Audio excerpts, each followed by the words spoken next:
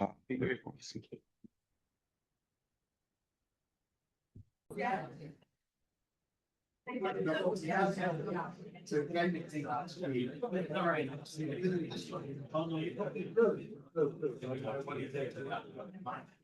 right, let's do this. Here we go. Hey, BSEC, everybody. Here we go. Here we go. All right. Thanks for being here. We got a good gray, rainy day, so no one's missing anything right now. We'll get out later on. What's that? Soccer. Yeah. Not yet. Yeah, exactly. Thanks, man. Yeah. All right. We'll get updates. I'm sure there will be. What's that? Football. That's right. Football. Football. There we go. Good. All right. This is the kind of crowd we've got. So thanks, guys, for being here for the annual science meeting for BSEC. And I'm just going to kick us off a little bit. I am not actually going to talk for half an hour. This is going to be interactive, right? I did. Yes, thank you, Nick. I did unpause the recording in a first ever success for me. I've remembered to do that. All right. So here we go. So real quick, the agenda. This is what's happening today. I don't know why that's animating. Okay. That's today. All right. So if you see your theme team there and are surprised that you're presenting today, surprise. So get the for presentation. So we're putting everything up on the shared folder. It'd be really cool if you could do that. I know people like to plug their own laptops in. I don't know who was here 15 minutes ago, but we just had another wonderful adventure in IT and AV to get this all to work with the mics and everything. So it'd be really cool if people could just use my laptop to present. And if you get it onto Google Drive, it'll sync there. Okay. If you need that link, who here doesn't know where to put their presentation? It doesn't have the link. So everyone got it? All right. Okay. I think put it in the Slack channel. Yeah, that's what I was gonna say. So somebody other than me could provide the link in the Slack channel. And if you get there and there isn't a subdirectory for your theme team yet, just create one. Create a folder. Everyone's got edit access to that, I'm pretty sure. Great. Good. Let me check the chat here to make sure that people aren't telling me that something's going wrong. Can't hear. Please put link. Okay. People can hear. All right, we're good. Thank you, online folks. All right. Okay, so that's the agenda for today. Agenda for tomorrow. There we go. That's what's happening tomorrow. All right. And then we will land by 5. I know some people are going to be getting on the road. Okay. Okay, so here we go. First of all, I want to point out, so this is, I'm just going to round everything to Project Year 4. Technically, Project Year 4 is an end for another month, but basically went through Project Year 4. We went through Project Year 4, as some of you might have noticed, on 25% funding, right? For most of the school, most of the participants. And then Project Year 5, for those who have not been tuned in for the past year and a half to what's happening in our country, we have no funding for Project Year 5, okay? But I want to say, given the fact that we only had 25% funding, we did pretty damn well, all right? It was a really good year. These are all photos that were time-stamped in the Google Drive after June of 2025. So someone can come and tell me, like, I uploaded that, I did that actually in 2019. So sorry if there's a photo here that's not up to date, but it's indicative, it's truthy about what was going on. Lots of great stuff. I just want to highlight a couple things here. First of all, of course, Courage, which started during Project Year 3, right? And ran for the year and ended last November, which is a fantastic success. And that's a BSEC success, of course, because BSEC helped us get Courage to Baltimore, right? And there's still so much great work on the tail of that project. The instrumentation is no longer out. I mean, the BSEC instrumentation complementing is still out, but the core facility is gone, but we've got a lot of great science you'll hear about this week, and that continues to come. And then all day Thursday, of course, is the Courage meeting for the real details. Want to give a little shout out to Mateusz, right? So this is a Mateusz photo in the back there. I'm not going to claim credit for everything you've done, Mateusz, but I think it's great that you're doing these implementation projects, right? And there's a drain blocks installation. I think this one, right? Just rain gardens. Oh, rain guards. Okay, so no drain blocks there. There you go. All right. It was in a folder called drain blocks. So there were other photos I did not choose as drain blocks. But the idea being all of the great work that Mateusz and his team are doing, putting out these greening projects, getting implementation funds to do this stuff from various sources, working with philanthropy, working with the state, working with even some remaining federal funds that got out in time, to really do what we've been talking about this whole time, really like transform the landscape of Baltimore, and doing that in partnership with us so we can measure it as it goes on. So I think that's been really exciting to see some of that stuff continue to grow this year. Great outreach, great measurements, great educational programming, all this stuff. So anyhow, well done, everybody. It was a really good year. Okay. And I want to highlight a few things in detail, and this is where the participatory part comes in, because, all right, all I've got to draw on here is the stuff that I either know in my own head or that came in the annual reports, and not everyone annually reports in the same level of detail. I've got 5 dissertations completed in the past 12 months. Tasneem.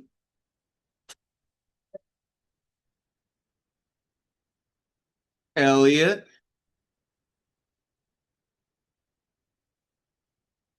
Jason online. And then I'm also counting Bianca, who defended after last year and is neither online nor here. There we go. And I had 5. Who's my 5th? 5th was wait, okay, help me out here. I know there's a 5th. What's that? They stand up if they're here. Yeah, no, there's another 5th. There's a Hopkins one. Why oh, Emily. Sorry. I don't know. All right. So that's 5 that I know, but anyone else defended dissertation or aware of a dissertation that was defended in the last year related to BSEC? Pretty good. I see a few faces here who will be defending this coming year, right? Yeah, all right, there we go. So we'll applaud for you guys when you actually do it, right? That's good. All right. So great. So that's happening. Okay. Now here's one that I'm sure I'm undercounting, the MS theses, right? So I know there's 2 from Penn State, right, Ken? Do the MSs this year? Sure. It was in your very, very thorough annual report. There were 2 listed. Okay. So at least 2 master's theses defended. So congratulations to those people. And Yeah. can you remind that's right, Lauren Caitlin, right? So Lauren Caitlin, all right, and Caitlin was online, right? Those 2. I look through other masters, things that came in. All right, there we go. Some of us don't even have master's programs really, so that's all right. Undergraduate thesis, I'm getting greater than 0. So no one reported on this year. But I know, Darren, you had a team of capstone folks working with you. So 3, 4, how many do you have on that team? 4. 4. I'll count 4 of those, right? Kathy, there you are, Kathy. Yeah, so you had some. 4 last year. Yeah, so another, let's count all of them. 6. All right, yeah, 10. REUs, couple REUs, like a dozen, right? There we go. And there are other things. So like there's been a lot of really great undergraduate involvement, that's what I would say. So that's been excellent. And I think I'm sure we're undercounting, but there's been a lot of good stuff there. So that's stuff we should be proud of. Is it wrong with them? Yeah, turn. Oh, that's right. Current undergraduates. There we go. All right. There we go. Thank you guys for being here.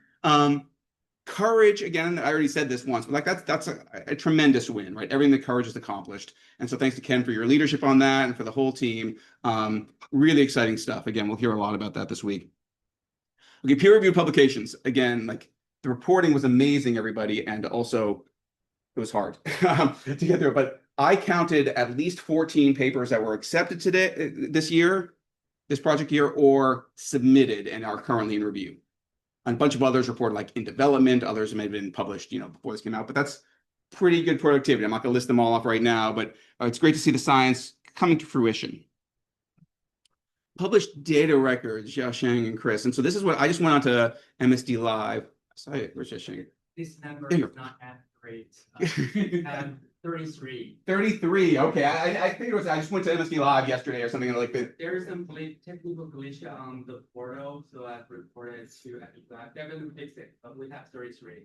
Okay, so you have 33 at least, and this is maybe an overcount of project year 4 because some of them were up before project year 4, but it's an undercount in the total number of data sets that we're all producing. And so this is really exciting. We're getting this stuff out to the public. Side note, for those of you guys who use HydroShare, when I went to do my annual reporting, I haven't told you this yet. When I went to do my annual reporting, right, and wanted to report those products, what is it? There are 2 things you can do in HydroShare. You can like make it public or you can publish it. Private, discoverable or public. Okay. Or published. That's it. So the data sets are all public and I can get to them, but I can't cite them with the DOI because they're not published, some of them. So I don't know if that matters to you or not, but those are using yeah. Yeah. So those of you who are using, because the MSD Live, it's great, it's redirecting to it, so that's all working, but then I redirected, and though I had the MSD Live entry and the HydroShare entry, I didn't have a DOI for it, so just be aware of that, folks who are using HydroShare, that it depends which button you press, whether you get that. All right. A scientific conference and workshop presentations. Guys, thank you all for putting into the annual reporting. I entered none of it. Like, it was like anyone who's done annual reporting knows how cumbersome the process of entering information for a conference presentation is. And like there were like scores of presentations. So wonderful work. It's not in the annual report to DOE, but we know about it, and it's great to see the science getting out there so broadly and really so deeply as well. Engagement, right? So an amazing year for engagement with DJs. Kalia here? Or let's see, Kalia's okay, it's not here yet. Shamara, Darren, Kathy, everyone's been getting out there, right? The whole team doing this has been remarkable through various modalities. And just listing a few of the highlights here, right? In addition to the events and the education program really flourishing, the community engagement toolkit being published, expansion of the Baltimore Community Weather Network and the Weather Champions program that Shamar and others have gotten off the ground. Really, really well done. And yeah, I mentioned this already, the momentum and leveraging, right? So the fact that you know, with Mateusz and others, they're getting these projects going in Broadway East and other parts of the city, but in particular there where there's a really explicit BSEC connection has been fantastic.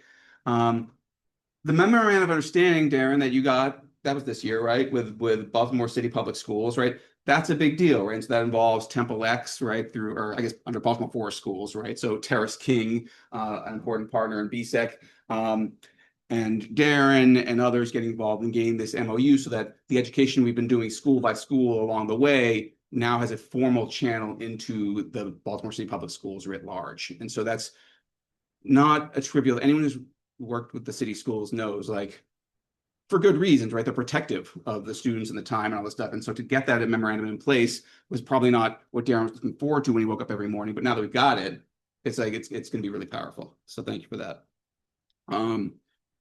Fellowship and research proposals. I'll get more on that later. And also getting the fact the newsletter and some of these shorts that you've all been collaborating with Miriam Avens on to just like get like quick soundbite of the research summaries have been great. What else did I miss? Any accomplishments from the last year that people think we should be talking about and trumpeting? I mean, I did do a lot there, so it's possible that I covered it. But... all right, I'm sure there's more also, but thank you guys for that.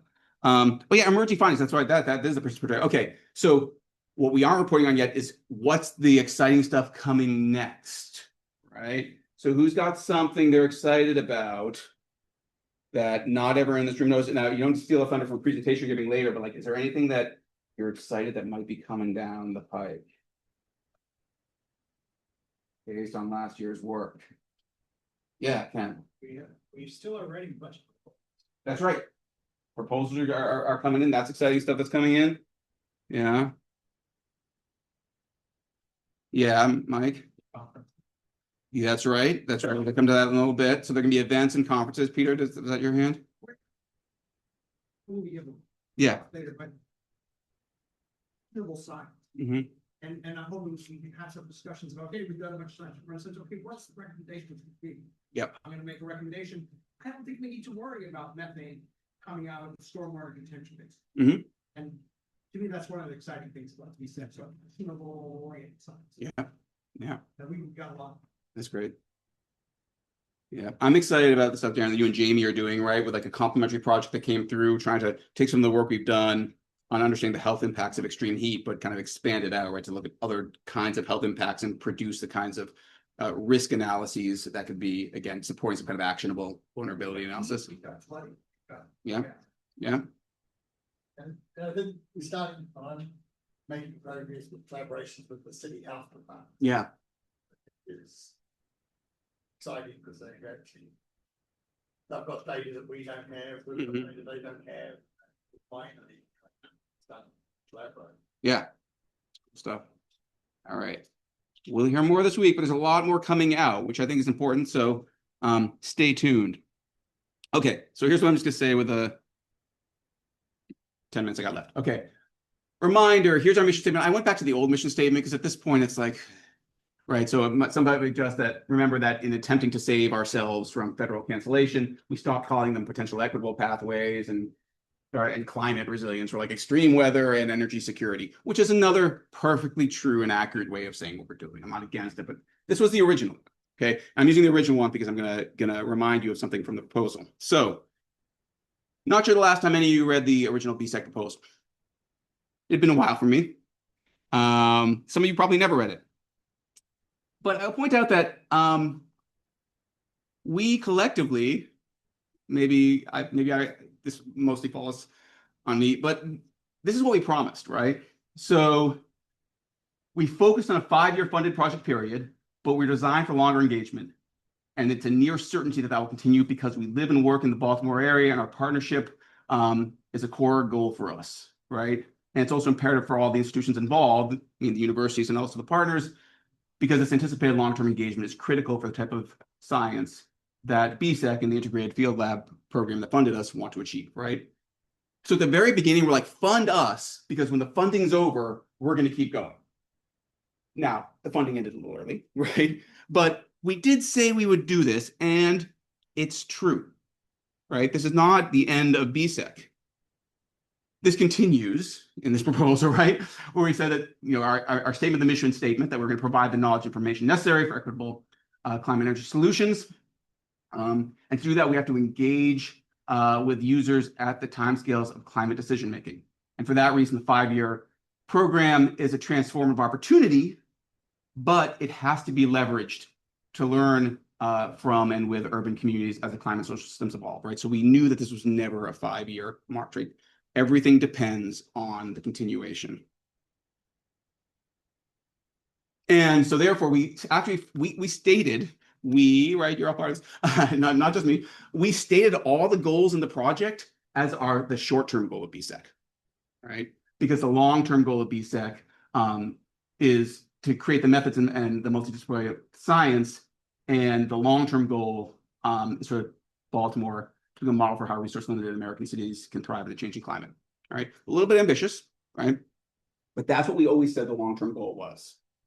And I think true to form, our short-term goals, we've accomplished a lot, and there's a lot that's not done yet, right? And yeah, we got a little foreshortened, but also things move more slowly than sometimes we would like them to be decision relevant. And might have a few things to say about that. Like sometimes it takes time, and sometimes things aren't exactly where we want them to be at the moment we want them, but we're going to keep going on this. And so looking ahead, the institutions were all funded separately, right? So most of the institutions are going to run out of BSEC funding in the coming months. I think our projection for Hopkins is like the BSEC funds run out in September, right? We got some other pools that we'll draw on, and we're on communication about that, but that's a reality. But Drexel and UVA, you guys are good, right? You guys still have your funding for the full period.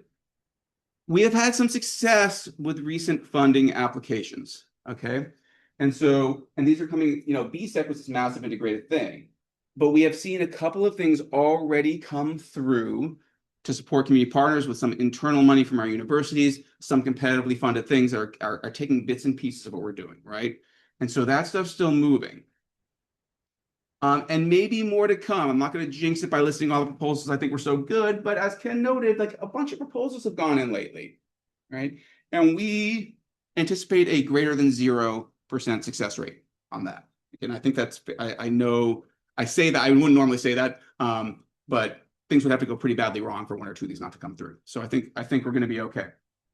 And we have these complementary projects, okay? And so, for example, BSEC, so MARISA, many of you are familiar with the Mid-Atlantic RISA that some of us are part of, right? That's been going on in parallel to BSEC for a long time. We've been kind of the Baltimore urban arm of that. So James Hunter at Morgan State and myself have been kind of like carrying that for a little while. The Office of Management and Budget, everyone's favorite office, managed to block the entire national RISA program from coming up for recompete this year, as it was supposed to. But the heroes at the NOAA Climate Programs Office figured out that they could at least put out a call for 1 year of funding, right? With like what they found under the couch cushions. And so that's going to hopefully, now we're competing for it. We don't know that someone else will beat us, but if someone else can create a RISA on 1 year of 50% funding, God bless them. So I'm pretty sure it'll be us. And so it's going to keep going, right? And so we got these complementary projects that we'll continue to leverage, and there are a bunch of others in that category. I will say we are looking for a way to get kind of a stable support model for the BSEC human infrastructure. Now, I know human infrastructure is all of us. I'm specifically thinking about some of the folks, I mean, certainly it's on the community engagement side, right, to make sure that we have those positions that are funded in a stable way. And so right now we're kind of bridging with various options, and we're kind of, asking everyone we can. I think in the long run, we want to figure out a way that is a standing investment, right, that we always have this engagement.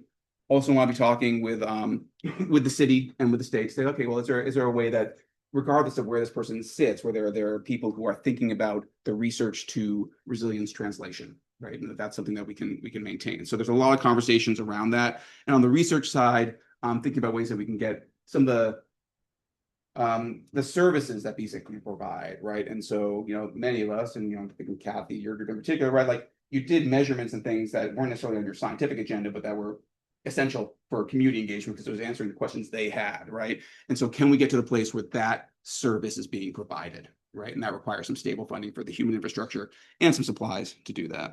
So I don't have an answer on that yet, but something we're really trying to do. Okay, so things that we need to do. One thing that I would love to talk about this week as we go through is what do we do with the not yet finished deliverables? Okay. And so we've done a ton of work on heat. Those of us who have been involved in that work on heat know that we have not yet delivered the monitoring and potential short-term forecasting system that we know that our partners in the city would like to have. We're kind of like, we've been like 80% there for a while now. So I think like that's an example of a deliverable. On the flood side of things, so James walking at just the right time, there. So what are we going to be doing in terms of getting that great information that Julie and others and Ava are producing in a way that works for our and people, and that we actually get to the point where you all feel like you're getting what you want to get out of this research, right? I feel like we'll talk more about this. I feel like we're not quite there yet. I feel like it's been an amazing set of conversations, but haven't necessarily delivered what we want. Anything else people can think of in this category, like deliverables that we hope to get out? Right, stew on it a little bit, right? Because I can. I still feel like verifying climate strategies. That's right. We've been building on these tools in a way, and by mitigation we mean are you talking about mitigating the impacts, right? Yeah, greening, all these things. That's right. We've got various tools that are doing that, but right now we don't have a thing that's like certainly not plug and play, and even not even necessarily self-consistent across the tools. Yeah, that's right. So we'll be building on stuff like Tasneem's work and other projects there. Good. Yeah, so there's all that kind of stuff in that realm, right? And many other things I think that we can think about how to deliver. And the deliverable could be a data set, deliverable could be a tool, it could be a dashboard, it could also be a report that actually like lets people know something that's actionable that maybe isn't quite there yet because it's still in the science phase. Okay. We want to ensure that BSEC results and products are shared as effectively as possible. Okay, and so that means a lot of different things. Certainly the outreach and education also means making sure we're working with Yashing and Chris as closely as possible, right, to make sure that the science pipeline is being shared as effectively as possible. I think there's been great work there. We just want to keep ourselves honest. We got to figure out in the next year our sustainability models, and that's obviously financial. Yes, it's getting money, but it's also collaborative. So talking to Baltimore ecosystem study, right, and other folks are like, where are we all going together in a way that the collaborations continue to grow, right, through various federal funding cycles and other funding cycles, right? And so I think that like it almost feels too easy because there's so much energy and so many people, but we got to get ourselves organized. So those conversations should be happening. And Megan, thank you for starting some of that already, right? And then similarly on policy and implementation, several of us have been in conversations with various, officials, elected officials and others, trying to figure out, is there something there? Having something that's providing the city, and perhaps as a model for other places also, with climate resilience information and tools is something that we want to sustain in the long run. So we're working on that.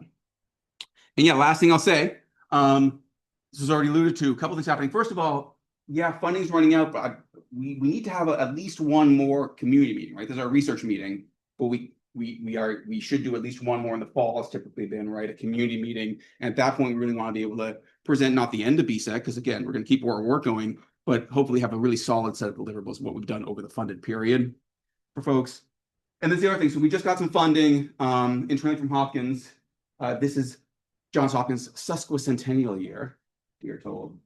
And so to honor the sesquicentennial, they're giving little grants to, have future seminars basically. And so we got funds for a workshop where we can now bring some people in, and I want to talk to people about this. Anyone who's interested in being on the steering committee for this, the idea would be, BSEC, but probably people from some of the other IFLs, and also more broadly, it's not gonna be a huge conference, but like, who are the thought leaders we want to bring in, because we have a little money to bring them in. It's got to be done by the end of the calendar year. So sometime this fall, I'll be like, what is the future of urban climate science? I think in the US, I'm going to say it's not that much money, right? So like in the US, look like, and does that turn to the seed for something we've talked about, like maybe a repeating meeting that we end up having? Do we want to be part of convening the urban climate science community going forward? All right. See, I said I wouldn't take more time, and I'm a minute over. So that's the state of the BSEC. And with that, anybody have a or something or a question? Yeah, Peter. Do you have some perspective from the Department of Energy, who had this novel idea for the integrated field labs? They did a wonderful job setting them up. What was their original intent for sustainability, and what's their current thinking? Maybe it's too long a question. No, the answer's short. As far as I can tell, nothing, right? Like, unless someone else is hearing something, are there individuals there who would love to come out from under the rock at some point and do this? Absolutely. Are they even dog whistling that? No. Like, I've hit a wall of silence unless someone's heard something else. What was the original view? That's a really interesting question, right? I think the original view was like, let's do this thing without too much thought of the long term, right? We were never, in all the conversations we had with them, I never had a conversation where they were pushing us to understand what they wanted us to do after 5 years. It was clear they were never going to renew it, right? Like that was a one-time thing. But I don't know that there's a clear vision for that. So that's up to us to build, unless someone else. It's true for all the federal agencies, right? Yeah. Get the wall of silence. But as scientists, and as scientific society president. Oh, yes, sir. Yes. We need to think about, well, what comes next? And are there some, so we've been thinking about this, like, are there some principles that we want to articulate? Mhm. So that when people come out from under the rock, Yeah. there are some things about this program that will make it different, like the interface between the community and social science and the physical science and the action-oriented science. And so we started thinking about, should we articulate things that we thought were special and impressive about the program, so that if anyone wakes up, they Yeah. they can say, Yeah, no, we should build that vision for them, I think, is the answer. Yeah. Just real quick, people online, can you hear when folks in the crowd are talking, or do we need to be repeating questions or passing around a mic? Hey, Ben, I put a comment in the chat that if Yeah. go to Zoom settings audio and make sure that original sound is turned on instead of noise suppression. Oh, and that'll do it. And Okay. that'll We make also it a little easier for us to hear. Okay, Well, great. Thank you. Okay. you're loud and clear, but the room is muffled. Yeah, that's how I like it. So I will we also have a mic that we can throw around, so I'll get that into a position where people can actually hold on to it when they need it. But thank you for that, Peter. All right. With that, I would like to pass on. And so, well, not pass on, literally, I like to pass off. That's the wrong phrase. In a dramatic conclusion of the BSEC project. So I'll pass it off. Are you coming up to lead the veg people? Yeah, well, Jason's gonna start. Jason's starting. And so Jason, so our first presentation for Veg and Soils will be online from the inimitable Jason Horn. Yeah. And so Jason, you should be able to screen share. And then one second, I need to, but don't start immediately, because I need to get it going in the room here so that people can see you instead of the end of my PowerPoint presentation. Okay. And what I need to do is move Zoom onto that screen. Give me one second. Can the other Zoomers see this? I think they, all right. Okay, lots of thumbs up. Wow, enthusiastic. Love it. Love it. Okay. All right. All right. I think you are clear and visible, so go for it. Great. Okay. So this is an honor. I'm sorry I can't be there right now. I say greetings from beautiful sunny Colorado right now, outside the Boulder area at NCAR. But so I'm going to talk and start us out in the veg presentations with something that we've discussed a lot throughout this entire BSEC campaign, and those are the flux towers. And I think a lot of folks have been really wanting to see some of the great data that have come out of these towers and kind of what you can do with them and kind of the questions right in the end, like Ben said, this isn't over. We're going to keep going with this thing, what we can still continue to do with these, right? And so I also should give Sam Murphy the credit for the PowerPoint design here because I basically stole this from Sam and then just threw all my stuff in there. Anyway, so what is a flux, right? What are these flux towers measuring? So we can't talk about flux towers without talking about turbulence. Oh, very sad. But I'm not going to talk too much about turbulence here. So what you're seeing here in these panels are cross sections, right? So you have distance downwind of my flux tower. I don't know if you can see my pointer very well. Hold on, hold on. Boom. What you can see here is I've got the flux tower. This is actually our Broadway East flux tower, and this is a realistic fluid simulation of the area upwind. So the wind direction is blowing here.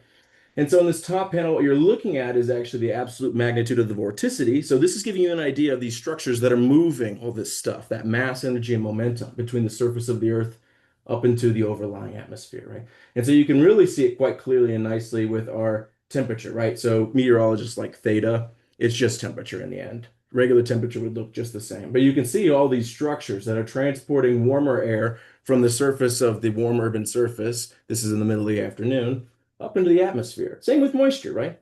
And so what this turbulence is doing is it's mixing stuff. It's encountering the surface of the Earth, imparting whatever chemical or scalar constituents that are it's interacting with, and then moving them upwards. And so if we look at this, oh, please progress. Right, here's our picture of our flux tower. What these individual sensors are seeing is something like this. So this is raw output from the flux tower. And so this is the turbulence, this sort of like noisy looking signal. Right, that's actually the turbulent fluctuations as these vortices are moving past the sensor, moving different temperatures along with them, et cetera, et cetera. So you see, this is vertical wind speed. So positive is up, negative is down as far as the wind going up or down. You can see as it goes up and down, it's moving temperatures with it, right? You can see these beautiful looking ramp structures too, but we're not going to get into that.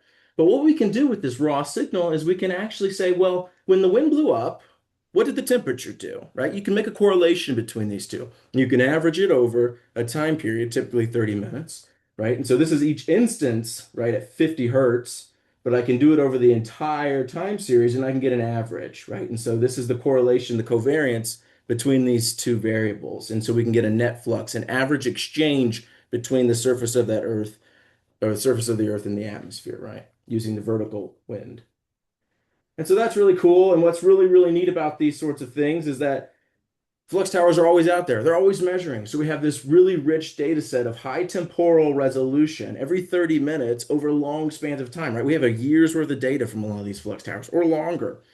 And so this is kind of what it looks like, right? So this is showing heat flux. And so you've got sensible or latent heat. So this is actually an energy flux, right? Using temperature or moisture, right? So latent heat flux is actually the energy associated with the latent heat transfer, right? The phase change of water from a liquid to a gas. But this is essentially an equivalent to how much water was leaving the surface, this latent heat flux. We can do the same thing with other scalars, right? Here's CO2, here's methane, like Peter was talking about. And so I'm not going to touch too much on these two because Sam Murphy's going to talk about them later this afternoon in the BioGeos session. But right, so this is kind of what it looks like. So we can get this really rich data set of all these different exchanges between the surface of the Earth and up to the atmosphere. And so what these things are measuring, right, is whatever the wind is seeing. And so it kind of depends on what the wind, where the wind is blowing and what it's kind of coming in contact with as it's blowing. So it's kind of a function of wind direction. And so these flux towers were deployed in such a way that as when the wind is changing, they're measuring a different landscape, different functions of urban form and different surfaces, right? And so we can kind of begin to not only measure across time, but as a function of wind direction too, and measuring different things that are occurring upwind, which is really neat.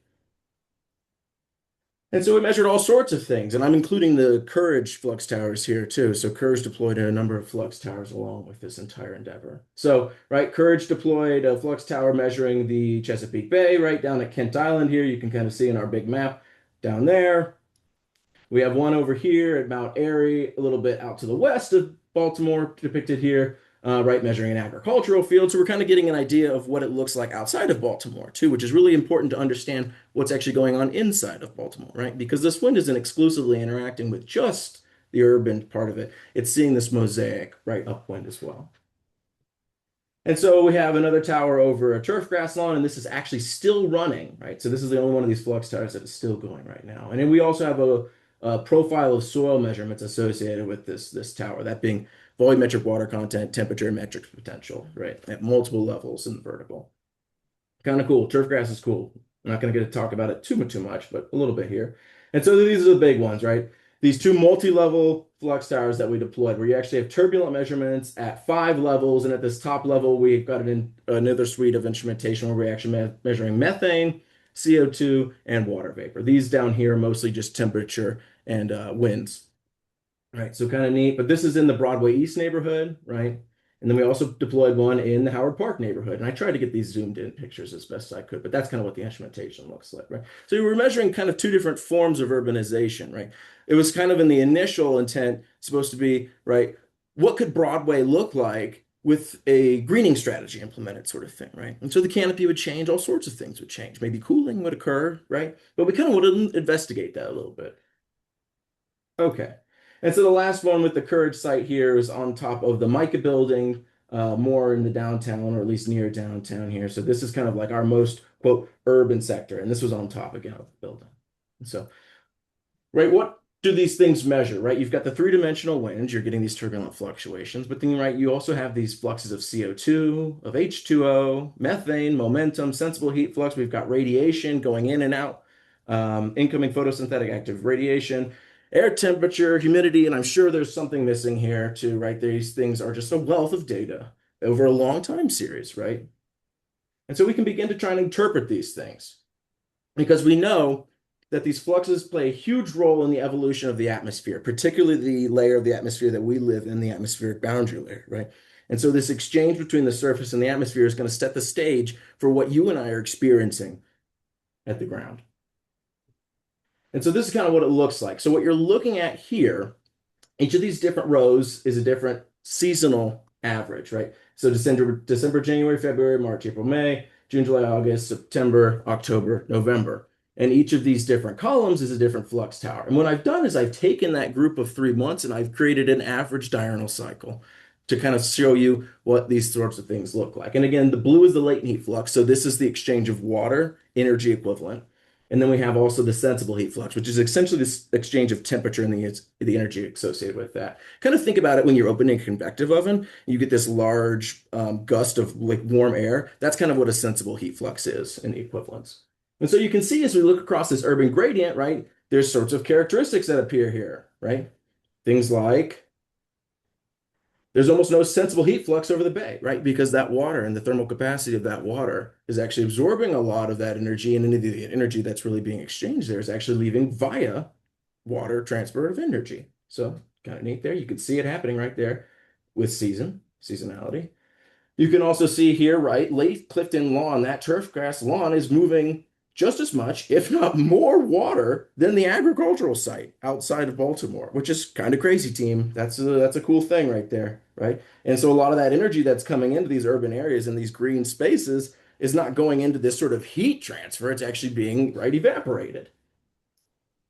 And then you can also see that the sensible heat fluxes in these urban areas are the predominant factor, right? This is a mosaic, right? Whatever these vortices are seeing as they're blowing across the surface, be it tree, be it building, right? Or what you're actually going to sense upwind. And so these canopies are not exclusively buildings or trees, right? You've got this mosaic. So whatever you're seeing at that sensor is a mosaic of these two that it was encountering upwind. What we can see here, right? Howard, which has more green, right? Maybe has a little more blue than it does so red. And as we get into the more densely urbanized Micah building and the surrounding areas, right? A lot of that is just sensible heat flux actually going on there.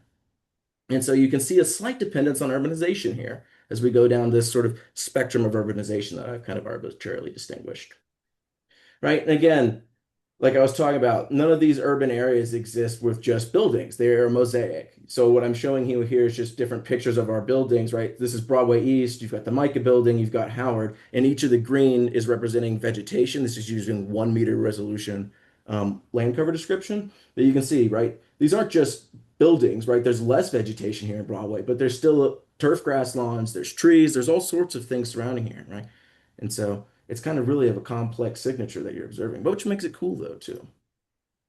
Right, so this is where you get a little more complex. What I've done is I've isolated just afternoon hours here, and you're looking now as a function of wind direction. You're seeing the average flux, same sort of seasonal thing. And so you can begin to see these signatures popping out here. I'm not going to dwell on this too much, but there's a wealth of information buried in here that you can begin to interpret based on what this tower is actually showing you here. It's a little teaser. Okay. So, right, there's a treasure trove of information here, and there's a lot more to explore. And so, on that same note, still more to do, right? These sorts of flux tower measurements can be used for a variety of different implications, be it to improve land surface models, which I'll give an example of here in a second, right? Analyze the actual turbulence in the canopy being the buildings and the vegetation below in the urban area, right? Monitoring greenhouse gas emissions, investigating seasonal dynamics of lawns, right? The list goes on and on and on and on. And this includes people from the building sectors, the vegetation, soils, water, and people, obviously. So we're really kind of touching a lot of the aspects of the BSEC project. And so let me show you a really quick example of how you can use these flux tower data to actually improve maybe, or at least learn something about how well we can model the urban environment currently. So Jason, what you're I- over time. You have like 1 whole minute for this. yeah, that's fine. Yeah, it's really short. Watch this. And so basically what I've done is I've done this numerical simulation all the way down to really fine resolution over the Broadway neighborhood. And if we look at the turf grass fluxes reported from the model compared to the observations, we see that the model is not really able to represent the fluxes, right? So the darker thick line is from the model, and the darker thick line is from the observations, and the dash is from the model. You can see these huge discrepancy between these fluxes, where there's way too much energy as far as heat being released from these turf grass lawns. And you can see if we look at the model, like this is a model output here, there's this really non-realistic sort of variability across space that's a function of plant functional type assigned to the model. And this is obviously also a function of soil moisture and LAI, but still. And so this is not really realistic, but it also guides us to begin to make investigations on how we can improve these sorts of things. And so, right, these data are all going to be available very soon. They're through the efforts of Ben Allsweet, Sam Murphy, who's in the room, and I don't know if Sierra's in the room there, but they're trying to get these on a large database called Ameriflux, as well as, right, we're going to put these things on MSD Live, both the raw data and the process data. So that's all I got for you guys. I tried to do it, Megan. I did my best. Great. I think there's time for one question while we get Sam's talk up. I think that was efficient enough. Great talk, Jason. Discussions that are a little more technical, since we were talking about this during Courage. I was wondering how you isolated the land influence with the bay and how you combine the two fluxes with the urban sites, since they were seeing different faces of the building, and make sure to keep it brief. Yeah. So what I did, Ben, is I just isolated the wind directions that were blowing over the bay when I showed you that average diurnal cycle. And then I just did a simple half-half for the S5 and S6, right? Very simplistic. I could have done a better job, but just putting it together for simplicity. But that's a really good point, too, and something that needs to be considered. But yeah.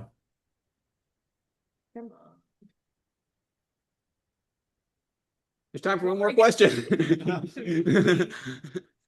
Yeah. Yes.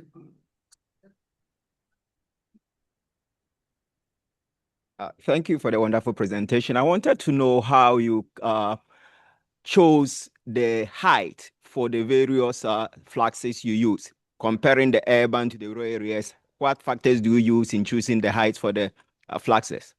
That's a very good question, right? And so it depends on what the science questions you're trying to investigate are, right? And so the fluxes are super dependent on the height you choose, like you were articulating there and getting at. right? And so if I want to just get the signature of the turf grass lawn, right, and not maybe a mixture of the buildings downwind, I want to put my sensor really, really low. So it's only measuring potentially the influence of that turf grass lawn right next to it. Whereas opposed to if I want to measure the entire urban mosaic upwind, I want to get that thing literally not as high as possible, but pretty high above the canopy so it can measure that entire space, if that makes sense. Yeah, so it kind of depends on the science question so much. And I didn't necessarily choose where they were going to be located. People above my pay grade chose these things, but yeah, yeah, I think we did a pretty good job. And again, these data are there's a ton to explore here. There's a ton to explore. So hopefully somebody gets to look at them. I'm going to try my best to look at them when I can. Are we ready? We are so close. We're dueling. We're see who gets there first. Sorry, everybody. My Explorer decided. Oh, it's a Google Doc. Oh Yeah, it is a yeah. Google. Oh well, you got it anyway. Okay. Am I okay? How do I do presenter when I'm doing this? And screen. It's coming. There we go. Sorry, I see there's some hands up, but we are going to move on because we just caused ourselves a tech delay. So we'll do questions later offline. But I'll hand over to you guys to run this. Go ahead. Okay, great. Thank you everyone for your patience. I am going to be presenting on behalf of myself and also for Dan. So I'm gonna, oh, now I can't see his notes. That's okay. Right.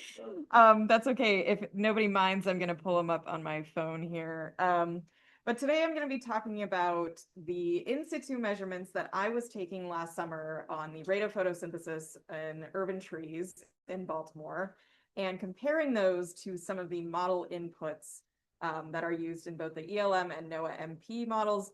And I got that information from Dan and Jason, so thank you to them. I'm going to start out with Dan's slides. So this is talking about the ELM ensemble spread where they ran 400 members on a Baltimore urban forest over this 6-year period with randomly varied parameters. Some of the parameters that were used were the carbon to nitrogen ratio in the leaves, the fraction of the leaf nitrogen in rubisco, which is calculated actually from the rate of carboxylation that we're able to calculate from the rate of photosynthesis, as well as soil, sand, and clay percentages. So as you can read here, yeah, that's exactly what I just said. And the sand and clay fractions were provided by Ian Yesolona, so thank you to Ian. And I realize now that I forgot a slide, but I will talk a little bit about what I have found in my own texture measurements from the tree sites, comparing the sand and soil to the models. So here is the sensitivity of the model to latent heat flux. So I think what Dan really wanted me to point out is that during these really dry months, so this is months of the year, so during these really dry months where everything is water limited, the soil just has this huge impact on the sensitivity of the model. And I believe that this is down to, this is several levels. I think it's 10 levels, but down to a meter below the surface of the soil. And this is sensitivity of the net ecosystem productivity. So again, we're seeing that very similar trend where during water limiting summer months, we're getting really high impacts from the soil. So I think that tells us something about how much we need to focus on soils going forward in terms of perfecting our models. So moving on to my portion, like I said, last summer, I was measuring the rate of photosynthesis in the field using 8 different species here in Baltimore and in 3 different site types. So streets, including both pits and strips, managed parks, and urban forest patches. So we used an infrared gas analyzer, which is pictured here. And using that instrument, we are able to control temperature, light, humidity, as well as CO2 level being administered to the leaf. And I wanted to include some of the equations that are utilized in calculating these values that are really important for the model. They come from these 2 papers. A few other papers are used, but that is all used in both model calculations as well as the R package that I use to calculate my data. So I added this next slide in just to understand where all of these values are coming from, especially for myself and the data that I have produced. So when we measure a branch in the field, what we get is this ACI curve. So that's the rate of photosynthesis versus the internal CO2 concentration. And from the, that is essentially produced very simply from both the raw data and a little bit of data transformation. And so these very important values for modeling are then emerged from this single curve. So VC max, which I said was the rate of carboxylation or maximum rate of carboxylation, J, the rate of electron transport, the maximum rate of photosynthesis, as well as stomatoconductance, conductance, and some other parameters can all be calculated from this single curve. In addition to the rate of photosynthesis, we also sampled leaves from the branches that we were measuring, and they were scanned, dried, weighed, combusted eventually to get things like specific leaf area, leaf dry matter content, as well as the carbon to nitrogen ratios present. So here I am just comparing the measurements that I was able to make. And so these are averages. We measured 8 tree species. 6 of them were broadleaf deciduous. 2 of them were broadleaf evergreen. To the ELM and NOAA-MP inputs for those plant functional types. So as you can see with specific leaf area, we are getting something much more different than what is being input into the plant functional types for the models. My personal theory, I haven't done a deep dive into why this may be. We have some very large leaf species in our data. So tulip poplar, Liriodendron tulipifera, and Magnolia grandiflora, or southern magnolia, both have large, thick, and heavy leaves. And when we even measure the carbon to nitrogen ratio, the carbon is taking up almost half of that leaf dry matter weight. But when we move on to carbon to nitrogen ratio, and then later I'll show VC max, there isn't a ton of difference, and there is no statistical difference between the Baltimore trees that we measured on site and the inputs for the model. Moving on to VC max, which is one of the more important factors,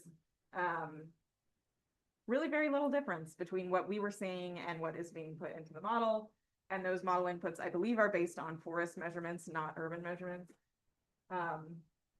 A possible explanation, when they're being measured with the infrared gas analyzer, we're essentially giving them ideal conditions. So that process involves removing a branch from the very, very top of the tree, a canopy branch receiving full sunlight, and then immediately plunging it and recutting it underwater, and then providing it with as much light and CO2 as it can possibly take. So they are essentially operating under ideal conditions, and that may not always be 100% representative of what is actually happening in the tree if we were to measure that branch, if I were to be on a cherry picker 90 feet tall in the air and measure what was going on at that branch. I also just wanted to explode this out into the species that we did measure. So these dotted and solid lines represent the model inputs. And these first 6 species, these are our broadleaf deciduous, and these last 2 are our broadleaf evergreen. So as you can see, there is some variation between the species that are not necessarily represented when we just combine them into this average broadleaf deciduous or broadleaf evergreen. And then I don't have a slide for this, but in terms of my measurements of texture and the model inputs of texture, the model inputs are usually doing about 15 to 20, in terms of percentage, 15 to 20% of both sand and clay, with a little bit higher in clay. And what I found was that we're doing much higher sand percentages in a lot of these sites and much lower clay percentages. A lot of our textures came out as sandy loam or sandy clay loam, and that may have an impact on what's happening. But of course, my measurements were only from 0 to 20 centimeters of depth. These measurements can be from 0 to 100 centimeters, so that could be a factor as well. But that is my presentation on comparing these model inputs to what I was actually measuring in the field. And now I can take some questions.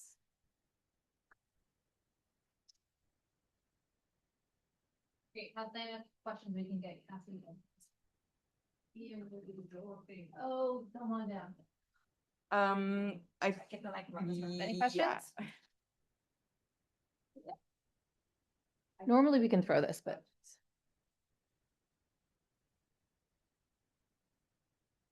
So Sam, those are wonderful comparisons to see. The specific leaf area is, I think, pretty significant in the model.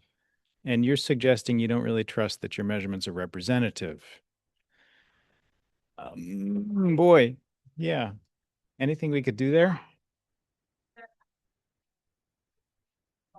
These larger poplar, in terms of its representation in forests as well as in a lot of park areas and street areas, it's not the most abundant tree, but it's up there. It's in the top 10. So if we're not counting these larger leaves, Yeah. maybe missing something. Yeah, but I mean, we'd like to be representative if possible. So you don't think that you have a representative sample of the vegetation at this point? You've got one end of the spectrum, maybe. Okay, that's what you said. So we are seeing a few of these larger bee species, but a lot of these species are sort of the same in terms of their specific leaf area. So when we average out 10 to 15 oaks, 10 to 15 individual oaks, 10 to 15 individual red maples, they are really, really similar, and these larger leaf species add a little bit more. Okay, so you have a range of species in the sample. It sounded like you just had tulip poplar. I see. Okay. Okay, gotcha. It's common for species. Gotcha. Thanks. And I think we're ready. Yeah. All right. I'm gonna make sure I get out of the Zoom. Awesome. I think that should be working again. Great, thank you. So this is our soils update. This is our team. Great team at that. So I'm going to talk a little bit about the first couple of slides are related to our efforts in Old Goucher and Broadway East, and this is an EPA grant headed up by Mateos. I guess Kelly Cross is involved in that, and Doris. And the idea is soil characterization before interventions within these street tree pits, which are widening the pits and putting in pervious pavement. So we're going to look at runoff, how it's affected runoff, the retention of nutrients, and ultimately improving and enhancing tree health. So we're looking at the surface soils, the top 10 centimeters. We're looking at deeper, about 1 meter, and then infiltration rates. So this is work done by Callista and Izzy, and this is an Old Goucher. An Old Goucher is Maryland Avenue and 23rd Street. So that's what we're looking at. And you can see, here's an example of two different pits with a tree that's alive and a tree that's not doing so well. And that may or may not be related to soils. And so we took at 10 centimeters a suite of different metals, and this is just one example. This is lead, and EPA value of 200 is sort of the soil screening level, where it's something to investigate, right, in terms of children's blood level. They say at 200 parts per million that there is a probability that it would be less than 5 micrograms per deciliter of lead in the blood. So anything above that is something of concern. About 40% of our sites were higher than 200, with the highest value being about 1,000. And we looked at electric conductivity. Electric conductivity is the electrical current through soils at a centimeter. So it's measured in microsiemens per centimeter. And it is caused by anions and cations, so like calcium, magnesium, chloride, and nitrate. But what we're finding is a strong relationship between sodium and chloride, and this is a great proxy or what we believe to be road salt. So salt that's on the sidewalk, washing into these street pits. Our values are much higher than what you would find in native soils. So our highest values are about 1,000. So and that can affect sensitive herbaceous plants, not necessarily trees, but they are high values. So anything under 2,000 in terms of street trees probably will not have an effect. But the fact that we have so much sodium and chloride in there is something to monitor. This is a spatial distribution of pH at our different plots. They go from 5.8 to 6.5, so there's not a huge amount of variation. There doesn't seem to be a trend either, but it is a variable that is a master variable in soils that affects plant survival and how plants do in general. And we looked at nitrogen and organic matter. And what we found is very high concentrations of both nitrogen and organic matter in these pits. So you can see here that this is a typical value for our native forest soils, about 5%, and this is considered degraded forest for nitrogen. So could be for a variety of reasons, right? There could be additions, there could be dogs peeing there, there could be mulch, older mulch that has made it into the A horizon. Even though we scraped off the mulch, we still find very high values. And then Kenny, his work is looking at the deeper 1 meter cores. And what we're finding is that the pH, even at deeper layers, is much higher than our native soil, which is in this light gray. This is a Lagore soil from Leakin Park as a reference, but you can see that these different cations are moving through the soil and are affecting even deeper horizons. And on the East Coast, because of the high amount of rain and the age of our soils, we shouldn't find any carbonate. We're finding quite a bit of carbonate at 0.5, 1%, even 3%. So there again, sidewalk, the calcium carbonate from sidewalks leaching down into the soil. We're doing work also on Broadway East. We started this summer, North Broadway and then Wolf Street, and we're looking at the infiltration, the saturated hydraulic conductivity using a piece of equipment called the Saturo. And we're finding that our surface soils, so we're just doing the surface, are quite high. So 14 centimeters per hour is quite high. That's that can absorb and move water quite quickly. But what Kenny's been finding is that the layers lower, either within 20 centimeters or maybe a little bit deeper, are basically clay. We're finding a lot of clay. And this clay would probably move water at about 0.1, 0.01 centimeters per hour. So effectively, even though we're finding high rates, that we're going to find very wet soils, especially in the fall and the winter when there's no transpiration of water from tree leaves. So NRCS is doing a soil survey update, and they hope to be done their work by the end of August. And then in September, they're going to go out and they're going to do some official new soil series descriptions. I think they have about 4 new series that they're going to bring in. But this is something that we wanted to investigate, the Patuxent Formation, and it was in Broadway East. And so, see if I can use my pointer here.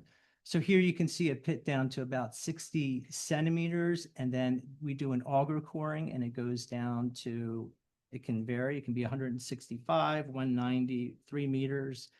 And what we're finding is that, so these are the labeled horizons, that most of it above 140 centimeters is human transported and manipulated. Anything beyond that, we tend to find that it's a more natural soil.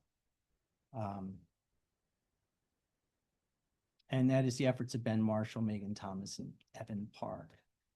The final thing I want to talk about is our grassroots project with the community, where we provide kits for them to go to their residential area or wherever they want to go. It can be a church, and collect soils, and then we will take them in our lab and analyze them. And this is headed up by Sophia.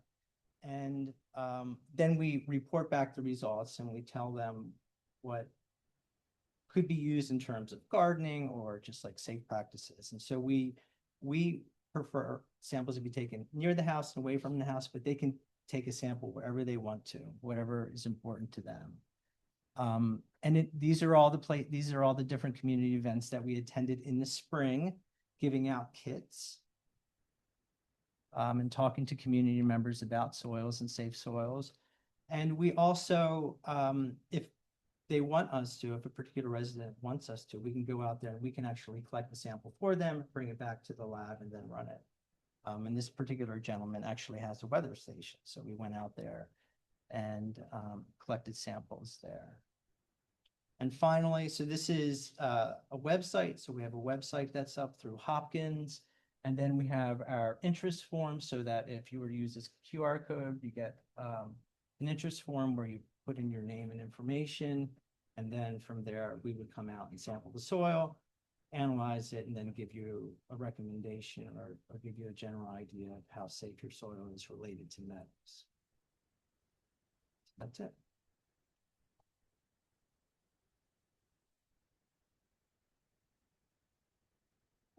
In your opinion, where do you think the source of lead is derived?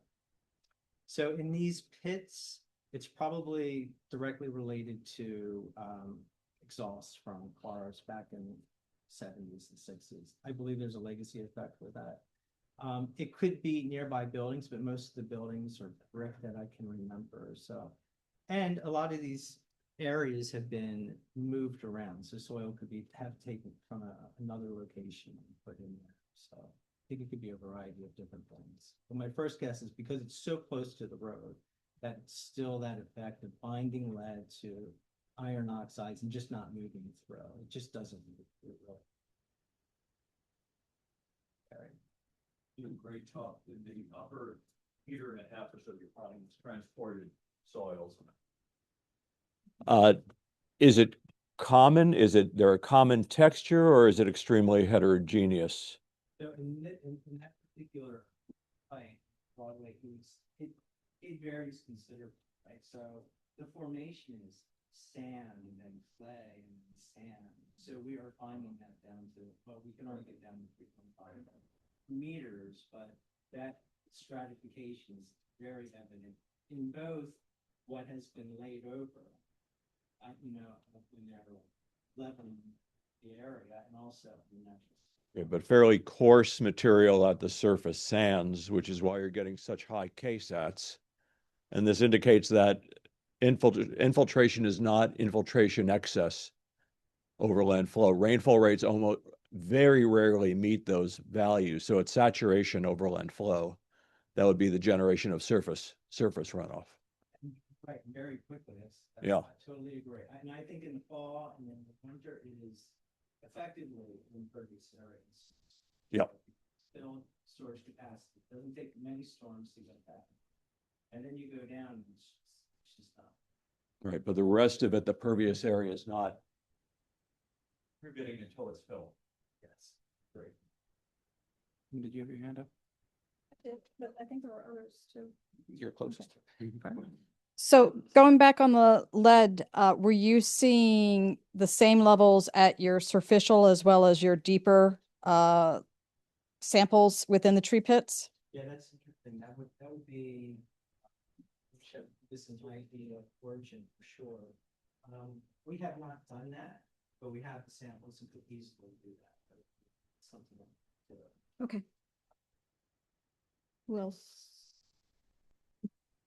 I don't know if I can throw that far. Let's see if we're gonna, I'm gonna, yeah. Who are we? Who's going? Oh, yeah. Going.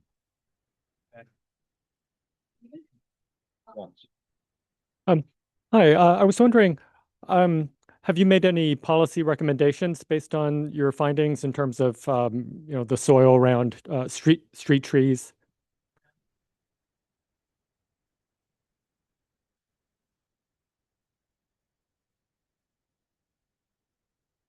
Because near the house, we're finding very high. And So, okay, gosh. And so we've recommended some strategies of, especially for families that have small children, right? Either to cover it with mulch or to put an impervious barrier and then put mulch over top of that.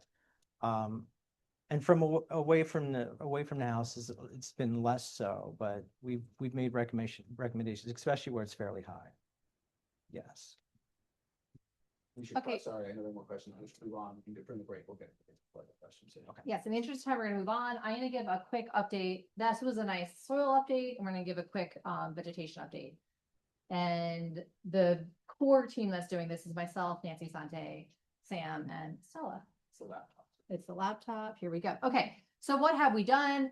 We've already published a paper analyzing street tree communities within Baltimore, and this is the stocking rate. So for every neighborhood, they have the total potential number of street tree pits that could have a tree in it. And this is how many of those street tree pits were actually filled. And you can kind of see this white L where there is higher stocking rates in predominantly white neighborhoods and lower stocking rates throughout the city, slightly mirrored imaging the black butterfly. Sam spoke a little bit about this. We've collected a lot of tree ecophysiological data and accompanying soil data. You can see, look at these smiling, happy faces. Look at us loving field work. Sam's giving a poster on this. So spoiler, there's not a lot of big differences among trees. My hypothesis was totally wrong, but that's the fun part of science, right? So check out Sam's poster later.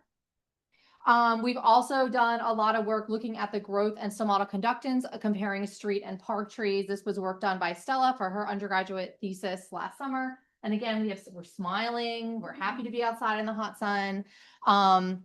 Stella's also giving a poster, so check out her poster for these results, but brief spoiler, park trees grow more than street trees, which makes sense. So that's always nice when your data makes sense. And the stomatal conductance data is more nuanced because it's ecology and everything's obviously nuanced. All right, so that's what we've done. Oh, we've also learned like a ton. Oh my gosh, this has been humbling and so educational, and it's been a lot. Okay, what are we still working on? One thing we're still working on is looking at overall patterns of productivity, vegetation productivity, across Baltimore using the VPRM model. This is a collaboration between people here, the U.S. Forest Service and Penn State. And this is just looking at patterns of CO2. The darker colors mean more carbon is being sucked into trees. And here the darker reds mean that more carbon is being sucked into grasses. You can see there's differences between turf grasses as well as trees. And this work is ongoing. Let's not dive into the results. I think it might all be changing. But this is something we're working on. And we're starting some spin-offs. So although the funding for BSEC is over, we have additional funding sources and we're continuing very much BSEC related research. I just want to talk briefly about these because if it sparks anyone interest, we're going to be collecting a bunch of data and I think there's ability to leverage on other projects. One thing Sam is leading this summer is determining where trees get their water from. This is quite contentious in urban areas. So we're comparing trees that are in lawns. We're comparing trees that are in sad little pits. And we're comparing park trees. This image doesn't have it, but it's actually a park surrounded by no impervious surface. And the possible water sources are rainfall, sewage. Not everyone, but most people living in Baltimore has had a tree root sewage situation, or irrigation, people watering the plants. And so we're going to use stable isotopes to tease this apart. We're studying 2 species of trees. And we're also going to be looking at leave water potential as a proxy for water stress over the growing season. Second project we're starting, which Stella is working on, is looking at the importance of extra maintenance after street tree planting. So if you get money through the Chesapeake Bay Trust to plant trees, you have to maintain them for 2 years. And their question is, if you actually maintain them for 5 years, do you have better survival outcomes?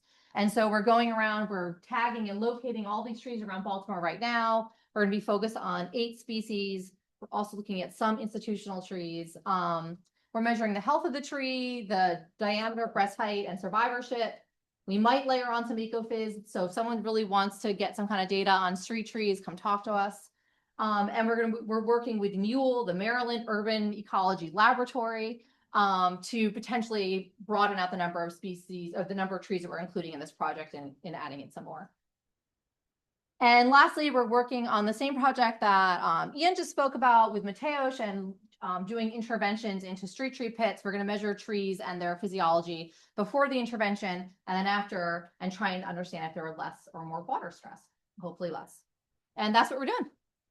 That's it. And I don't have to take questions in the interest of time. You can find me during the break. Question while we do this. You do the thing. All right. Question that I know Pete and I have been thinking about is type of trees and what type of gases they emit when they're stressed or under heat. Has that been under consideration when looking at this and how that can impact air quality? Okay, so yes, volatile organic carbons is a huge thing with trees, and they do put out all these things that can be irritants for people. And it's something I would love to get involved in and consider. We are not doing that. It's not my expertise. But if you guys want to do it and want to collaborate somehow, I am totally there. Do we have time for one more?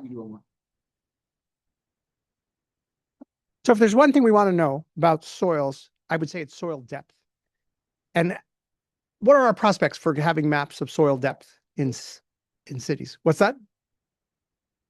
But so, okay, so I'll put it to the whole group. But, and again, it goes back to, I was involved in a study at Konza Prairie in 1987. The gorgeous country prairie. Megan is the PI there, and they were trying to use remote sensing to measure the Bowen ratio, latent heat flux. And 3 years into the project, we still got the question of why is soil depth important? And so I guess the question is, this is for the soils group. I know the NRCS has been here making a new soils map, but if you really want to know how much water the trees are pumping out, it's yes, there's the sewage leaks, but soil depth is a big one. So how are we doing with that? Does anyone have any input? I assume Ian's answering this question. Because I know I'm not. Soil depth is tricky to get at, right? It's hard. It's a lot of work. You get down to a meter, you're successful. And you can have augers that go down to 3 meters. And, we pulled it out and we kept going. And so really, until you get to refusal, you should be able to go down as far as you can go. But it's a limitation just, manpower and. Do you know how NRCS is doing it? Because in New York, they tried to map the pant materials. Yeah. Just like any other kind of soil, like you say, well, Yeah. You could always dig to soil. You can't dig pits everywhere. I guess we need an update on it.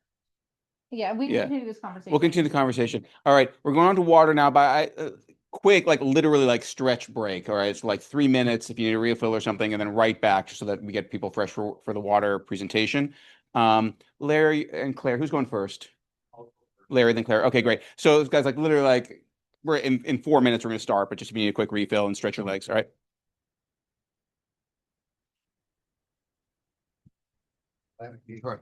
I'm glad you're here.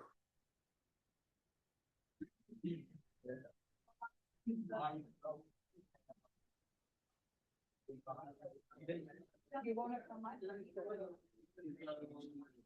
I was going to do is, yeah, and I was going to write down that was the first how we're organized and talk about what kind of spending, what's going on as far as development research program. Joel, sorry, I just seen your question. I'll pass it on to Ian. Then talks a little bit about then the rest more and more about. Ian, just want you to know, Joel, there was some question in the chat that I didn't notice for you. That's for you. You can go just really here. Yes. But also. Ian has recorded the question, Joel. We'll get back to you. And we're in front of the feedback here. Yeah, go ahead. You had that question? It was Joel. Yeah, and he's there. You just give a thumbs up so you can. Okay. Hey, Joel. In terms of human health, there is no effect, right? In fact, if anything, it's probably a good thing to have calcium carbonate, good for the bones, right? Good for the teeth. My one professor, Dr. Del Fanning, accredited his great teeth to being upstate New York and having a high level of calcium carbonate in the soil. So, but in terms of health, no, there's nothing. If anything, it has an effect on pH, which has an effect on native plants if it gets too high, given that most native plants in our area have adjusted to very low pHs. Okay, so you're measuring it more so for the sake of just understanding nutrient uptake, Mm. or I guess I was just trying to understand the purpose of the measure. I'm not a soil scientist, so I was just trying to understand. Well, so ultimately, the purpose of the measurement is that we don't find it in native soils, and this is an effect of the urban environment Okay. that is infiltrating all the way down to a meter. So it's more of it's what are the effects of these urban matrices, these impervious areas having an effect on our soil.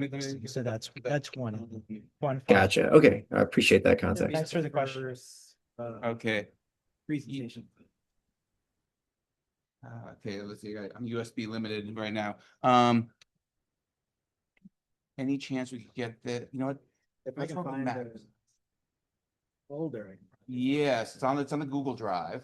Tell you what, let's get moving and then let's talk to Mac about this. Just my laptop's on its last legs right now. I just want to get through lunch and restart it. Okay.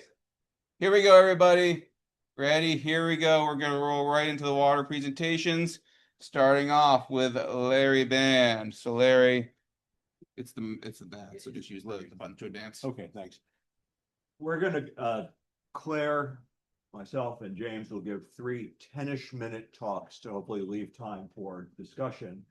And we'll be addressing what's going on in our universities. Ava will give a talk later today from Penn State on the stormwater work that she's doing. So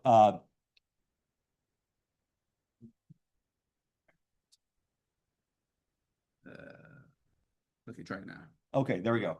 So we're here at Johns Hopkins. Abel Wallman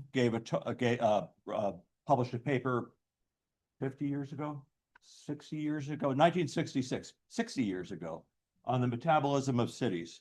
And what's different about what happens way up in the headwaters or in the rural areas in the city, there's a massive amount of water, energy, food material that's imported, cycled once, and released. So there's a massive built drainage infrastructure in these areas. And so what we've been looking at as part of this is how does both land cover, impervious surface, vegetation, and so forth, and the built and natural drainage system alter not just the hydrology, but the water quality, land surface processes, and flooding, of course.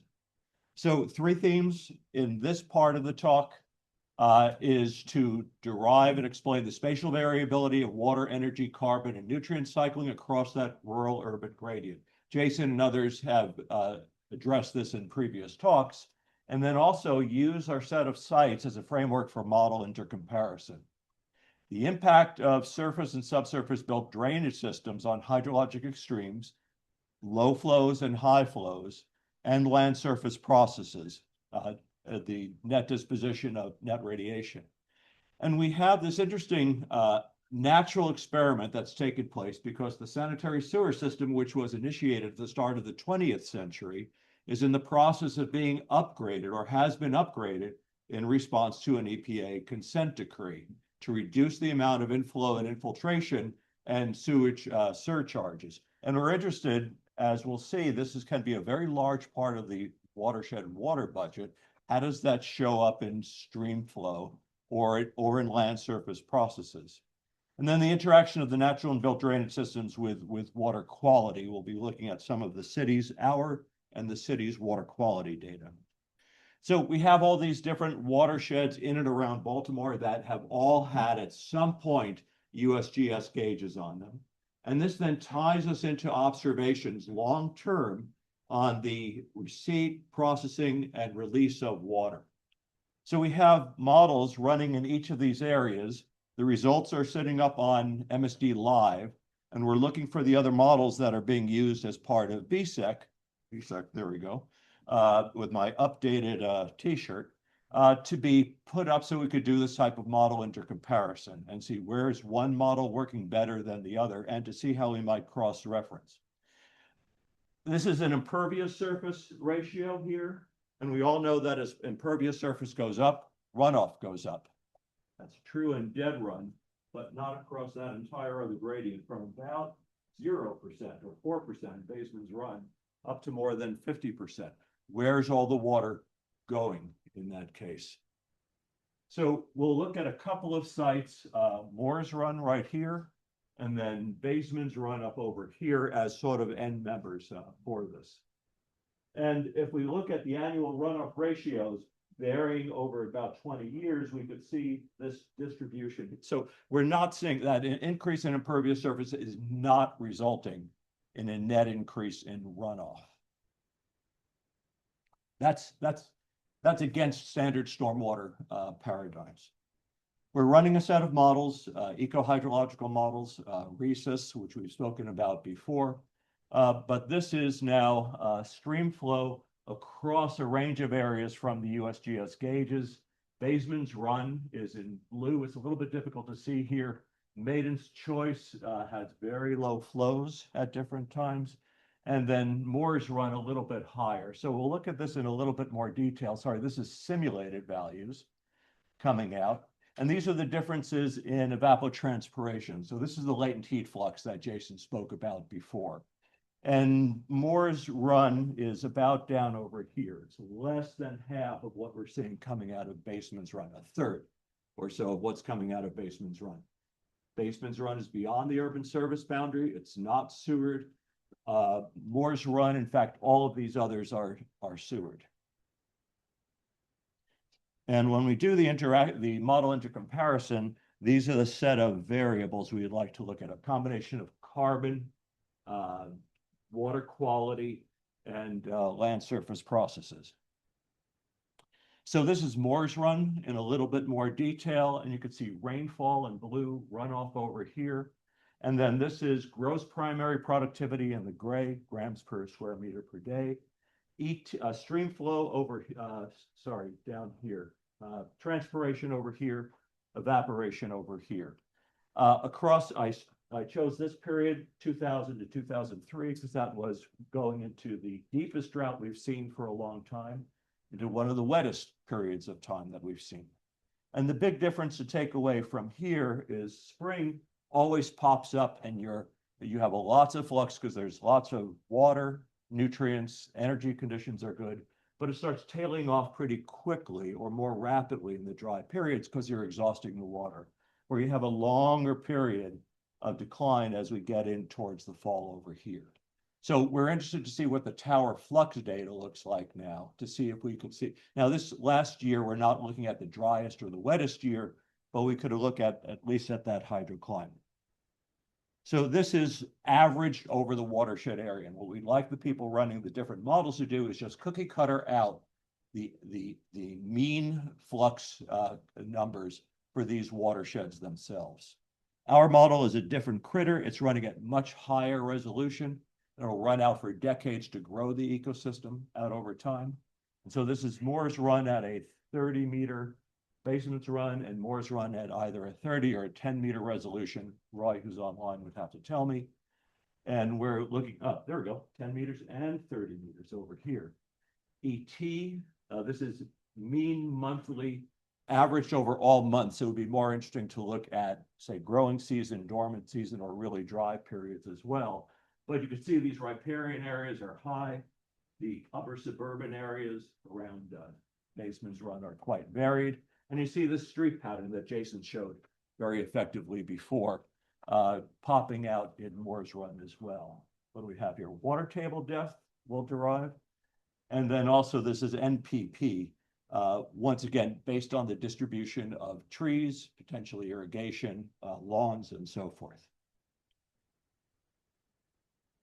Okay. The model itself is basically a hill slope model under, I'll call, semi-natural conditions. And when we move into the neighborhood, we put in streets and an extensive set of pipes. So this is what we refer to as the urban car. So it's not just the pipes, It's the material, the fill material around the pipes themselves. These are all preferential flow paths. And these pipes don't, the stormwater pipes drop into the nearest stream. The sanitary pipes route the water out into the wastewater treatment plant. And that could be a very large part of the water budget that most hydrologic models, almost every hydrologic model, will ignore. We're super interested to see what Megan finds in terms of where does this tree get its water from? We've used nitrogen isotopes before to show that what's showing up in the streams is largely effluent. So we're really interested to know in this tiny little tree box, sidewalk box, where's the tree getting its water from? And we suspect it's from sewage. So it'll be interesting to see how this works out.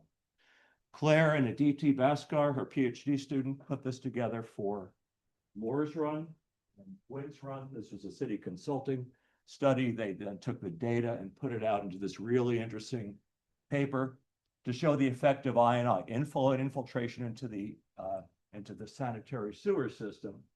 About the same precipitation coming in, much different ET coming out.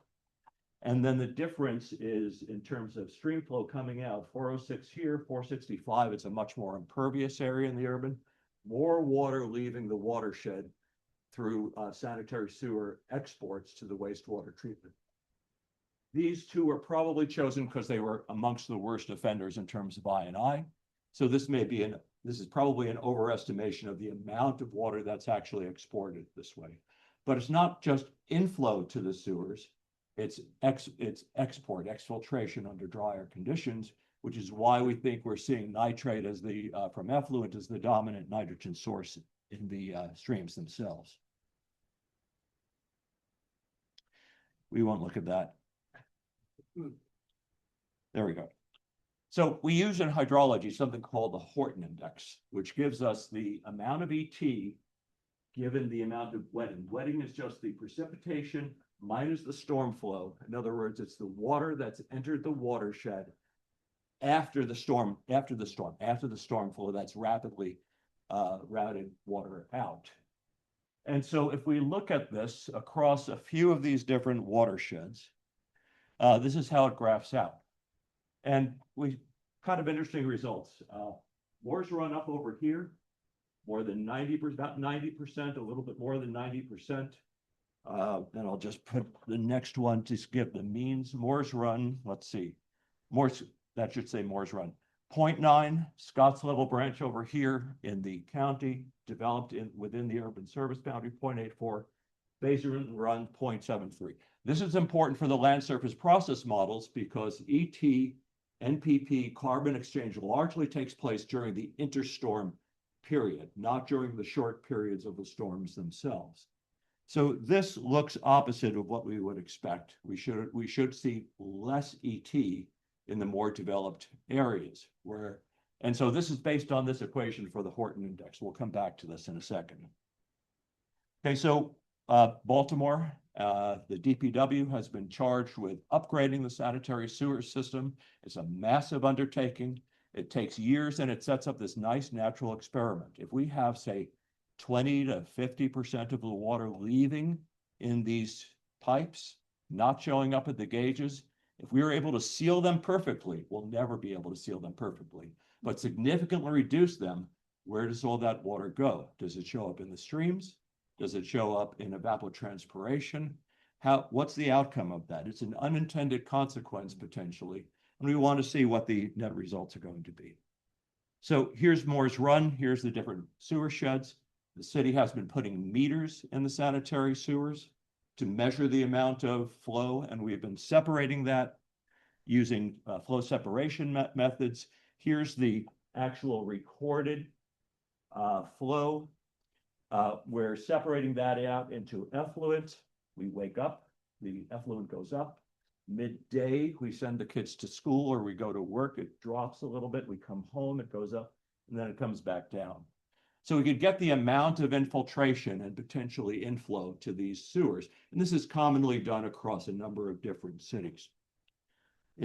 Now, I won't talk about that much. Dan has a very nice poster later that shows the details of how this is actually done. When we include inflow and infiltration to our models, it makes a big difference. It allows us to explain the amount of total stream flow and especially the amount of base flow to a much greater extent. So we're seeing a big improvement because this was a model structural error before that we weren't including a major portion of the water budget for these watersheds. Basements run outside of the urban services boundary doesn't make a difference. Let's see, this is Moore's Run, Maiden's Choice, Powder Mill, it makes a big difference.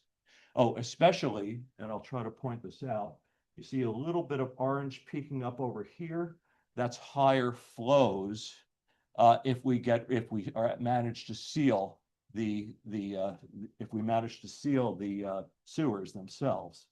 We'll see higher base flows as well if we can seal these. So we should be getting more water out in the streams. The question is this tiny little bit, oh, I'll point out this is on a log axis over here.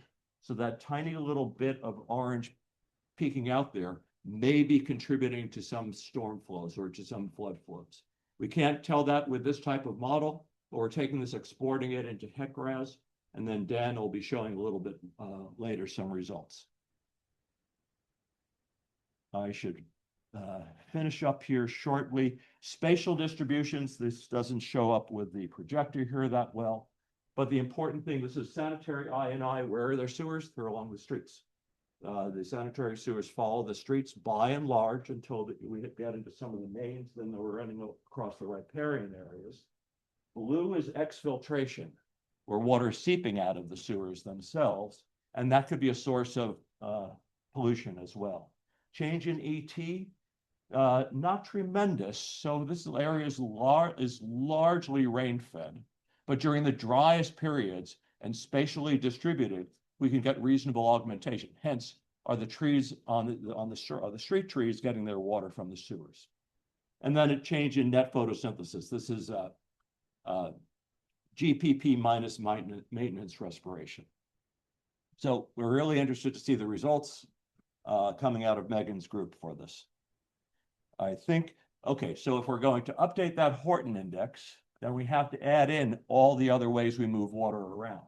We have I&I here, so we have precipitation minus the storm flow, minus the amount of I&I, inflow and infiltration that comes out during the storm itself. We then have up here the precipitation minus the discharge, get the ET, but also minus the total I&I. That's another route out of the watershed. Otherwise, we were just considering stream flow and ET, but that's a major component. And of course, there's a change in storage here as well. That changes the Horton index for Morris Creek from 0.88 to 0.45, which sounds more reasonable for this. So this is a major hypothesis we like to check, and it'll be interesting to see what's coming out of the street tree work, and then out of some more of the detailed groundwater work that Claire and others are giving. The last thing, Kim has been asking us, what about all this water quality data we've been collecting for a long time? Here's where the city has been collecting water quality for decades now. In addition to what we were collecting as part of the BES and then Peter's LTREB, this gives us the ability to look at where nitrogen is coming out. And one of the hypotheses here is exfiltration from these sanitary sewers is leading to a large portion of the signal, the nitrate, that's ultimately finding its way out to the bay, which is what a lot of this consent decree is about. Dan put together a nice little web app, and you can't read this, but go to his poster where he'll have this on his laptop. These are all the parameters that the city has been measuring. And let's see if we clicked it up. There we go. Nitrate and nitrite, nitrogen. That's these little symbols here. And then we're putting in the rhesus groundwater depth as well, the groundwater levels. So we could look at the relationship between variation in groundwater. If it's exfiltration, that's the source of this nitrate, then it should be coming out when the groundwater is low. In other words, you don't have a hydraulic gradient into the pipes themselves, you have a hydraulic gradient out of them. It's going into an unsaturated region. It's accumulating there. It's mobile, but not terribly mobile. And then when the groundwater comes back up, it's flushing it out. So that's an hypothesis. We're borrowing that from a lot of work we've done in forested areas, but you have different sources and different methods here. So you could choose the time scale of precipitation you want. We could put in stream flow. We could click that USGS daily stream. It's a good way to explore this data and then export it to, for more statistical analysis. I should give it off to Claire at this point. Here's the results of, or here's just a few of the major conclusions. And while we are moving. Can you set up Claire while maybe Claire takes a quick question while we get Claire set up here? Questions on this? And why aren't you all wearing your upgraded fancy? Oh, there we go. All right, Chris. Thank you for being textbook. Yes, absolutely. Pretty happy open here. Other questions? Okay. I'll go. Yeah. Just toss the mic so people don't mind. Oh, yeah. So thanks for pointing out that relationship that when you're in urban areas, even though you may have a lot of pavement, it's not always the pavement that is driving things. But one thing I want to note is we have 3 pipes underground. And I've noticed both with what Megan has talked about and what you've talked about, there's a lot of focus on the sanitary. But our drinking water pipes are just as old. They're just as leaking. They're actually closer up towards the surface. So just keep that in mind. That was part of the flooding framework as well that we were seeing. And if you actually look at the annual reports that DPW puts out on drinking water, you'll be surprised where the nitrite levels are actually even in the potable drinking water. So that's all my suggestion is. Fly lines show up here as part of added water due to leakage. Yes. That shows up in that Horton index. Yep. And then the stormwater sewers will have I&I as well. Right. But they'll dump out to the nearest stream so that it doesn't end up exporting it out to the wastewater treatment. Right. We were in But it Washington, just- we had combined sewers, that would be a different story. Yes, we're ahead of the game being separated. Yes. So I do want to point out one more thing is that we're doing this as a natural experiment before and after repairs. We have to know when those repairs were done. So we're speaking to you to get the records for when has this all been updated. It's not a one date. It takes years and years to upgrade the full system. Great. Okay, everyone, here's part 2 of our little set of updates for today. So I'm just going to be talking about what folks at UMBC have been doing. The water quality team meets about once a month, and we all compare notes of various activities to coordinate. So I'm just going to report on some snippets of work we've done the last year. So last summer, when Julie and Ava, who are doing flood modeling, are very frustrated without not having validation data, and it was apparent that there was no plan to put out water level monitors. We decided just to go ahead and do that, and it wasn't part of our scope. So Mary McWilliams, who's my full-time staff person, and I deployed last August some pressure transducers at pavement level in anticipation that it might rain again sometime and go up over the pavement. The last big rain was like July 18th. We put these out July 31st to August 4th. It has not come up over the pavement at the sites since that time. Okay, so what we did was we strapped, so it's a onset hobo data logger pressure transducers with internal data logging. We set them for 10 minutes so they have to get downloaded every 150 days.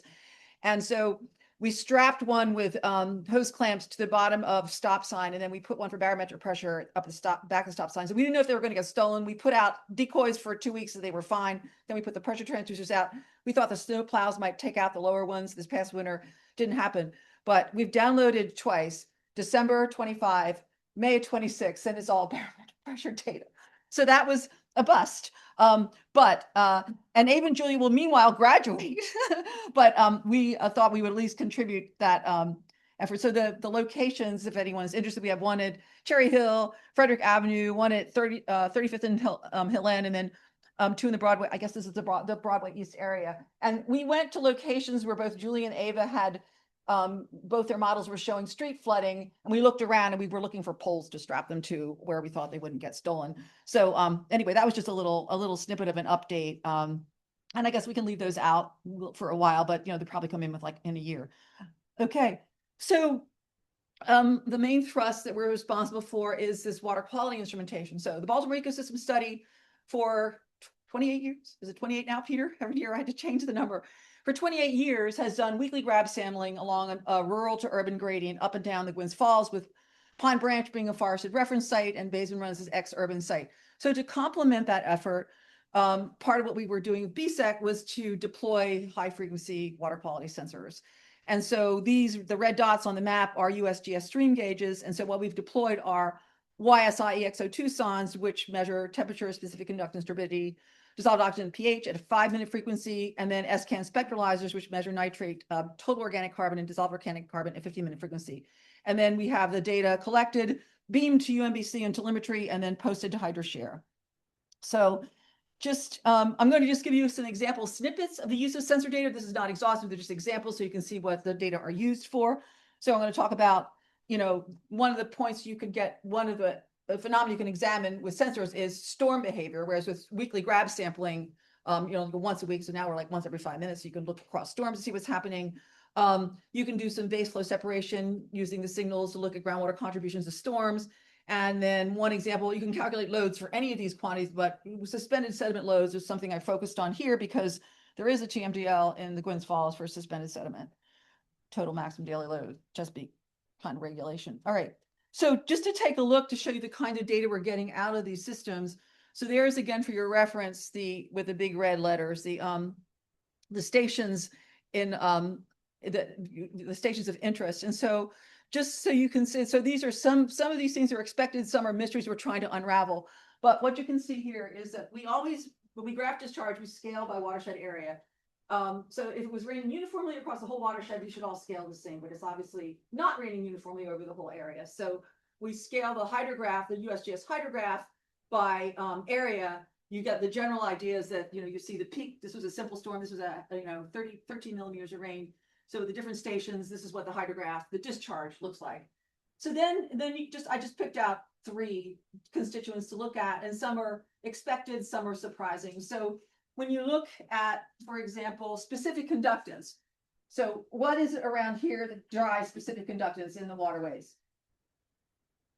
High what?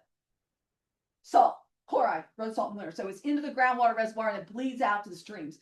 So it's not surprising that Maiden's Choice, which is the most urban watershed here, has the highest, so this would be at base flow before the storm, highest specific conductance,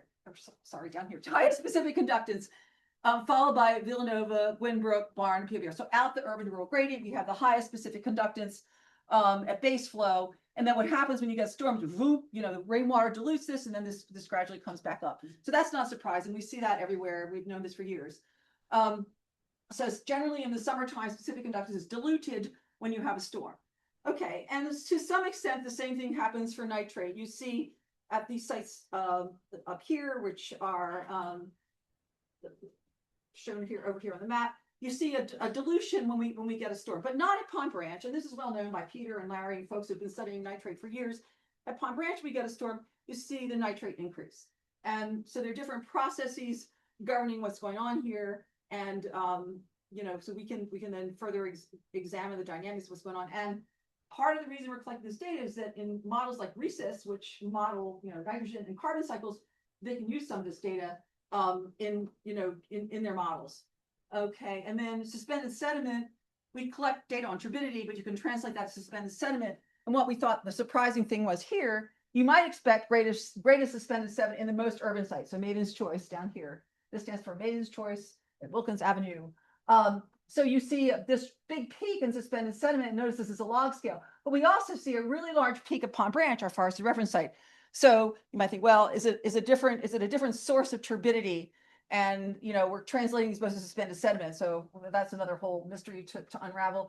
And you can see here, so you see sort of this separation of the sites by pervious area, and then peaking, and then you see these sort of changes down to back to base flow conditions happening at different rates. So these are all things to look at, and this is what we mean by dynamics, looking at what's happening over time. And you need high frequency sensors in order to be able to get this data to then evaluate what's going on. So that's just one little example of what we can do with sensors. Okay, so this is a little bit more esoteric, but you can, when you get stream flow rising, it's not just due to the runoff from overland flow. There is groundwater squirting out to the stream from a storm. And so one thing you can do with the data that we're collecting on specific conductance, in the summertime, when your discharge goes up, your specific conductance goes down. And you can use a binary mixing model. I've presented this, I think, a couple of years ago, but some of our repeat. You can use a binary mixing model if you estimate the amount of specific conductance in rain, which is very low. The background specific conductance, this is the total stream flow, what's in the total stream flow. Then you've got your rainfall coming in. Anyway, you use a binary mixing model to separate new water from old water, and you can actually calculate if this is the total discharge of the stream, you can calculate the fraction that's groundwater. And that may be important when we're trying to do things like determine, where the nutrients are coming from, et cetera, in the stream during storm flow. So sometimes people are surprised that groundwater contributes anything to storms, but you can actually, you can do that with this kind of specific conductance data. So it's kind of an esoteric application, but this can be done. And so we did that with our new sensors because we didn't have sensors. I've had sensors out in Dead Run for years. And that other data set I just showed you was an old one from Dead Run. But what we've done is we've gone through at least the first year or so of our data and done this kind of separation. And you can see that in general, for the smallest storms, the groundwater comprises the greatest portion of storm flow. So that's old water, it's groundwater. And then as the storms get larger, it's a smaller proportion of the storm flow, which shouldn't make sense because greater overland flow, the groundwater can only push out to a limited amount. Can't keep going higher forever because of the physics going on. And you see that what this looks like in terms of trends is you get a very different behavior for storm size depending upon the sort of the degree of development of your watershed. So Pond Branch is 0% impervious surface area. The ex-urban area, this is Barn, Baseman Run, 4.8% impervious surface area. And on down here, you can see as you sort of see this gradient of impervious surface area change all the way down to Dead Run, which has the highest of all these shown. And you see a different behavior for the different watersheds. And so that's, again, something that, we're interested in how we can pull this dynamics into modeling. Okay, so that's one other use of sensor data, just another example. And there are many others. So these are just a couple. And then one thing we worked on last summer with a visiting, essentially like an RU student, but which is internally funded through these grants, is correlation of suspended sediment to turbidity. So we're measuring turbidity in the streams, the turbidity sensor. So the way you come up with these correlations is quite labor intensive. So we had a very enterprising young lady visiting us from Cornell University. Her parents lived in Catonsville, and she came to me in spring break last year and said she wanted to work with us. And so I was like, great, we'll come up with a project for her. So she put out ISCO samplers and did grab sampling of storms. And then you take these, each sample has a timestamp, and you take them back to the lab, you analyze for suspended sediment, which is very easy to do. You're filtering and drying the sample. And then you correlate the suspended sediment you calculate in the lab at that timestamp with the turbidity that you measured in the stream at that timestamp.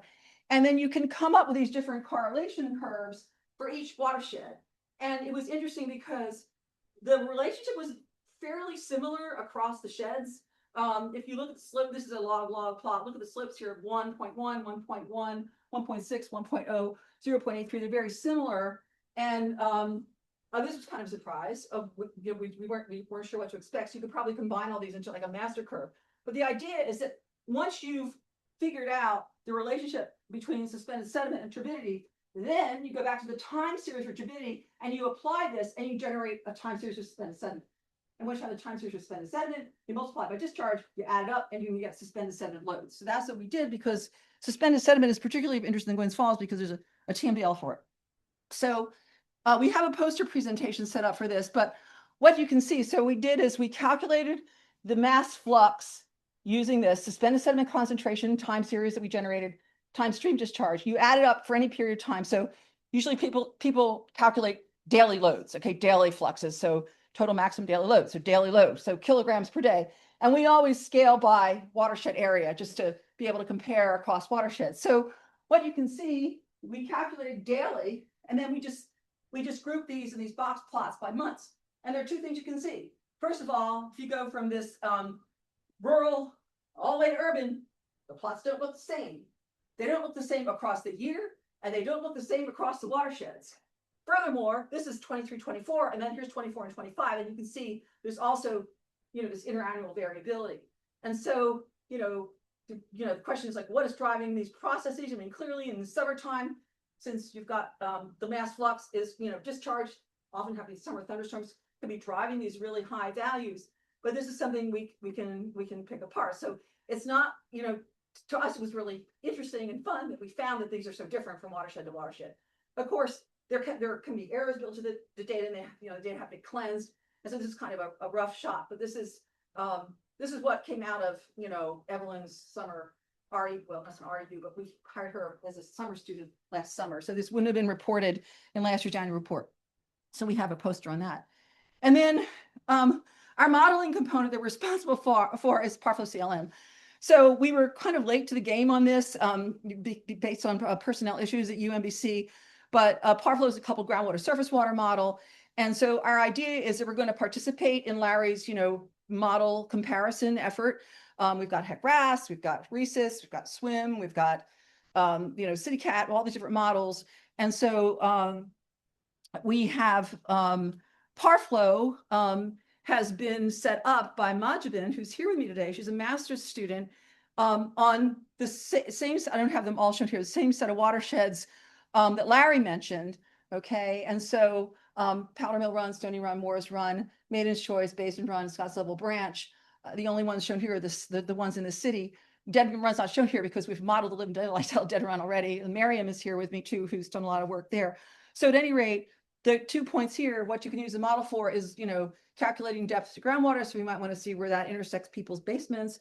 And then the other thing we can do with these models is backward particle tracking, if from streams, to see where if you do using a advective transport model, if you put particles along the stream, you can backtrack to see where they come out in the landscape, and you can try to judge. You can do calculations to correlate what's on the landscape, whether it's impervious or vegetation or some kind of other land use, with what the chemistry is in the streams if you've done synoptic kind of sampling. So that's work we've done in other projects. So that those are a couple example applications of the modeling.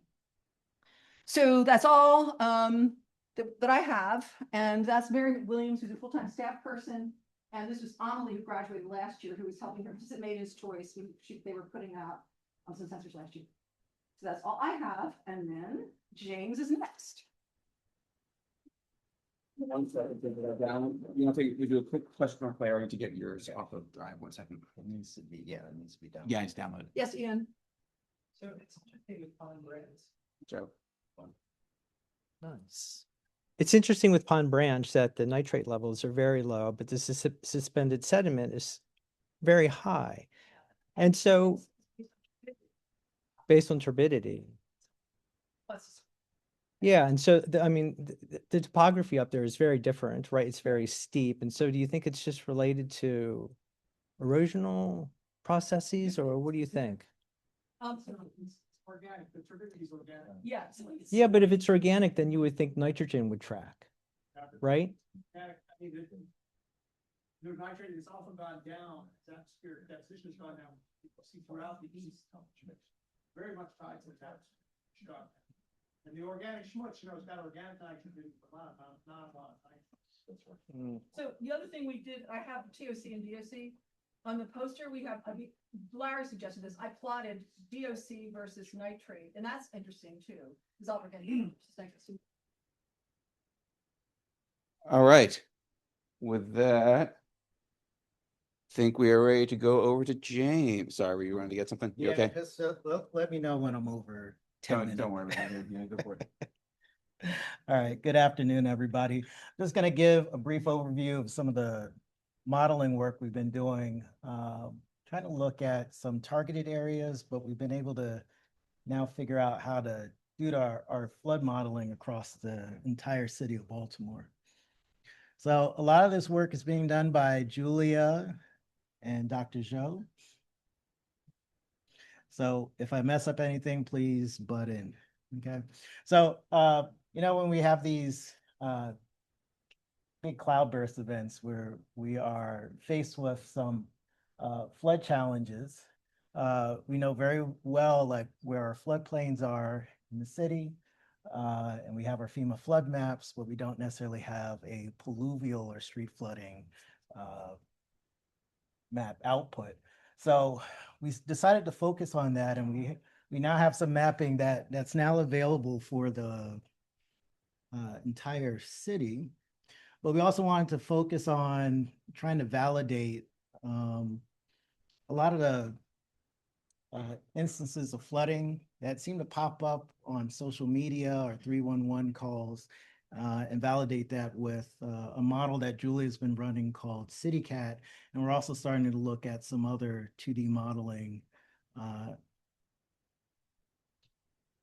tools. So we know that what we're dealing with, particularly in the Northeast, is that we have some changing patterns of precipitation, particularly with warming climate. What we're seeing is that we're having more of a balance of our total rainfall shift to more extreme events.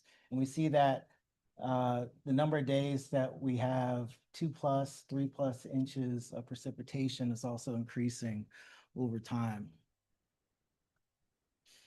And so when we look at pluvial flood risk, a lot of the work that's being done in Julia's dissertation is focusing on what are some of those underlying issues that cause the flooding, that street level flooding in the city. How can we determine the extent and depth of that flooding in certain problematic areas where we see the chronic flooding? What are the behavior of some of those cloudburst storms that we see? And then also trying to see if we can fix in there some of the green infrastructure practices into our modeling approaches. This is real nice, Julie. I actually miss seeing this. So this is the methodology we've been going through, looking at flooded areas, how we identify them with a lot of the crowdsourced information, trying to identify hotspots for flooding, looking at other data sets, including the storm drain and inlets, looking at the amount of impervious area, land use cover, slope, buried streams, and our different soil types. Julie also created a flood susceptibility map based on that information. And then we went ahead and ran the different modeling tools.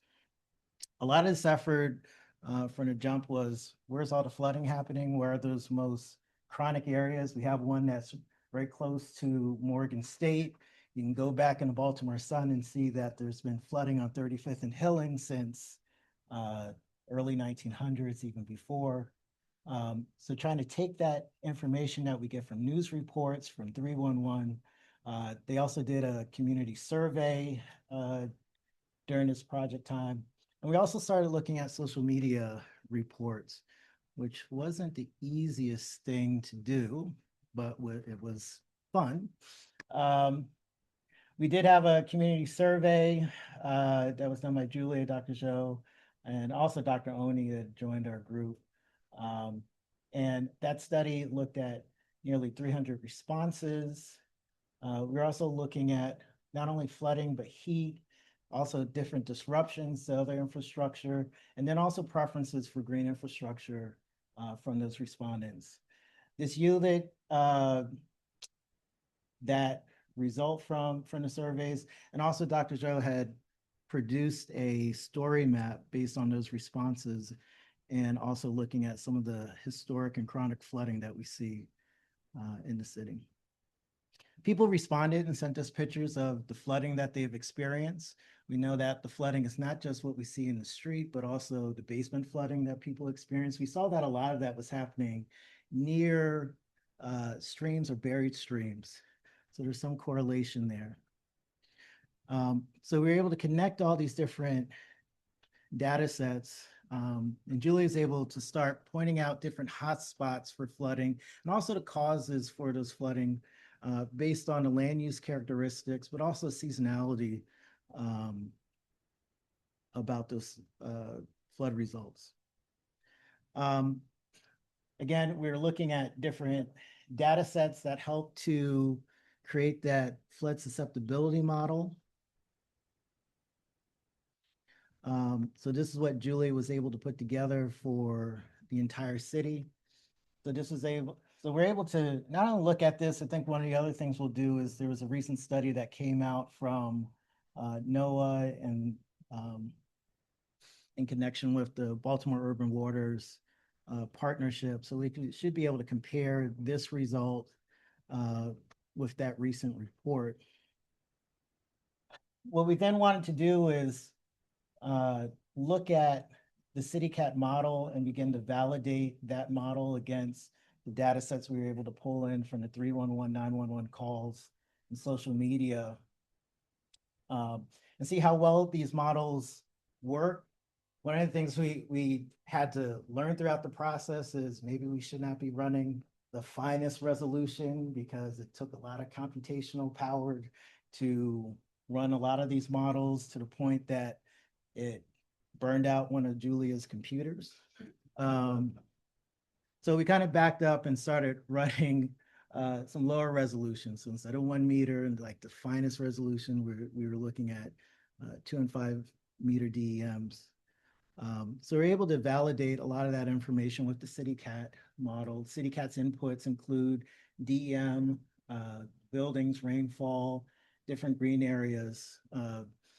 Cool thing about CityCat, we didn't have to pay for it. It's open source. It's really good, particularly at calculating kind of the flow around buildings. It's a little more accurate than some of the other models that we investigated. So we're able, this is kind of like the progression. We were looking at some of these smaller watersheds where we knew that there were flood reports. We're also comparing this against First Street. If you're familiar with First Street, they provide flood and heat risk maps for different areas across the United States. It's becoming a very popular tool, but I think they use a lower resolution data set where we're using something that's a bit higher. We're also comparing our results for CityCat against some of the consultant results for DPW. And this is the location that's near Morgan State at 35th and Helen. We're also looking at historic streams. One of the things we were seeing is that where we see a lot of the basement flooding, there was a correlation where we would see basement flooding around these streams, but also this is part of one of Julia's results. We're able to kind of see the damage and really validate these locations that are popping up in the darker blue as showing some deeper depth water. In this situation, I think water had entered into an apartment building, caused damage to a number of cars and buildings in that area. So again, this is at the resolution that we are providing the flood depth in comparison to risk factor. We're almost seeing kind of an overestimation of that flood result. I don't know if this is one of, is it animating? Yes. All right. So this is what we've been able to get to. This is a major accomplishment of what we've been able to do across not only CityCat, but we're also putting this together with another model called Sphinx. So Sphinx, Dr. Zhou will explain more about that. But CityCat, we're now able to look at the entire city going into areas of the county and seeing where that flood risk is. One of the things that should come out of this is that Julia should be able to identify major infrastructure, critical infrastructure that is at risk, looking at roads that may become impassable. But also this might be something that can help the city and county focus on some of their maintenance practices as you overlay this information with their existing stormwater infrastructure. Julia is also creating a tool, we're calling it Floodprint. But we should be able to click on an area on the map and actually get some identification of if we have like a 100-year storm or a 10-year storm, do you expect to see water that is knee deep, but also identifying different areas that may be at risk. We're also looking at different rainfall scenarios. What Dr. Zhou has been able to do is really start to move a lot of the modeling that we're doing to a cloud based platform with Google. So that's really amped up our computing resource and sped up a lot of our modeling results. So what we intend to provide is another interactive mapping tool. This is just the front end demo of it, but we're able to now zoom in and look at our CityCat result against the Sphinx result, which actually operates a bit faster than CityCat, but also allows us to look at some compounded flooding issues. So this is additional work that we're continuing to do with grants that are being led by Dr. Liu, who's also here.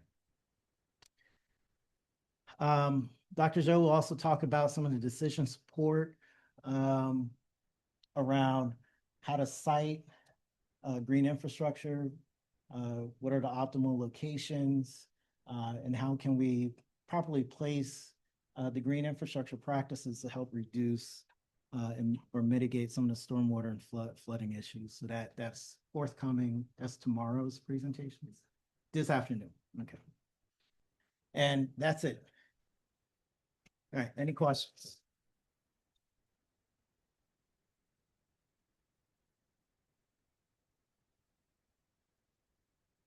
Yes. You got the better arm than me. I'll walk it back. Yeah.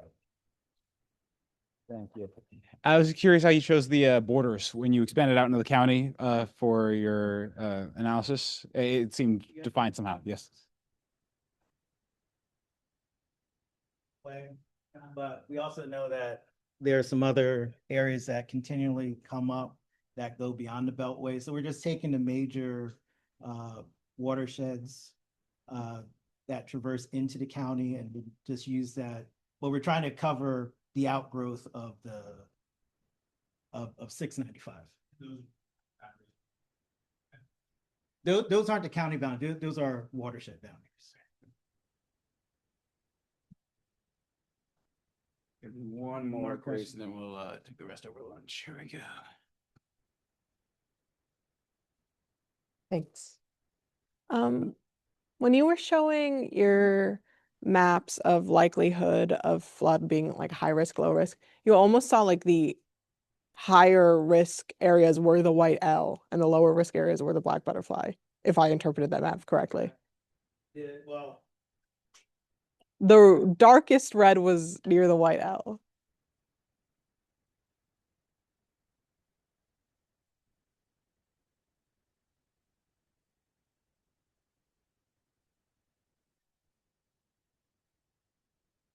Yeah, that and also back.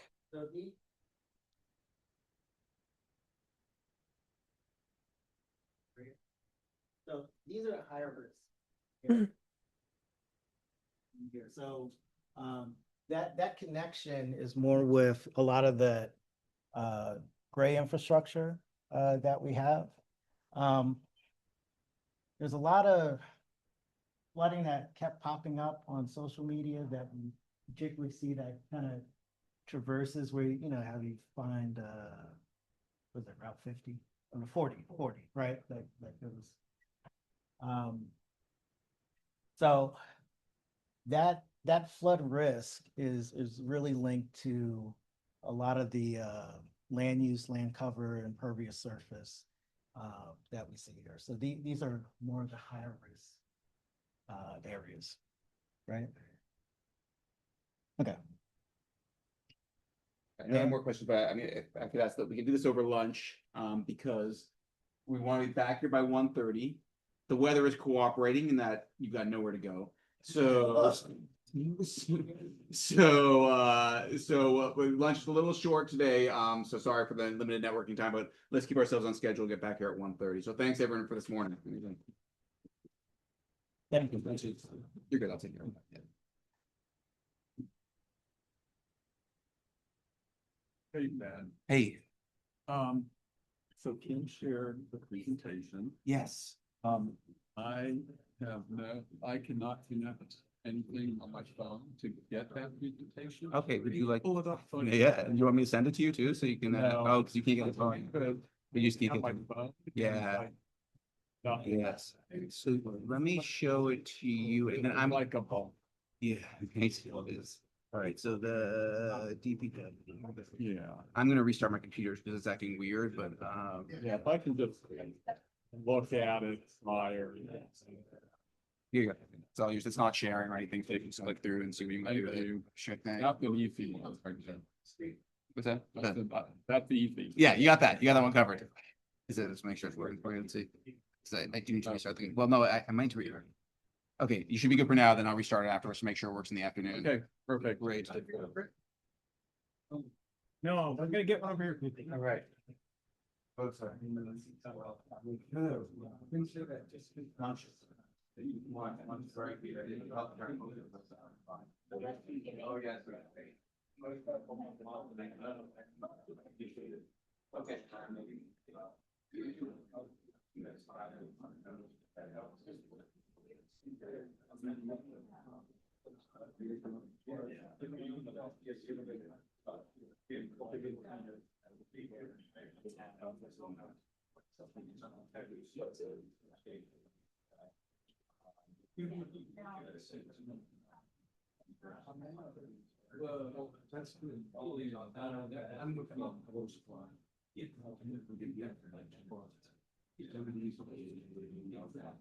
Yeah.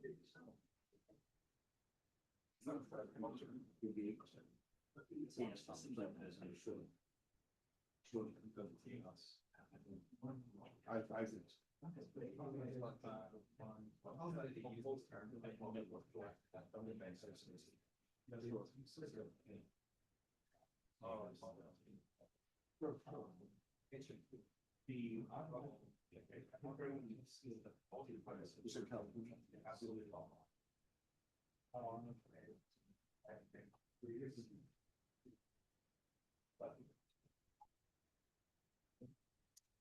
Thank you. Put something up for you.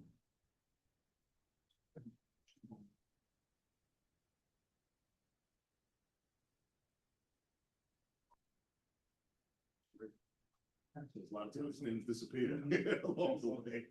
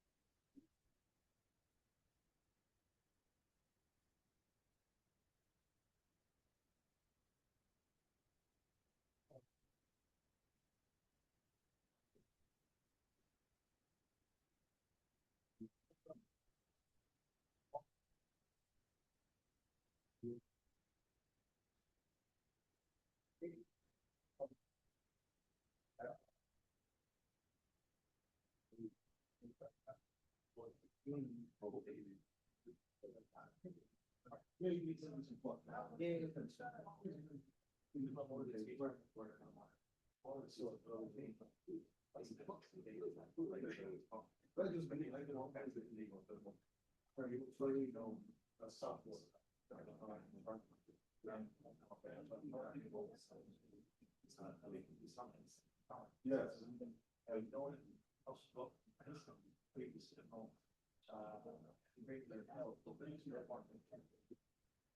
That's it. They're always in love with it. Sometimes instead of 2 years. Is that people down all the cases? Negotiation options. It's like I'm not ready for any problem. Yeah, it's really the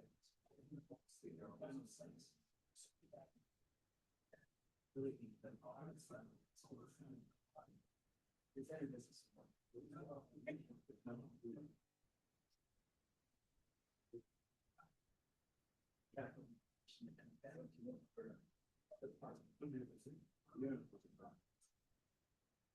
Yeah, that's for the reason.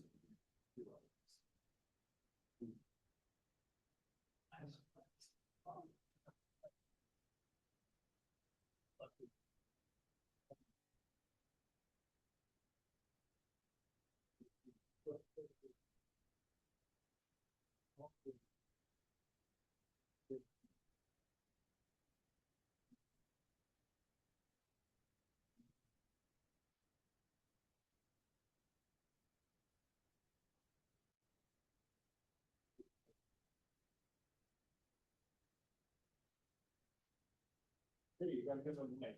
You gotta get on the show, but can't after this. And what is it?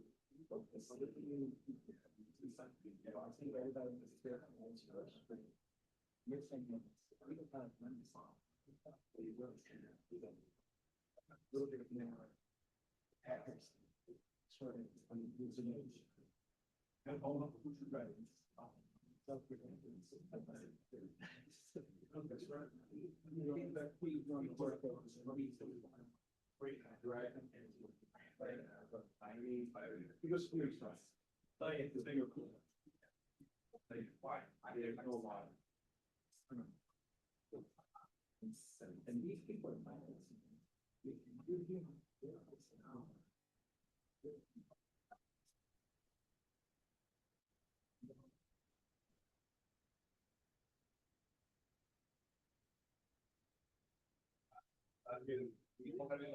thank you. Thank you. Thank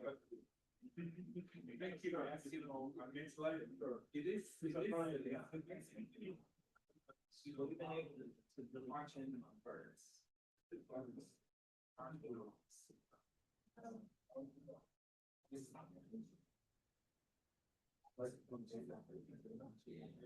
It is.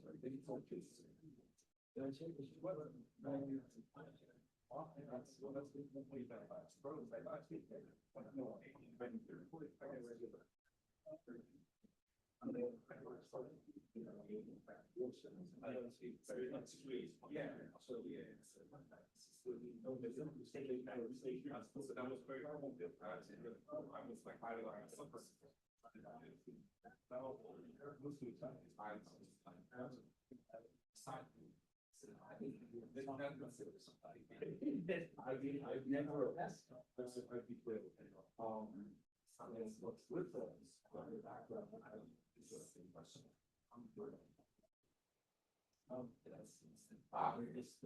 soil.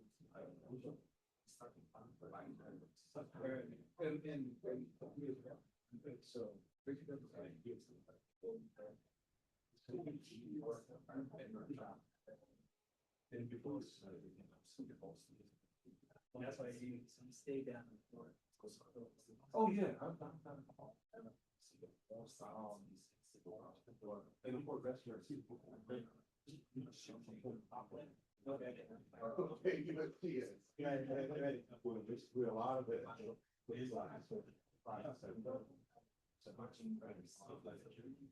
Sure.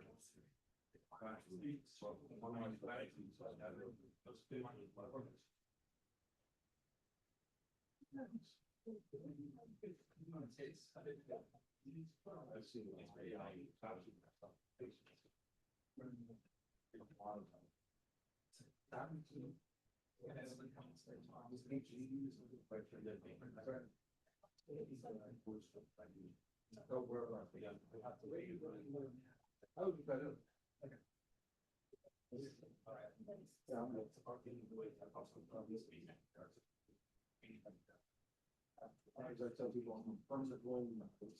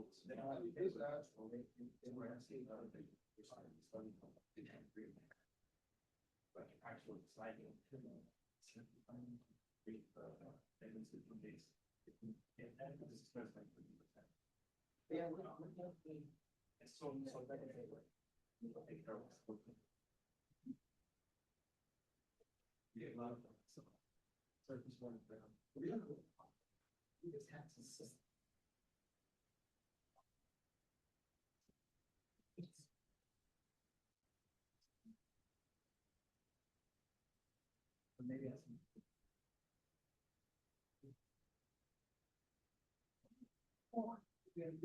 that's. You know, I put 28, so I for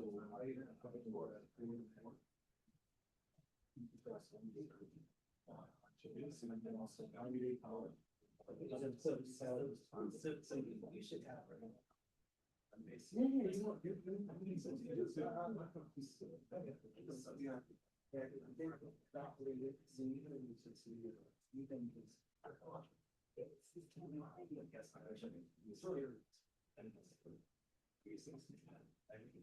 We'll get you on there.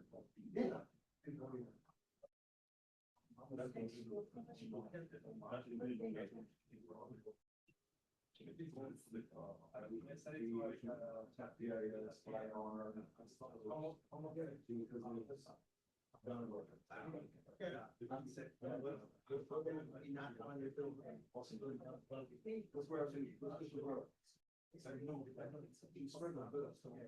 No.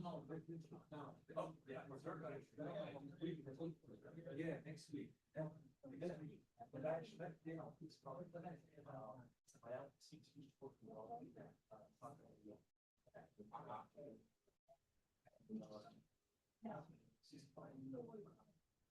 So next week, yeah. Take him out and then you have I'm interested in like sure, seeking like one of those. Like, okay, great. That's amazing. Give me a call. I think you got my number. I next to the stage of my. Sure. Yeah. It's a lot of. It's complicated to be like moments. I put cover.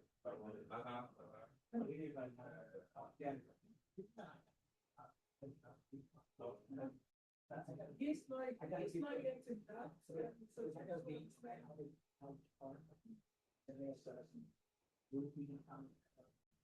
I like when trails, you know.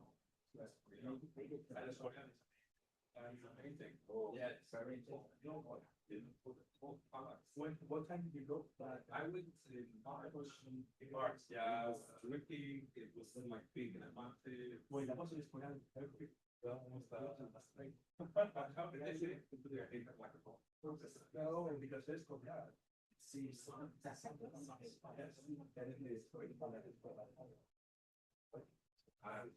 yeah, it's very big mornings. Very big those are yeah, Charles and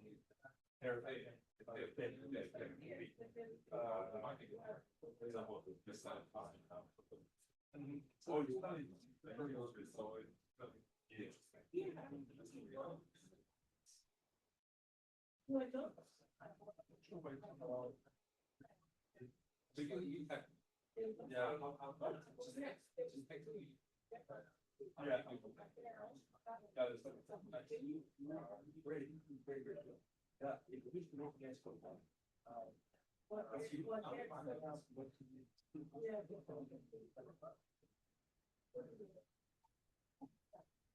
that's it. Okay, perfect.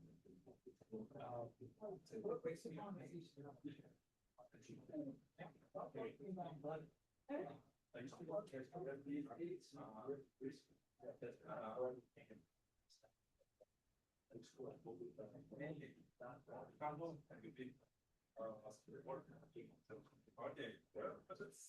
And I was like, did you think it's right?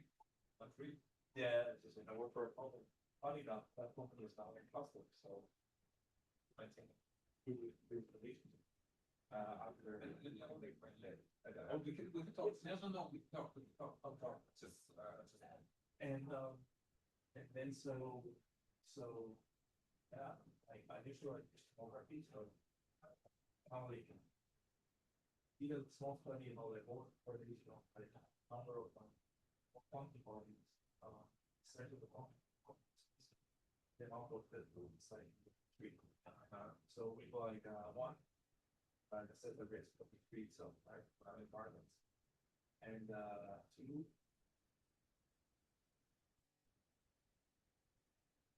Very nice point. Common for these kinds. Common for free.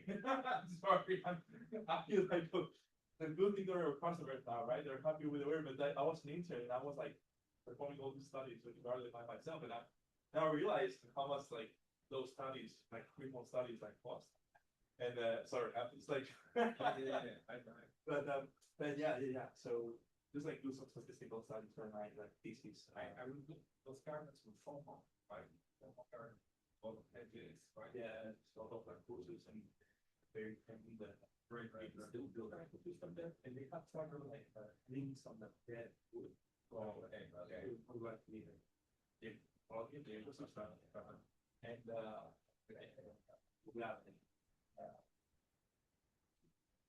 okay, go get something. Sure. I'm I ordered. That's really interesting. That's really strange that I told you. And it was, it's really important. It was very interesting to go to this for you. It's a very old parents garden. Yeah.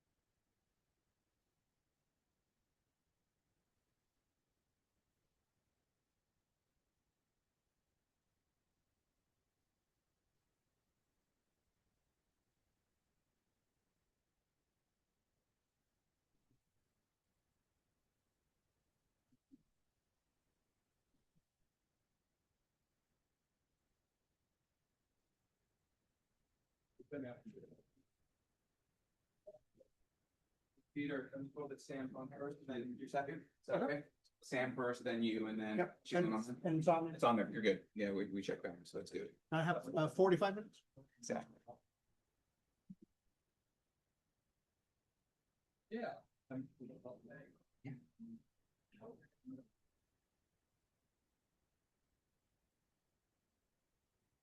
Tell people you really mean it. I know she.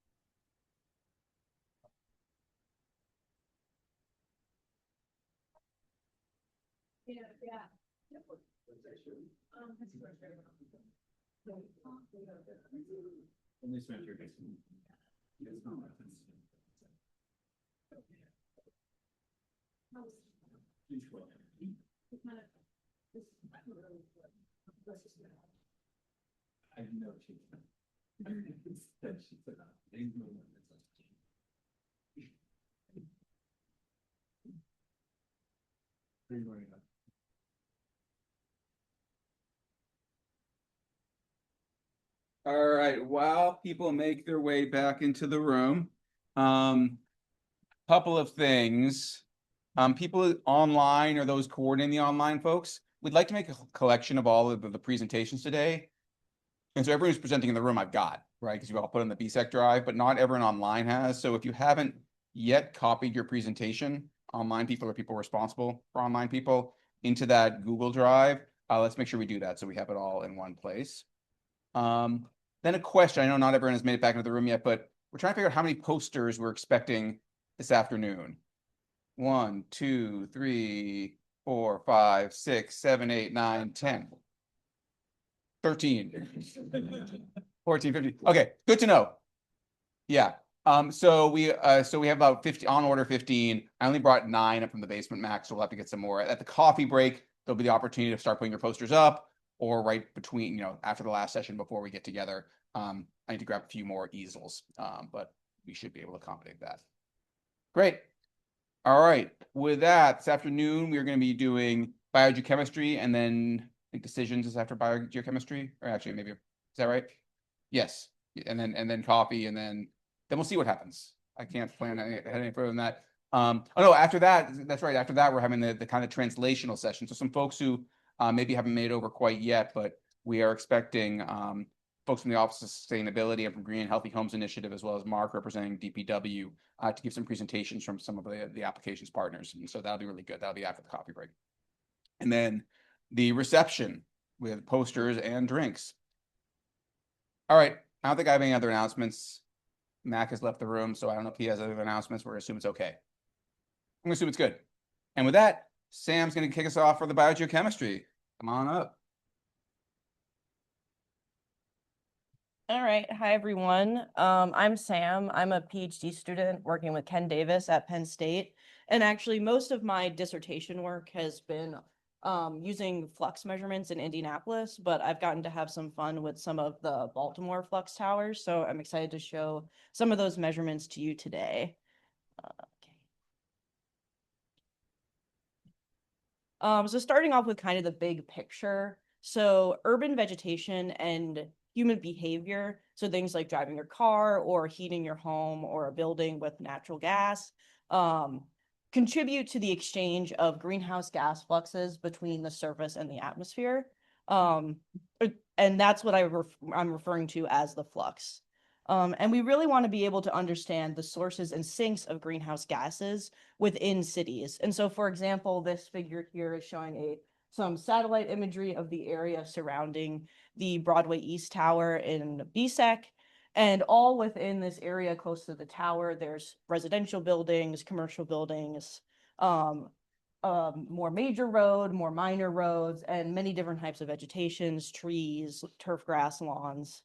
So we really want to understand how all these different complicated sources and sinks contribute to the overall emissions in the urban area.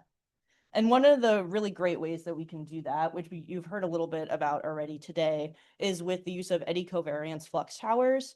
And these are great because they provide these direct and continuous observations of these greenhouse gas fluxes at high temporal and spatial resolutions. And so when I say high temporal and spatial resolutions, what I mean is on the order of hourly to 30-minute time scales and about neighborhood spatial scales. And these measurements allow us to see up to about a few kilometers away from the tower. And this surface area that we see with the flux measurement is what we refer to as the footprint. And this figure here is showing an example of an urban flux tower footprint, which is the shaded area. And this tower sees about a 3-kilometer radius away from the actual instruments. And so I'm going to move into a little bit of the measurements that I'm going to be talking about today. So this is by no means all of the BSEC measurements. I'm just talking about a subset of them today. So I'm talking about Howard Park, Broadway East, and the Lake Clifton flux towers. And so Howard Park and Broadway East are both in these sort of mixed residential land surface areas. And then Lake Clifton is located in a turf grass field. And I'm not going to talk too much about these towers, but I will show a little bit of results from these NIST concentration towers that are located in and around Baltimore. So these measure the amount of greenhouse gases that are in the atmosphere at these locations.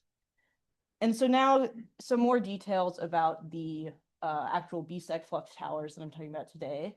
So these are the satellite imagery of the area surrounding Howard Park, Broadway East, and Lake Clifton. And so as I mentioned, both Howard Park and Broadway East are in these residential areas, where Howard Park is mostly single family homes. Broadway East is more dominated by row homes. And then again, Lake Clifton is located in this turf grass field. And to remind you what these towers actually look like, so both Broadway East and Howard Park instruments are mounted on existing cell phone towers. And then the Lake Clifton is a short stature flux tower located at that turf grass field. And so now I'm going to get into some results of analysis of fluxes from these towers. But first, I want to go over a little bit of background for people who don't maybe look at these measurements all day long. So plants remove CO2 from the atmosphere when they grow through the process of photosynthesis. And then they also, plants and soils, release CO2 to the atmosphere through respiration, like how we do when we breathe. And we can observe both of these signals using these flux towers. And so now a little bit of introduction to the conventions that we use when talking about eddy covariance flux measurements. And I'll do that using the data from the Lake Clifton flux tower as an example. And so when I say flux and of greenhouse gases, I'm talking about the amount of that greenhouse gas exchanged per unit area, per unit time between the surface and the atmosphere. And this is a time series of data from this Lake Clifton site. And every point that you see is a 30-minute measurement. And positive values, it's a little hard to see on this screen, but the red shaded area is positive and blue shaded area is negative. Positive values mean CO2 is being released into the atmosphere, and negative values mean CO2 is being taken up by the surface or removed by the vegetation. And overall, we see that there is a larger drawdown of CO2 during the warmer months because of these increased levels of photosynthesis from the vegetation. And then another way that we like to visualize this data is by computing these average days, which Jason Horn showed a little bit of earlier. And so this figure here that I'm showing is the average CO2 flux separated out by season at this Clifton site. And so the orange line is the spring and the blue line is the winter. And then green is summer and red is fall. And so at this site, we see that CO2 drawdown is strongest during the spring and weakest during the winter, which is pretty much what we would expect from a site like this. And so now, before I move into talking about these urban towers, a little bit more background about CO2. So again, we emit CO2 into the atmosphere when we do things like when we burn fossil fuels through things like driving our car, or again, using natural gas to heat a home. And so if we measure CO2 fluxes in a residential neighborhood, we expect to see a mixture of both these biogenic and anthropogenic fluxes. So here I will show these are results from the Howard Park and the Broadway East flux towers. And each of these lines is an average day in all the months of data that we have.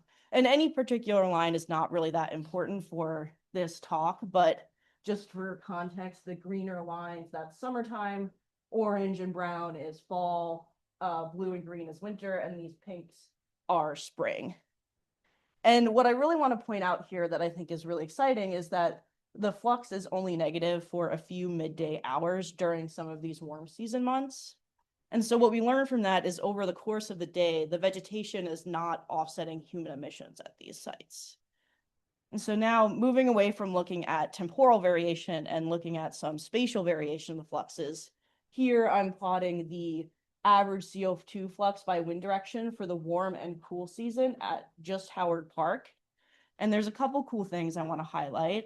First is that if you just look at the summertime, a lot of these emissions appear to be coming from this direction of this major roadway. So we hypothesize that a significant proportion of the CO2 emissions at the site, at least during the summertime, could be from this nearby road. And then looking at wintertime, we see that there is overall larger emissions, and we hypothesize that this might be because of emissions that are from home heating. So now I'll share a little bit of results of methane fluxes. But before I do that, a little bit of background about methane fluxes. So methane is the main component of natural gas, which we use to heat homes and run appliances like water heaters. And when we use this natural gas, some of the methane can escape into the atmosphere through leaks in pipelines or through actual direct emissions from those home appliances when they're in use. And methane is a powerful natural gas, which is part of the reason we really care about monitoring these emissions. But we really don't have good information about how much methane leaks into the atmosphere through these processes because these leaks aren't reported to any central place. So we really need observations to help us quantify how much methane is emitted in an urban area. And before I show some results from the BSEC flux towers, I want to share some results from a colleague that recently graduated with her PhD from the group, Helen Kenyon. And I think these results will soon be published. But what she did was she used those NIST concentration towers and some micrometeorological methods to estimate methane flux using the data from those towers. And what I'm showing here is a plot of the average methane flux as a function of month of year for multiple sites. And the cool thing is that the different areas very much grouped together, where the urban areas have the highest emissions, the suburban areas are sort of in the middle, and the rural areas are the lowest emitters. And so from this, we learned that the methane emissions are highest in the city and also during the wintertime. And Helen Kenyon also looked at some of these fluxes as a function of time of day, where the green lines are methane fluxes as a function of time of day at two different sites. And the blue line is natural gas usage near those towers. And it's really cool that these two things seem to be very closely connected. So from this, we learned that some of the emissions seem to be coming from homes and businesses and not just from the underground gas distribution lines. And this is really important information for guiding any potential mitigation efforts that we might want to suggest. And so now actually showing some of the results from the BSEC flux towers. Here, again, I'm showing the average methane flux as a function of wind direction for the summer and winter time at Howard Park. And some of the cool things that are jumping out even just from this initial preliminary analysis is that some of these wind directions have much higher emissions during wintertime compared to the summertime. And for example, this 315 to 360 degrees, which is roughly this area, really sticks out, double some of the other directions during the summertime. And so we think this might be because of potential leaks. And so kind of just wrapping up, flux towers overall, they provide these really cool continuous neighborhood scale emissions observations, which can help us do things like identify sources and suggest potential mitigation strategies. And I just want to say this is a really cool, exciting data set.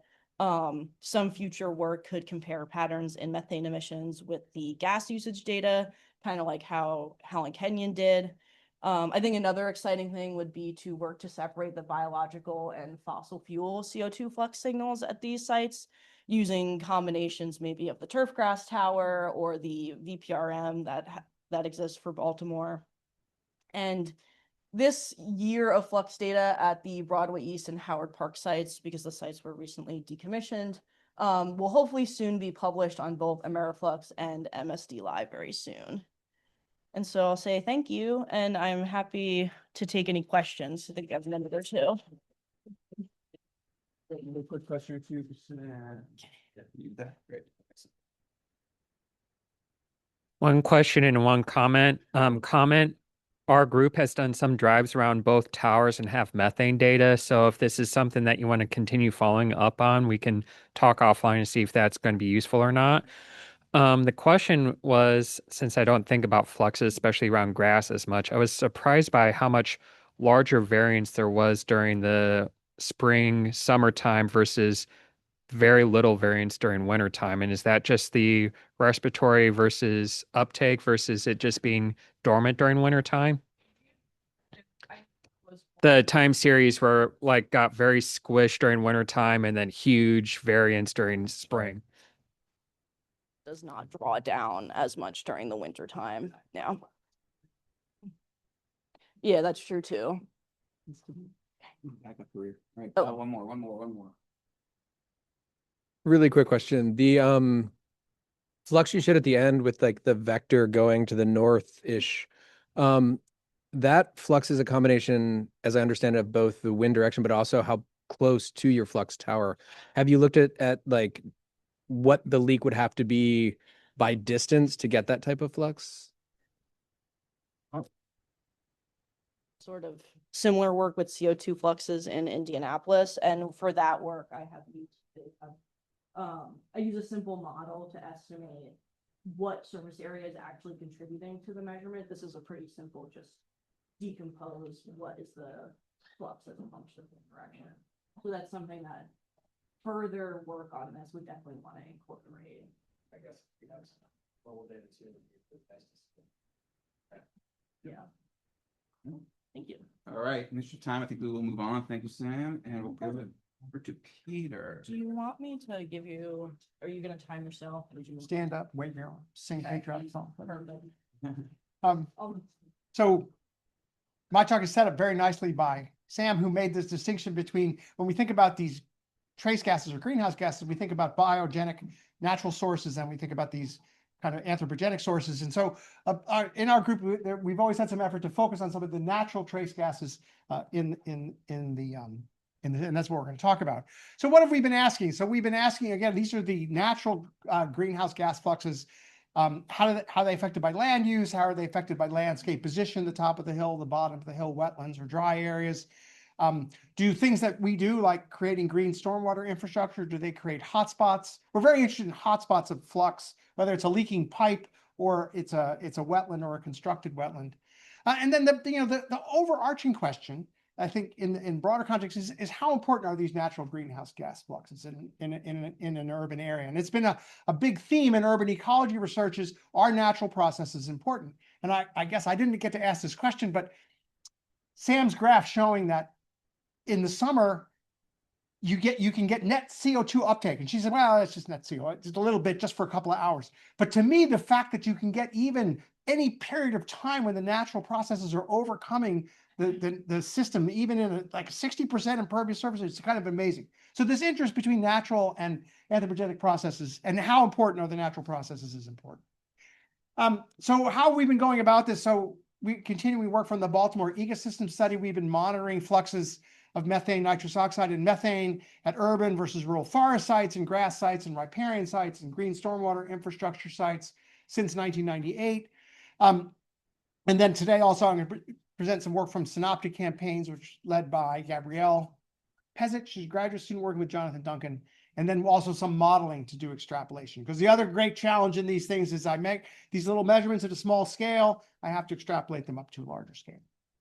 So this is some long-term data. I'm going to go through this very quickly because I've presented it before, but we've been monitoring, this is methane uptake, and upland soils take up methane from the atmosphere. And we can see these are rural forests, take up a lot of methane, urban forests take up much less, and grass areas don't seem to take up any. There's also a marked temporal signal that this capacity for uptake was declining for about 10 years, and it now seems to have recovered in some way. So that's a long-term methane signal. Nitrous oxide also shows an interesting temporal signal in that for about 10 years it was declining. Now it seems to be coming back up, and there's a little bit less of a land use signal in nitrous oxide than there is for methane. But there is some. So if you look at I guess you go back. So these are urban forests produce more nitrous oxide than rural forests, which you would expect. We have urban riparian areas produce more nitrous oxide than rural riparian areas. And so there is a land use signal with the nitrous oxide. Fluxes are not super high. And we don't see evidence of hotspots. Like we had these stormwater detention basins. We thought they might be just bleeding hotspots of nitrous oxide. They do not appear to be that way. Methane, on the other hand, shows some real hotspots. So I showed you the data comparing my urban and rural forests, and the rural forests take up more methane than the urban forests, and the grass doesn't seem to take up any. But those fluxes are dwarfed by some of these wetlands. These are natural wetlands or some of these detention basins that really produce big hotspots of methane. And so we become very interested in and this is an almost impossible problem to address. How do we address an impossible problem? You get a good graduate student, put it on the question. So that's where Gabrielle comes in.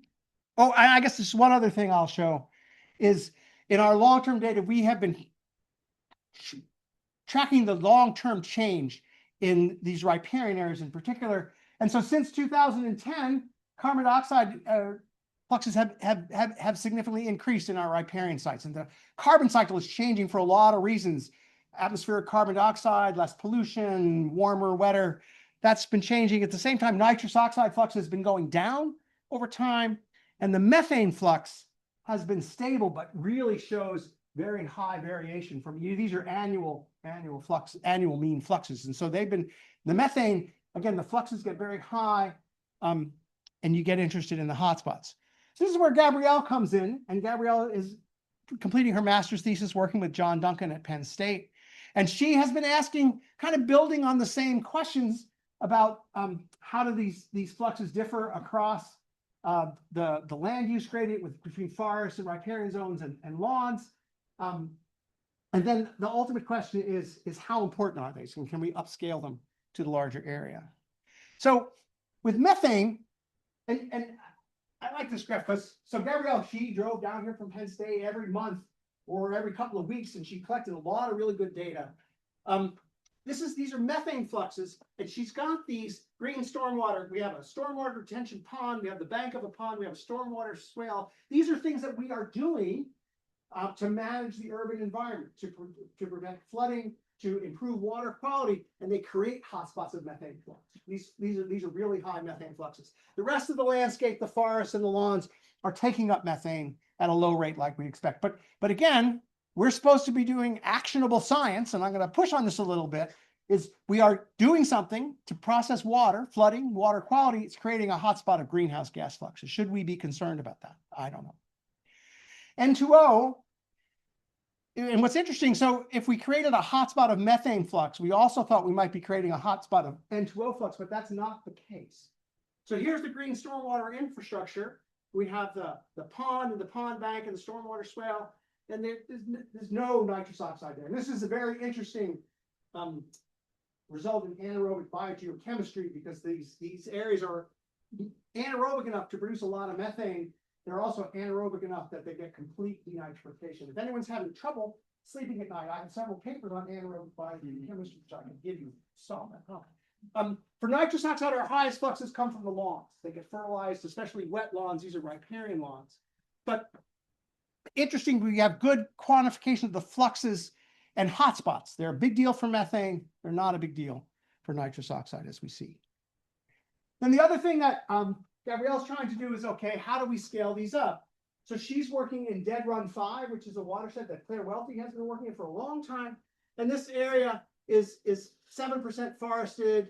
The pond, which is the hotspot, is a very small area. There's a lot of lawn in these. And so, I'll just, it's a complicated figure, but there's a lot of lawn in this watershed. And so let's look at the methane flux, right? So the methane flux, this is the median methane flux. And so here's the ponds. And indeed, the ponds are a source of methane, but it's a small source of methane because the ponds are really just a very small bit of area, whereas the rest of the watershed is taking up methane. And so there's the whole watershed as a whole is a net sink for methane. And you can do a similar analysis for N2O, where again, the lawns are actually a somewhat of a reasonable source of N2O because there's just such a large area. So I like these kind of imperial extrapolations. The other way to do it is with modeling, which again is one of the great strengths of BSEC. And so Dan Rasuto has been working with the L model to produce estimates of methane flux at the regional scale. And that's the other way to do it. So I'll leave you with some conclusions and questions. Certainly the natural greenhouse gas fluxes, they are important. They do, when you add them up, they are a significant either source or sink for these greenhouse gases in the urban ecosystem. They are highly responsive to land use and land cover, and they are changing dynamically in time. But now the question is, okay, what are we supposed to do about it? So we see that we have instituted green stormwater infrastructure that protects against flooding and improves water quality, but it creates hotspots of greenhouse gas fluxes. Should we care about that? I say no. And again, if we're doing actionable science, do we want to put, and we're working on these papers now, do we want to say, don't worry about this because you're getting other functions? One leaking natural gas distribution line is producing a lot more methane than these stormwater infrastructure. And I think we might be in a position to say something about that. Lawns. Right now, we got lawns are a source of nitrous oxide.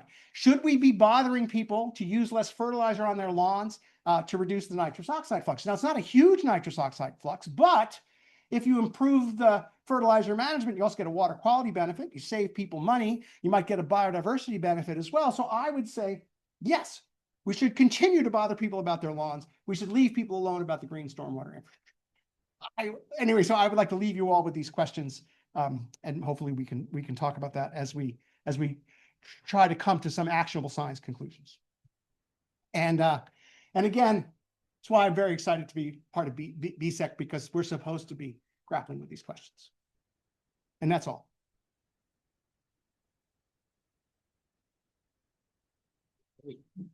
Questions for Peter while we do logistics here?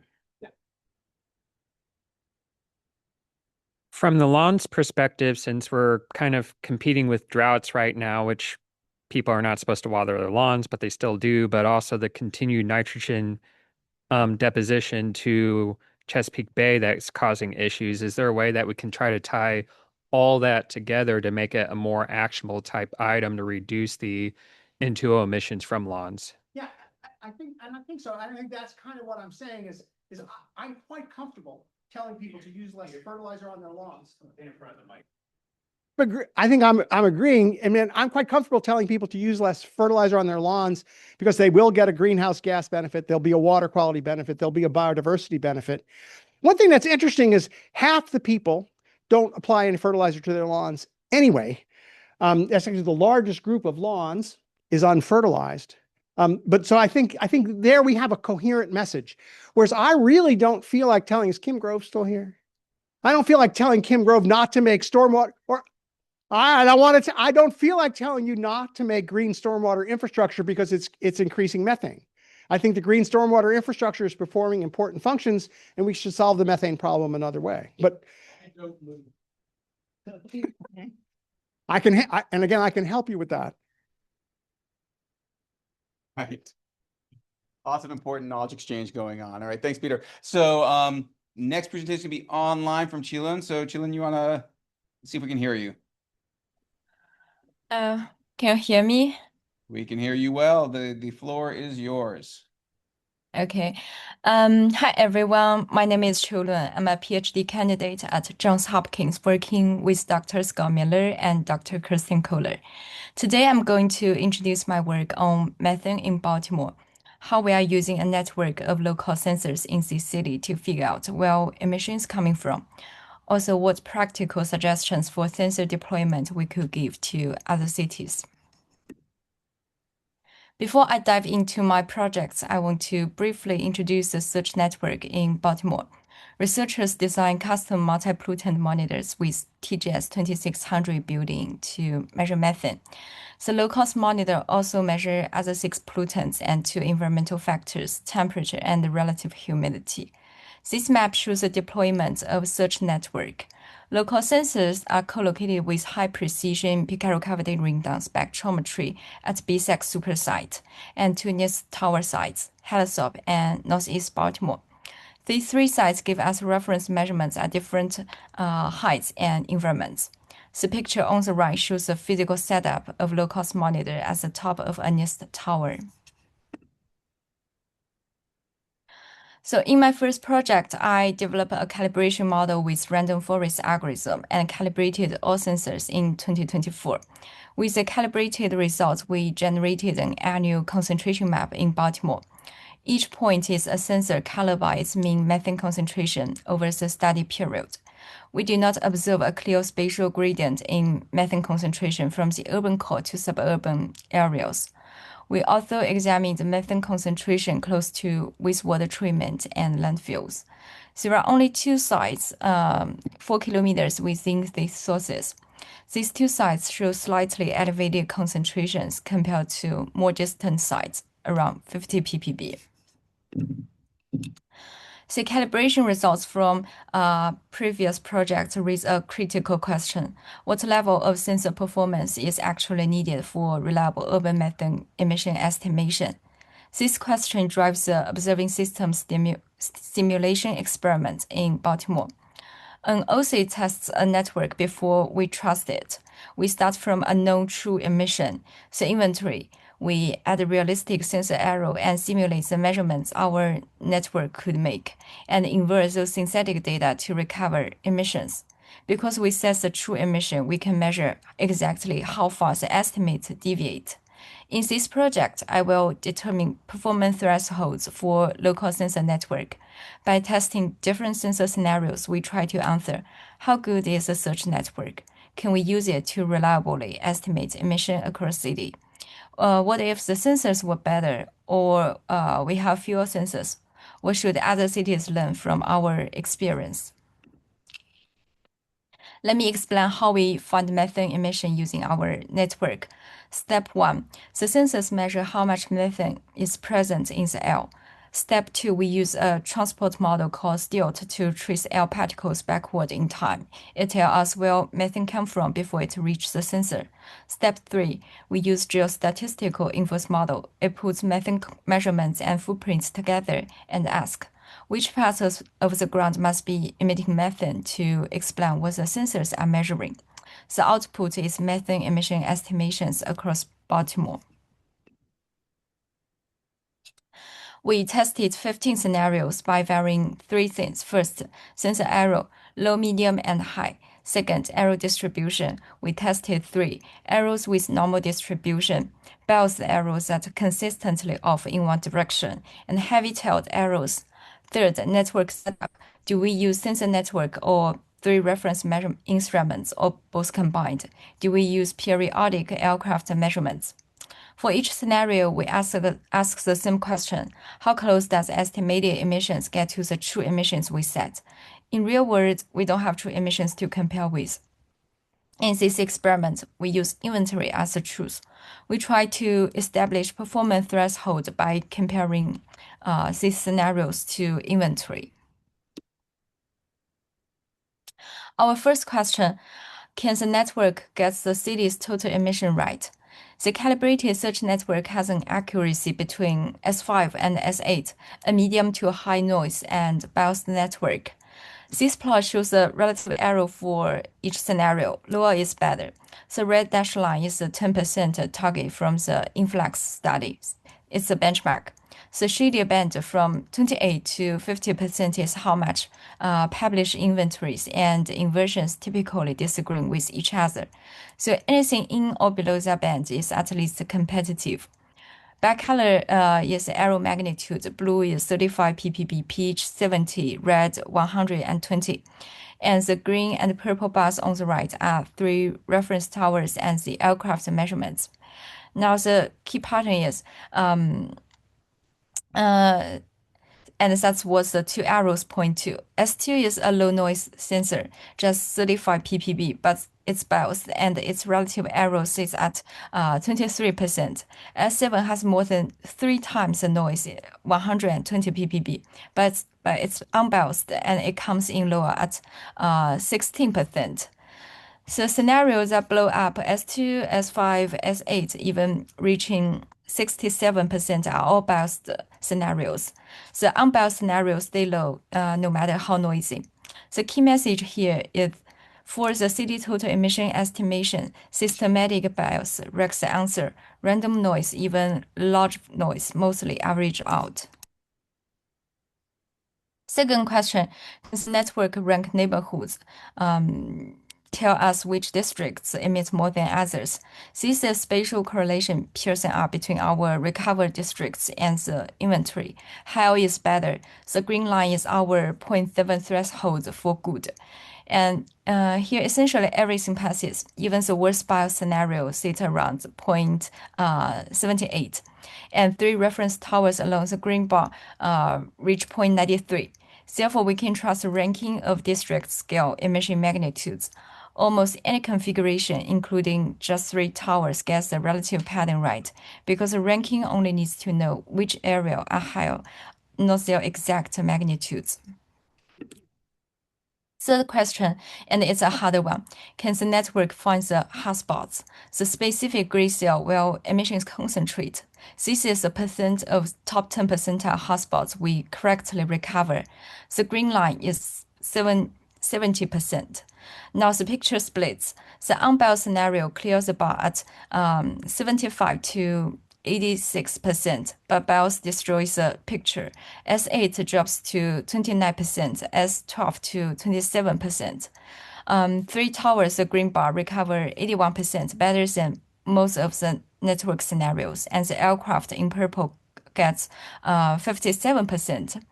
The takeaway message here is finding hotspots. The spatial pattern is well biased really hurts. A biased network miss most of them, and a few clean reference towers beat a large biased network.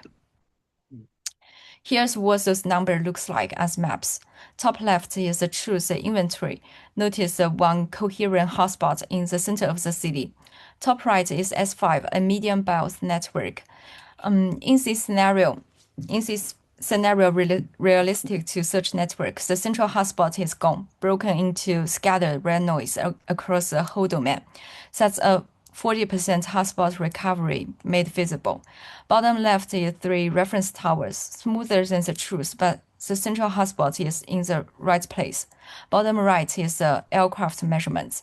It caught the both central enhancements, but it's noisier and coarser than the towers. A biased network doesn't just lose accuracy, it invents spatial patterns that doesn't really exist. A few towers or periodic aircraft recover the real spatial pattern.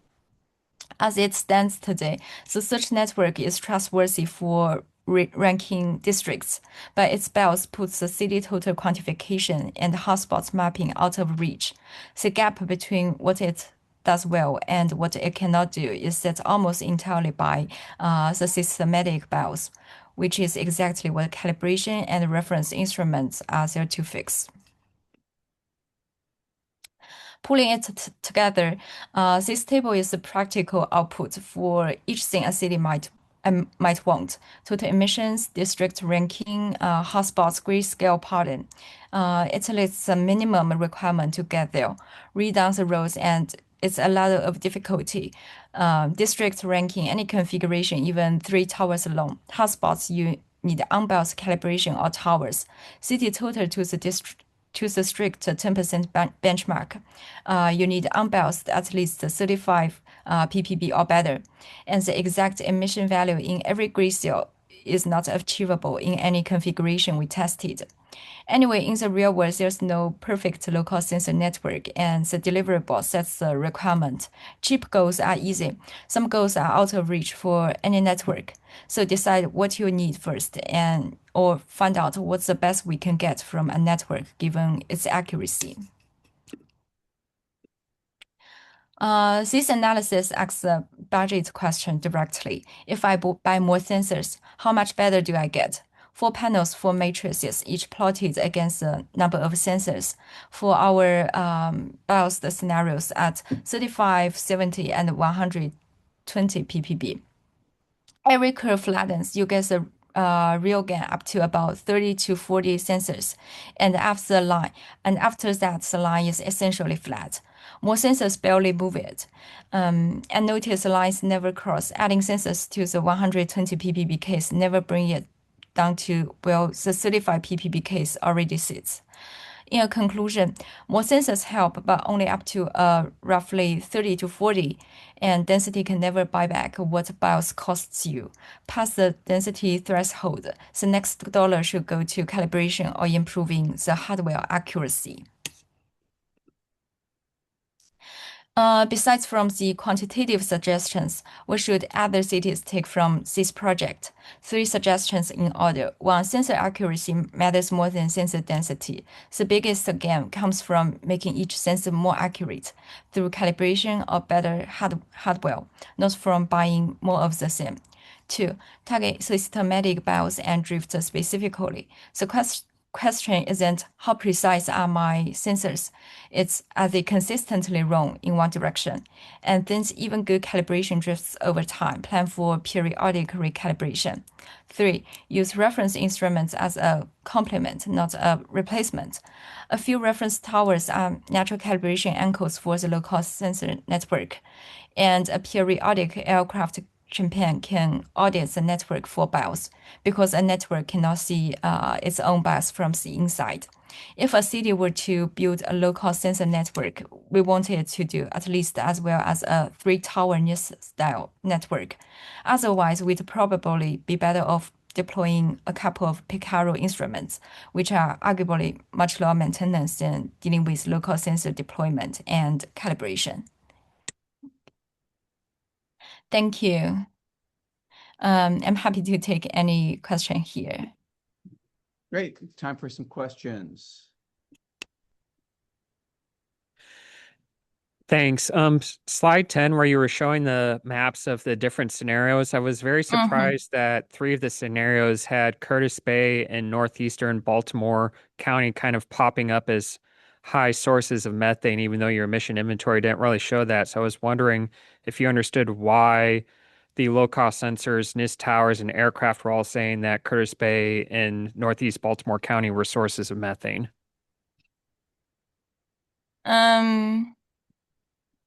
So I think one explanation for the hotspots in Patapsco and northeastern Baltimore is the emissions do really exist there. Though when we use aircraft measurements or NIST tower measurements, we do see the emissions from those grid cells, but the inventory itself, it was outdated, and actually we get a static inventory from any carrier, so it might underestimate many emissions in Baltimore. But we do see those emissions coming from other kinds of measurements. Jillian, that was very nice. I appreciate your focus, and we echo the importance of unbiased measurements. You know, another issue that shows up, though, is the closer you get to the surface and to the sources, the more dependent you are on your dispersion model. And that essentially can cause the equivalent of a bias if your dispersion modeling isn't accurate. And so that's why we often put measurements high and not right next to the sources. So that's another thing you should keep in mind is the placement of the sensors. Yes, that's true because most of our search network sensors are close to the ground level. Only this tower sites are high above ground. That's one problem we should bear in mind. Thank you. We got time for one more. Okay, watch your head.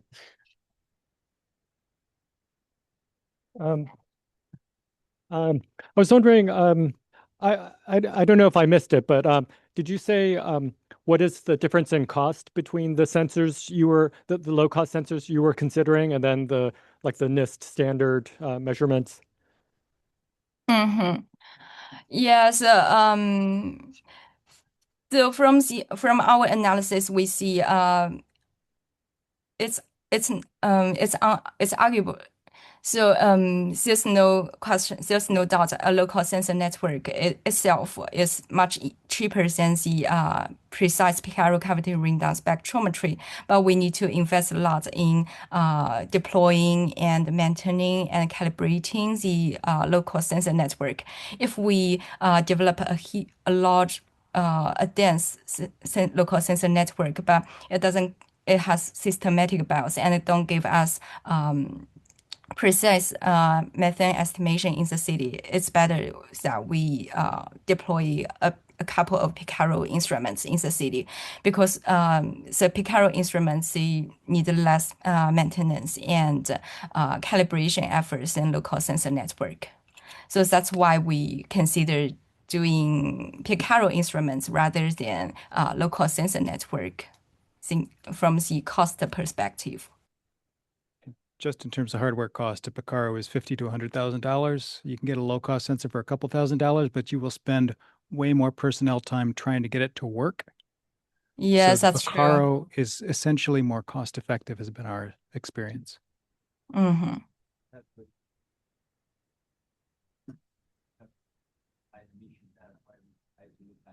Increasing the network, and if you increase the network, lots of sensors is effective if the maintenance is quite good. And now there's a team I'm joining in Wera, whereby we are trying to come out with the more or less generalized way of maintaining sensors irrespective of the environment you have find yourself, because sometimes the environment also affects the quality of data getting from the local sensor. Yeah. Interesting. Okay. Thank you, Sheila, and thanks for the discussion, everybody. I think with that, that was it for biogeochem, right, Sam? Great. All right. So thanks, everyone, for those. And we're going to move on to decision science. And Mike's going to run this part. Who's going first? So I can make that tough. You are. And you're in the drive, right? Yeah, it's the one that Antonia loaded. Great. All right. I'll get that open. I think all four are in the drive, actually, but I think Ava's going to present on her own, probably, right? Okay. So that one, that's Michael. Okay, great. Yeah. And Lee, are you going to present your own slides online when it comes time to you? Yeah, I'm online. I can present here. Yeah. Okay, great. So we'll have 2 online and 2 in the room.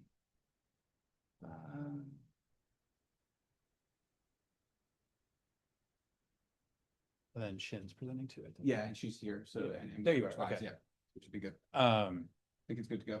All right, awesome. I should stand here for the mic, right? Well, this is actually. Oh, this is the it. only- Okay. So decision science has been fearlessly led mostly by Antonia because of scheduling. I haven't been able to make the meetings as these things go. But we wanted to report on some of the things that we have been doing over the past year. Just click it one more time. Okay, once that just start. So just as a reminder for what our group's broad goals are, we're hoping to use decision analytic frameworks to guide the analysis of candidate adaptation solutions, which is a fancy way of saying we want to try to come up with potential ways that the world may exist in a world completely filled with uncertainty, right? So we want to try to think about the ways that the world is uncertain, but it's not uncertain in an infinite number of ways. It's uncertain in a kind of predictable set of ways. And so we want to try to figure out the ways that it may or may not be predictable, and then use that information to help others beyond this room make decisions about what to do in the future, well, in the present, and then going into the future, and then adapt as we get more information from all of the great work that you've heard about today and I'll hear about tomorrow, so that ideally we're part of this cycle that Ben mentioned at the beginning of trying to integrate the science into the policy, even though I know we're supposed to say that, but policy and the kinds of work that cities and community groups can do. And a key part of that is obviously trying to collaboratively create this. And so we've gone a long way. The last two community science meetings, we've had groups together where we've done some of the focus groups to try to get information to feed into some of the models that you're going to hear about from Ali and Ava later. So that's the big broad goal. This isn't. So the broadly, this is worked on kind of three big things this year. So one is coordinated decision framing. I'm not going to talk that much about how to do that because Ali and Ava and Shannon are going to talk more about that. We also worked quite a bit with the community engagement team in the ways I just mentioned. So incorporating the data that we have, trying to understand how to distill the uncertainty in information and make it useful, but then also get information back so that we could incorporate it into the modeling. And so I think this is one of the coolest things personally that we've done is like not just take the instrument and kind of think about science as just whatever measurements are coming back from instruments, but also try to say what's going on in your lives, how is this affecting you? Can we try to think about that when we model some of the outcomes that we care about, combine that with the measurements, and then come up, as I mentioned, with some of these scenarios that are uncertain but not infinite. And then finally, one of the big objectives we had this year, many of you know, I run as part of another project, the Baltimore Area Survey. We're able to include almost 20 questions from BSEC investigators this year on air quality, soil quality, heat, and then kind of air conditioning, like trying to understand how people are getting their heat and cooling, whether they open their windows or not, so we can inform some of this. I've talked before about how trying to get information from a small group of people, focus groups, is really helpful because you can understand how people talk about and understand the processes that are going on. The Baltimore Area Survey gets less information from each person, but gets it from a representative sample of the entire Baltimore area. So residents, it's statistically representative of residents in Baltimore City and Baltimore County. And so, so these are some of our work that we've gotten so far. So Ali published the updated city heat analysis, which was based on the focus groups, in part based on the focus groups from 2 years ago that had finer grain geographic data. Selena mapped the Baltimore's environmental network. So thinking about the people who are working together and the social networks here. Ava and others developed a collaborative flood model that was based in part on thinking about the ways that we use the process in city heat to try to expand it to a new domain. As I mentioned, we started working with the community engagement group to think about the coordination. That's where we got the idea of trying to get down to smaller geographic levels, and then with the flooding, trying to get some of that information that you saw this morning about where flooding was happening. And then finally, we integrated the questions in the BAS. I'm going to give 2 really quick slides as kind of teasers. Our goal is this summer, for those of you who did submit questions, we have 2 interns this summer at 21CC are going to work on this. So this is just one of the questions about concerns about air quality in the Baltimore area. So this is representative again of residents in Baltimore City and Baltimore County. About 60% are at least a little concerned with the air quality in their neighborhood, and about a quarter are seriously concerned or more. So if you ever doubt that the work you're doing is not important, you can look here and know that lots of people in Baltimore County are worried about this. And then since we talked about street trees, the other thing I thought I'd show today is just how many people would like to have a street tree if they were offered one from the city or the county to put in front of their house. And we also had a option to say there was no place to put it. So if someone lived in an apartment or something like that. So these are some of the just kind of teasers. We're hoping to have a full report by the end of the summer. The data are all available if you're interested. Those of you who are researchers on this project, we have the XY coordinates of each respondent. We need to go through some extra protection. We can't just like put that out in the world. But if you're interested in using that data for validation or anything else, please let us know. We're happy to work with you to use that data. But today, that's all I'm going to talk about the BAS for now. We have 3 great presentations. Ali's going to go first, talking about the adaptive pathways and the city heat project I just mentioned. Ava will talk about the flood modeling, and then Shin will talk about the parcel scale greening to support the green infrastructure planning. So we'll go in that order. And Ali, I'm going to turn it over to you. Any questions while Ben's setting that up about the group?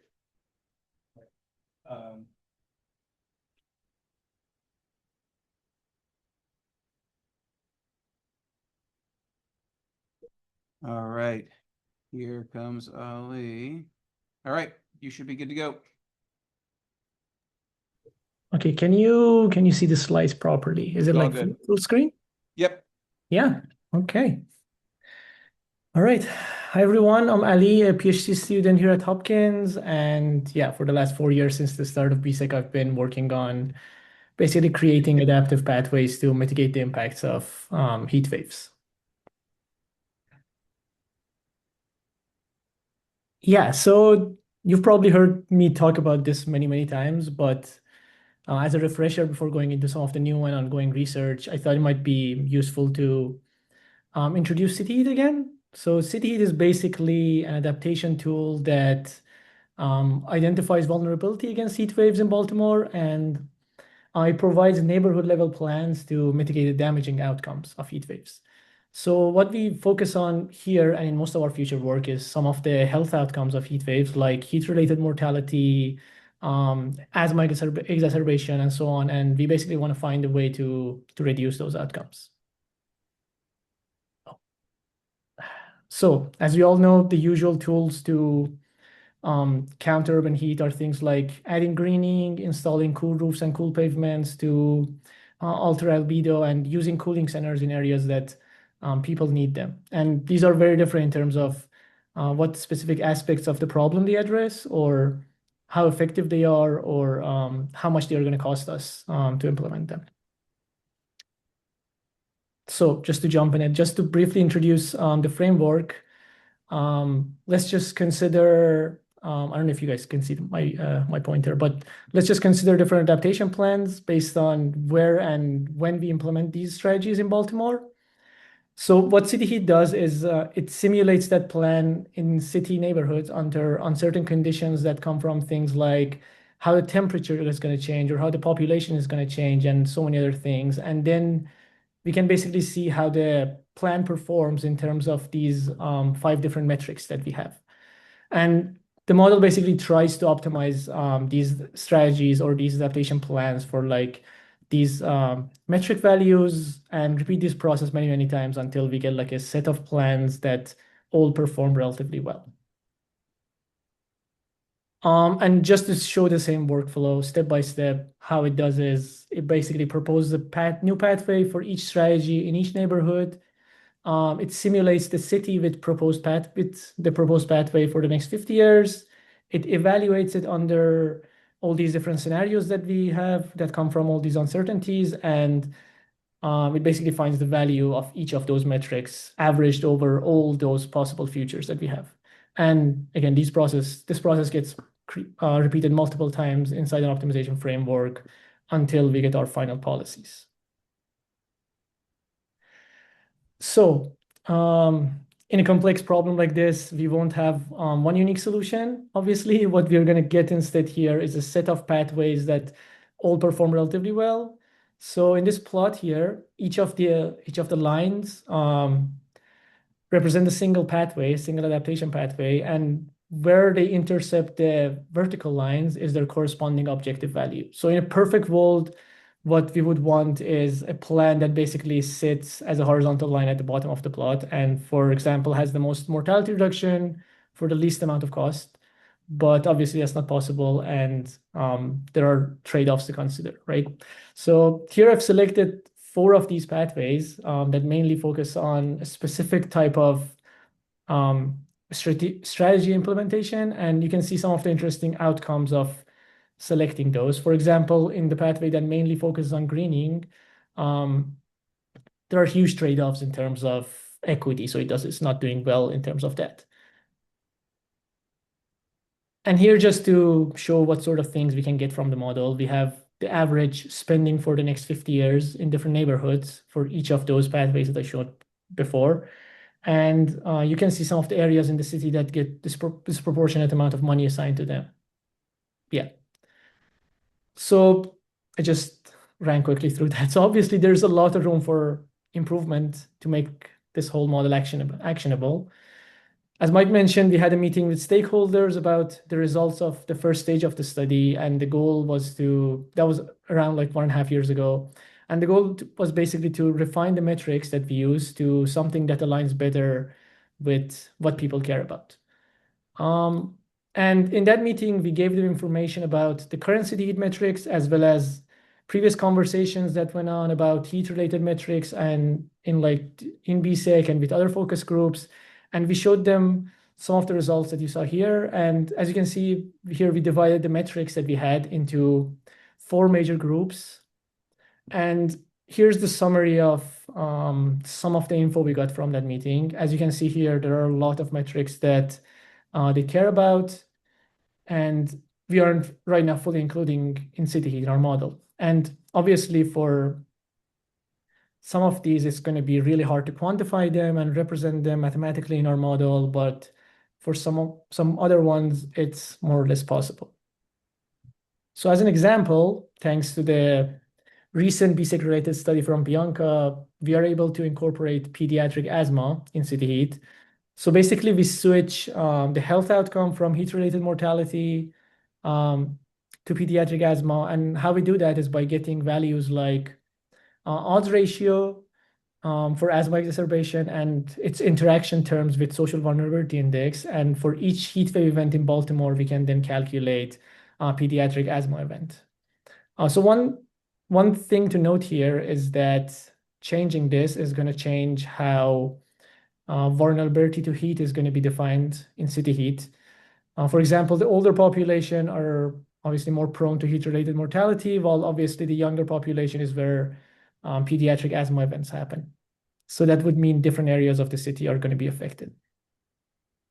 So to test this, I basically use city heat to simulate a situation in the next 50 years that we have no additional adaptation plan in the city, and also the worst case climate scenario happens, just to see what the numbers look like. And yeah, clearly we can see the hotspots change for where the most vulnerability to the health outcome is based on the health metric we focus on, from heat-related mortality to pediatric asthma ED visits.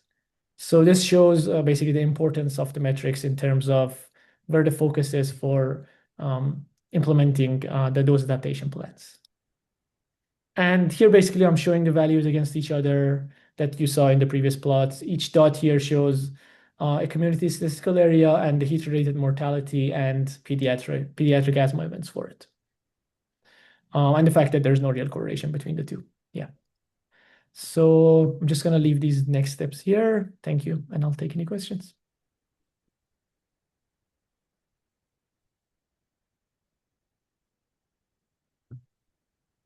Anyone have questions for Ali? Do you want to get the next, or do you want me to? Are kids where they live equally distributed across the city? They are not. That's like one of the reasons like those hotspots like show up. Yeah.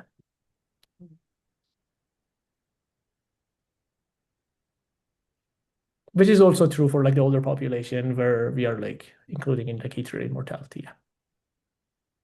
Hi, Ali. Hi. Does the community care about non-pediatric asthma? Is that data just harder to get? Do they care about, I don't know, adults with asthma?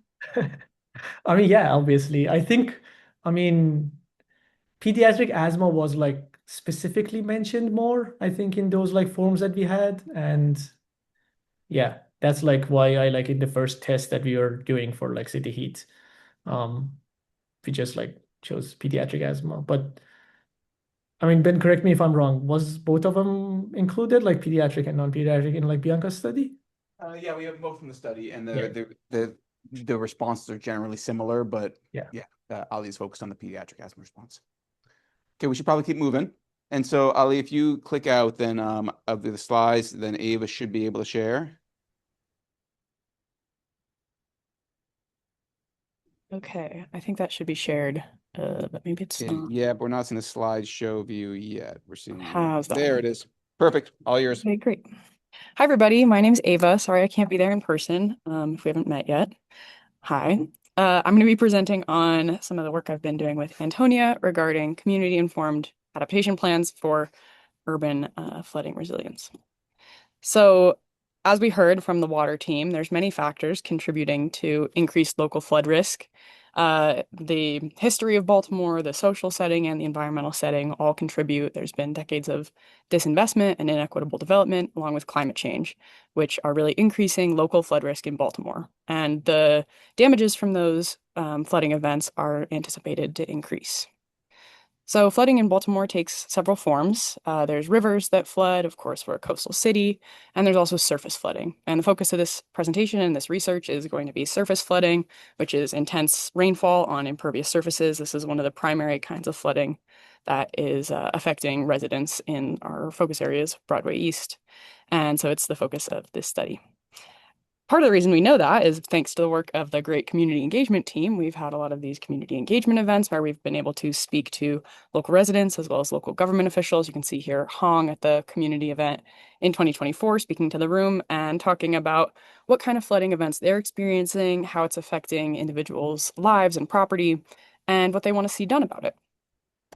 So once we hear a little bit about what folks want to see done about flooding, in particular, some of the things that are of interest are things like gray infrastructure, which is these pipes you see here under the ground, and they intend to capture flow and transmit it under the city, discharge it into the harbor, and that's one way to reduce flooding. Another way is to mimic the natural water cycle through green infrastructure, an adaptation we're interested in for a lot of different reasons, including, as Ali said, the heat sector.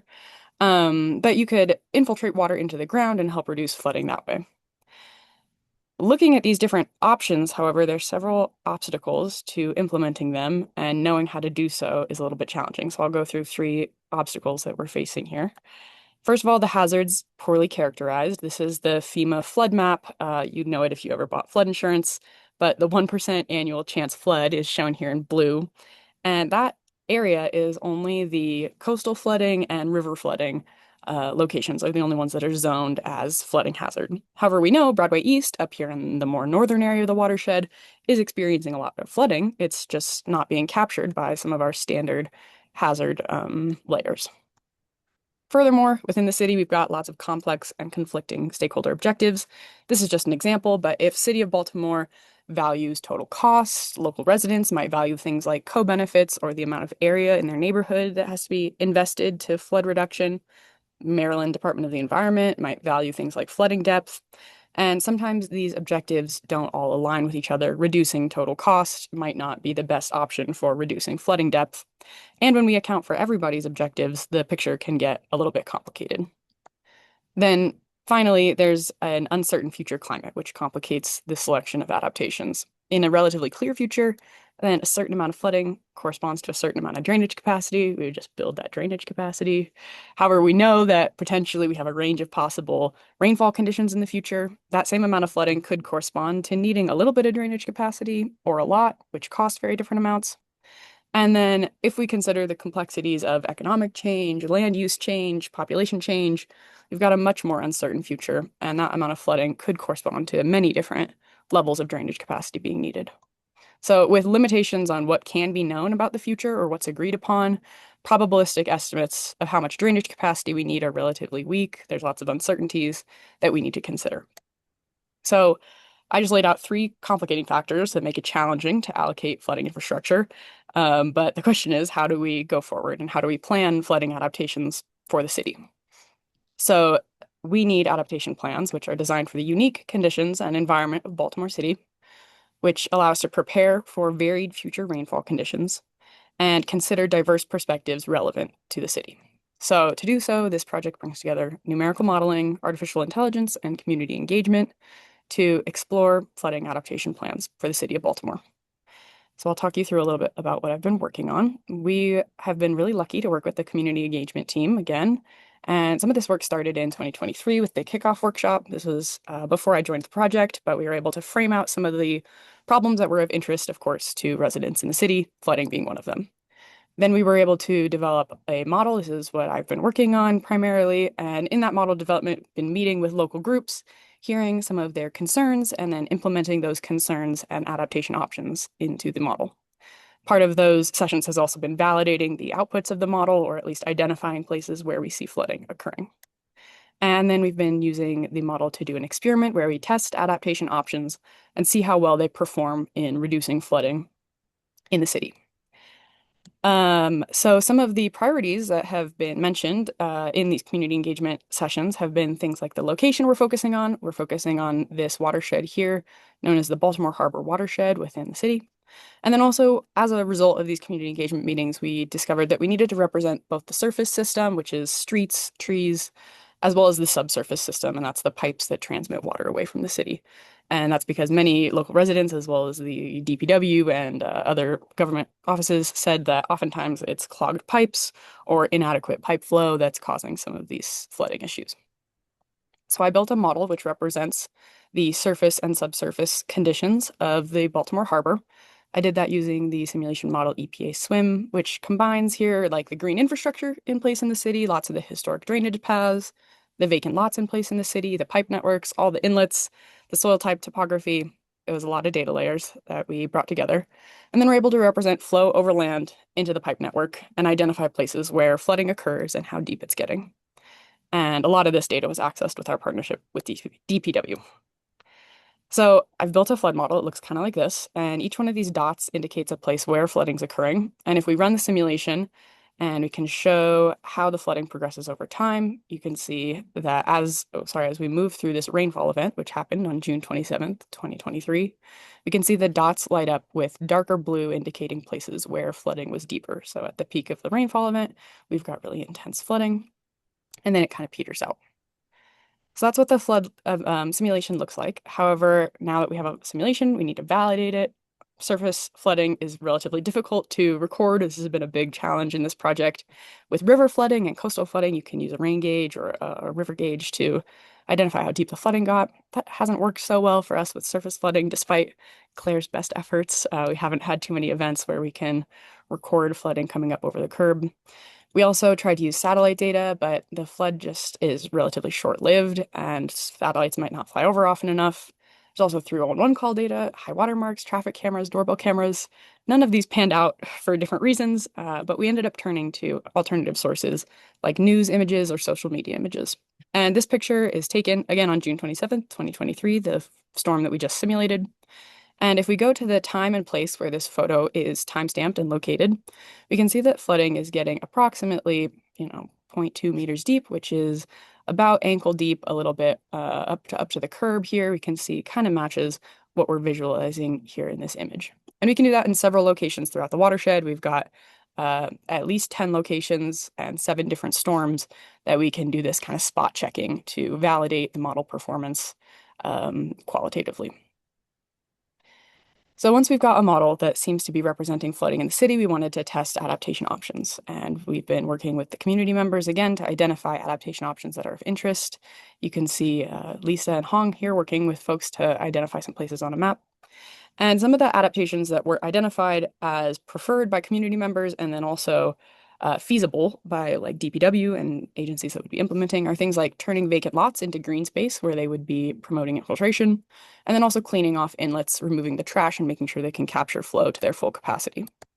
So if I simulate those conditions in the Baltimore Harbor watershed, we've got the base condition here with no change, and I've highlighted Broadway East here with this little box.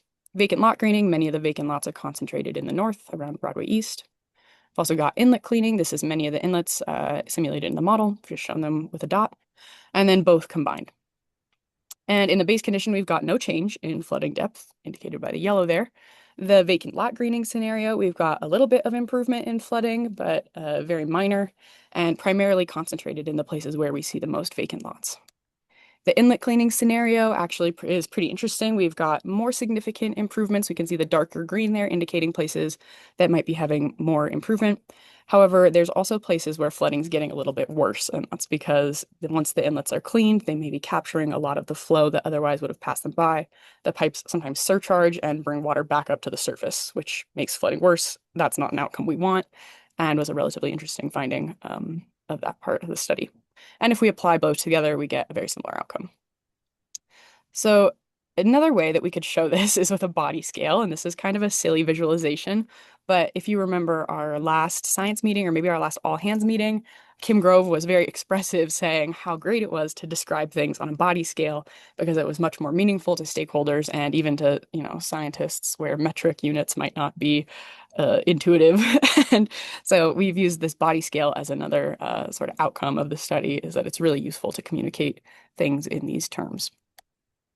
So going forward, I'm working on some of the things that Ali just presented on. We're going to be generating high-performing adaptations using reinforcement learning. As Ali said, problems with this many unknown and complicating factors oftentimes have no perfect solution. And so we're going to be using some of the tools Ali introduced to generate adaptation options which are robust to changing climate conditions and then also meet the many objectives at play in the city. And I'm happy to take questions if there's time.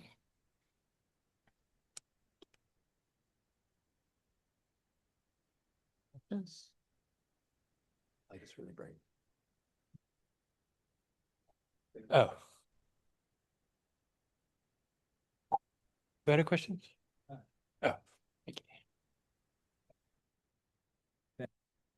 I was just wondering about the filling in the vacant lots with green spaces. I know that those were housing, so I'm just wondering if there's any ideas on for like temporary spaces as a drainage there. That's great. But if it's taking places from housing, are there ideas on future proofing that? Does that make sense? Yeah, good question. So in your question is specifically on we don't want to take away any places that could be used for housing. Or when you want housing later without ruining everything. Okay, So, I'm not so sure. he said, yeah. So he said, so we can adapt if even if there's not housing now, we can adapt the lots to have housing later. Okay, good question. So right now the places that have been chosen to model were places that are owned by the city and have no property on them currently. So they've never had a built improvement. And that was, we chose to represent all of those as vacant lots. So this is kind of a max feasible implementation. However, I think that, if those lots were to be used by the city for city-owned housing, that would be, maybe a scenario that could be implemented. But sometimes I think that lots with housing are privately owned, and so they wouldn't fall into the ones that have been modeled in this scenario. Thanks, David. I should probably move on. Yeah, thank you.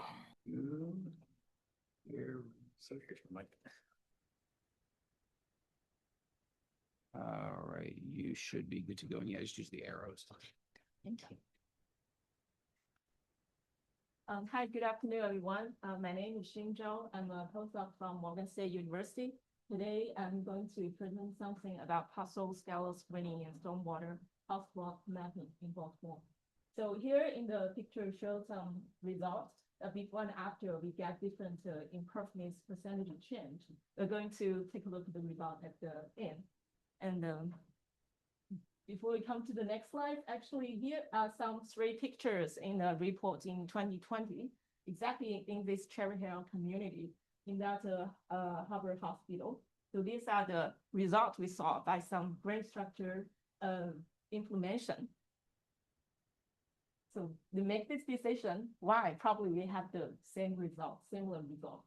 So again, thanks to my also collaborator Julia and my PI, the Hunter. So this presentation used high resolution data to identify this stormwater hotspot and for the GI opportunities. Use Cherry Hill as an example. At this side is a curve number we generate in the larger area. So flooding, we talk a lot from morning, this afternoon, just now, Eva also mentioned about flooding. So flooding across multiple spots in Baltimore. from some social media reports from the news, we see different heights. These are some pictures I got from news reports, and then I locate them in Google Earth, try to identify the heights at different locations. You can see the depths vary from like half feet to almost 5 feet. Other locations. Yeah. So let's use Cherry Hill as example because they are spatially unevenly distributed. This motivates us to take a closer look to examine how high resolution spatial data can support our decision. So in Cherry Hill, I use some high resolution data like the digital altitude model, 1 meter, and the G-circle soil data, 30 meter. And we use land use land cover, Chesapeake Conservancy 1 meter resolution data. Also, the roadway network can help us get the distance to the road, and also the parcel boundary. Where are the buildings? Because one of the GIs is the green book. We probably want to know where are the buildings. So here's the details table. Shows that the details of the data, the source and year, and the purpose. This is actually adapted from the book chapter we submitted recently. That was last year in AGU. I present our work, and professor from Portland State University, he's invite us to submit this work to the book chapter. Yeah, more detail. So where should grade structure go with the neighborhood? We examine through 3 types: parcel, corridor, and the building. In this picture show there are 3. You can see that there are different blocks show what does they mean in this research. So to clarify, the parcel here mean not the same as like the parcel of the building. So you can see that picture, it means an area. But a corridor more means like a linear location, maybe next to the street. And the building, of course, directly related to building. So based on those raw data I mentioned, based on like DEM, we could generate some slope related indicator. Also from the road proximate data, we could get the distance. I want to mention that GI is considered here as a strategy for localized runoff management and water quality co-benefit, not as a standalone solution for the flooding. So here show the workflow, what I'm going to present for this research. So first, we make some indicator extraction, such as from DEM to get the slope based on the soil data and the land use land cover to get the curve number in each parcel. So here the parcel means high resolution. Like we really go to 1 meter resolution itself. And next step is scoring. Like for different GI type, will give it different score, then give it different weights. Then we start to say, oh, you are 95 score, you are 80 for this GI. Then we make the rank. Then finally, GI specific map. Yeah. So here, some more pictures show that. For example, we get slope, road proximity, soil, land use, land cover. With some lookup table, we get the curve number map. Again, all these results you see here, actually, each pixel is get a certain characteristic. Then we are able to give it a certain score, give it a certain weight and rank. This is more details about, for example, for rain garden, a bell swell, and green roof. And different land use type will give them different scores. And for the slope, like curve number, we also give them different scores. This actually the equation I use in ArcGIS when I run the process. So if additional data, like just now Eva mentioned that there are 3 obstacles in the decision part, like the reality, the characteristic, like people's preference. So if in the future, we could get more data from different spatial temporal resolution, from more resource, we could definitely refine and modify our equation. How could we make the decision process? Yeah, so almost come to the conclusion. So one example is the rain garden. So the yellow part are actually a higher possibility location we found may be good for rain garden. And yeah, for blue and purple, they also show different preference. One thing I want to mention about the green roof. So for the green roof, focus mainly on building footprint here and also the building age. You can see in the purple buildings, I put different age. And older buildings will spread out because they may likely, due to likely structural and waterproofing constraints. At the beginning, we mentioned the Manual Star Harbor Hospital appeared to be one of the best candidates for the green roof. So we also choose this location as a candidate for green roof and for other kind of GI.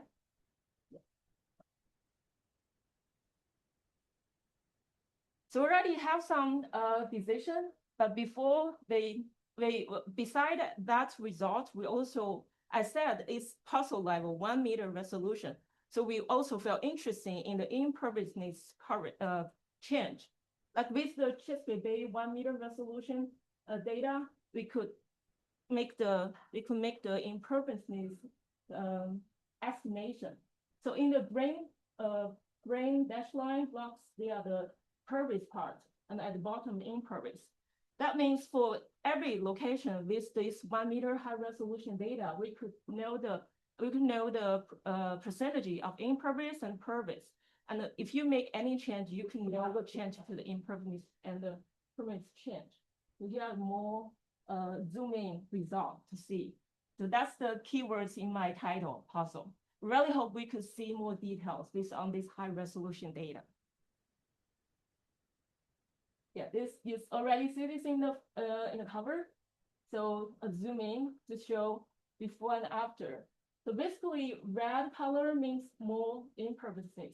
But if we make some in the computer in the ArcGIS Pro, if you change them to more green, you make the percentage change as well. These are the statistical results. These 3 locations. And how about what happened in reality? So comparison with the existing GI planning and implementation data, I think in one of our meeting, Mark shared us with the Baltimore City MS4 stormwater project planning. And also I found online in 2021 and the stormwater print. So they published some location with their intended location they want used for the GI. So I digitized those locations. We found our selected candidate actually pretty well with their selection. And the important difference likely driven by the type, infrastructure constraint, and the implementation context. So yeah, that's the result. I mentioned about the curve number at the beginning, but I still want to see the whole workflow I mentioned. The curve number are all based on the high resolution data. Cherry here, this 695 is just a case study. We are definitely able to extend to larger area to work on this workflow. So a little bit, go back to this interactive map that Dr. Hunter mentioned this morning. And also Ava mentioned about flooding. So stormwater management, GI and flooding, people always talk about these topics together. And we want to test the different scenarios. Like with this CityCat or Sphinx is here, super fast inundation of coast. So with different software, we are able to make different combination of the scenarios. For example, especially currently with the supercomputer. So for Sphinx, I actually used our NERSC computing resource. This 296 catchment I submit at night is probably used like 4 hours to give me the results. Just at night, I go to sleep, then at morning, I get the result and make the map. And so for this GI test, I need to make different scenarios, then submit for different result then to compare. And just I think this morning, one of the audience asking about the boundary. This is the boundary I use called the urban-rural demarcation line. This is more a better description about urban area. So I choose this location. And each smaller inside catchment, actually they are from the NHDPS catchment description. So we think they are the good description to explain our problem. So we use this one. And we use the modeling tools to evaluate the response. But we are still working on this. I try different scenarios to work together with Julia we hope we can get the best optimized results. Yeah, here, this screenshot that I showed early. So in CityCat, we have some important inputs such as DEM. Since Sphinx, we also have DEM. We have configuration file.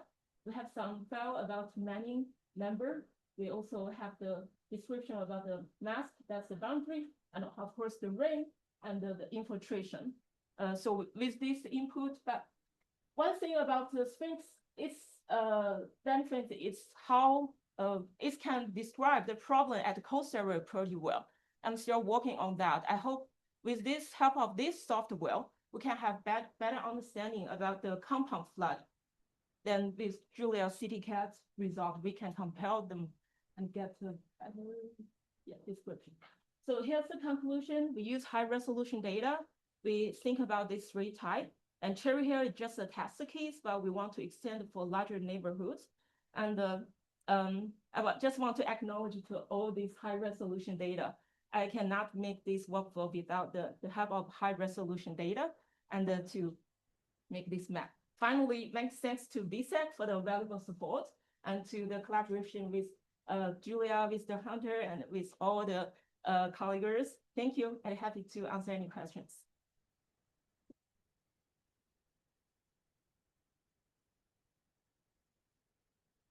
Question. Technical question for you and the rest of the team. So you have been working with CityCat, and then now you're working with Sphinx as well as CityCat. So can you speak a little bit more about, it's great that Sphinx is fast. Like, do they compare, or are they giving similar results? Are there specific advantages or disadvantages to one versus the other? Yeah, thank you for the question from Ben. Actually, just now I moved to this slides very fast. But actually, here are three small pictures showing that overlap with both CityCat and the Sphinx. It's an interactive map. If any people feel interested, I can show them. But for example, Tiffany Run, the 13th Helen, they match pretty well. Also, like in the Frederick Avenue, we know in 2018 there was a big storm, the flooding event. Also, my study area in Cherry Hill. Here's the Spencer Road. Also, both models detect this location, but they are different because basically CityCat's using Green App and the Sphinx using it's fast because it's using different model and different equation. Even though when it's calculated, it's using different equation. And but for the Sphinx, it doesn't consider about the building.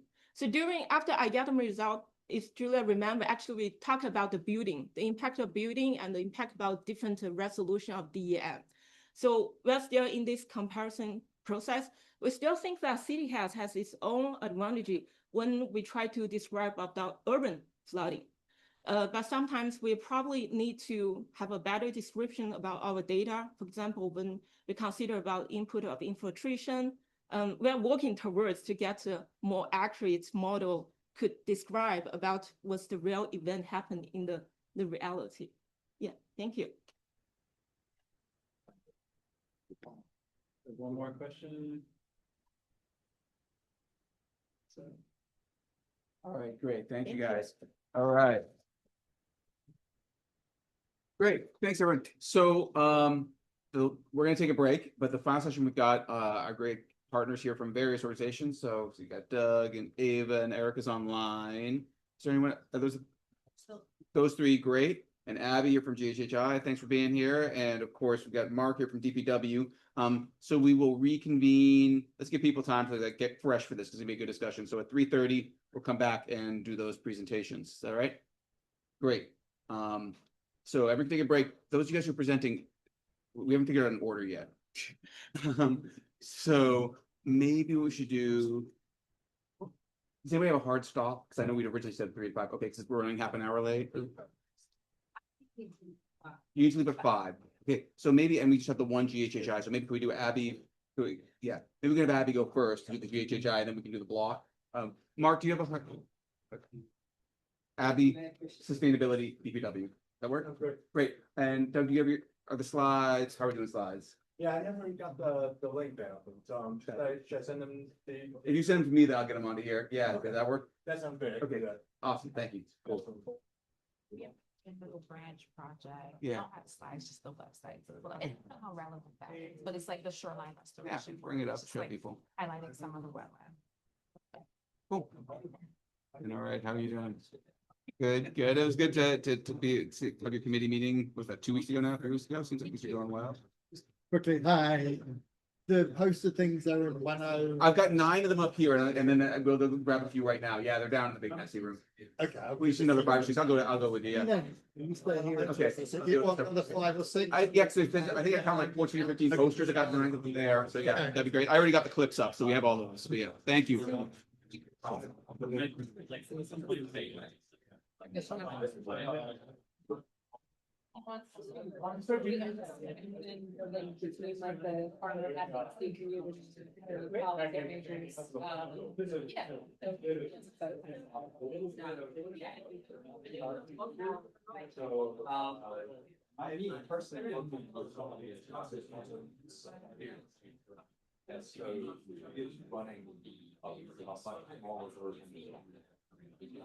And I know some other. So that was. He was like, I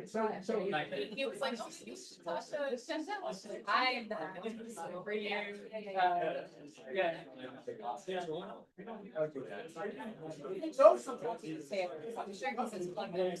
I'm sure you're successful. Very good. Really excited about it.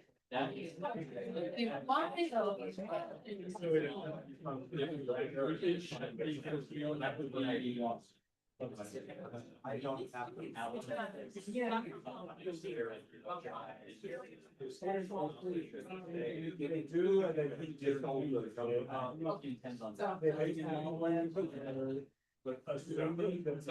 Very young. So are you? I'm good. It'll be more.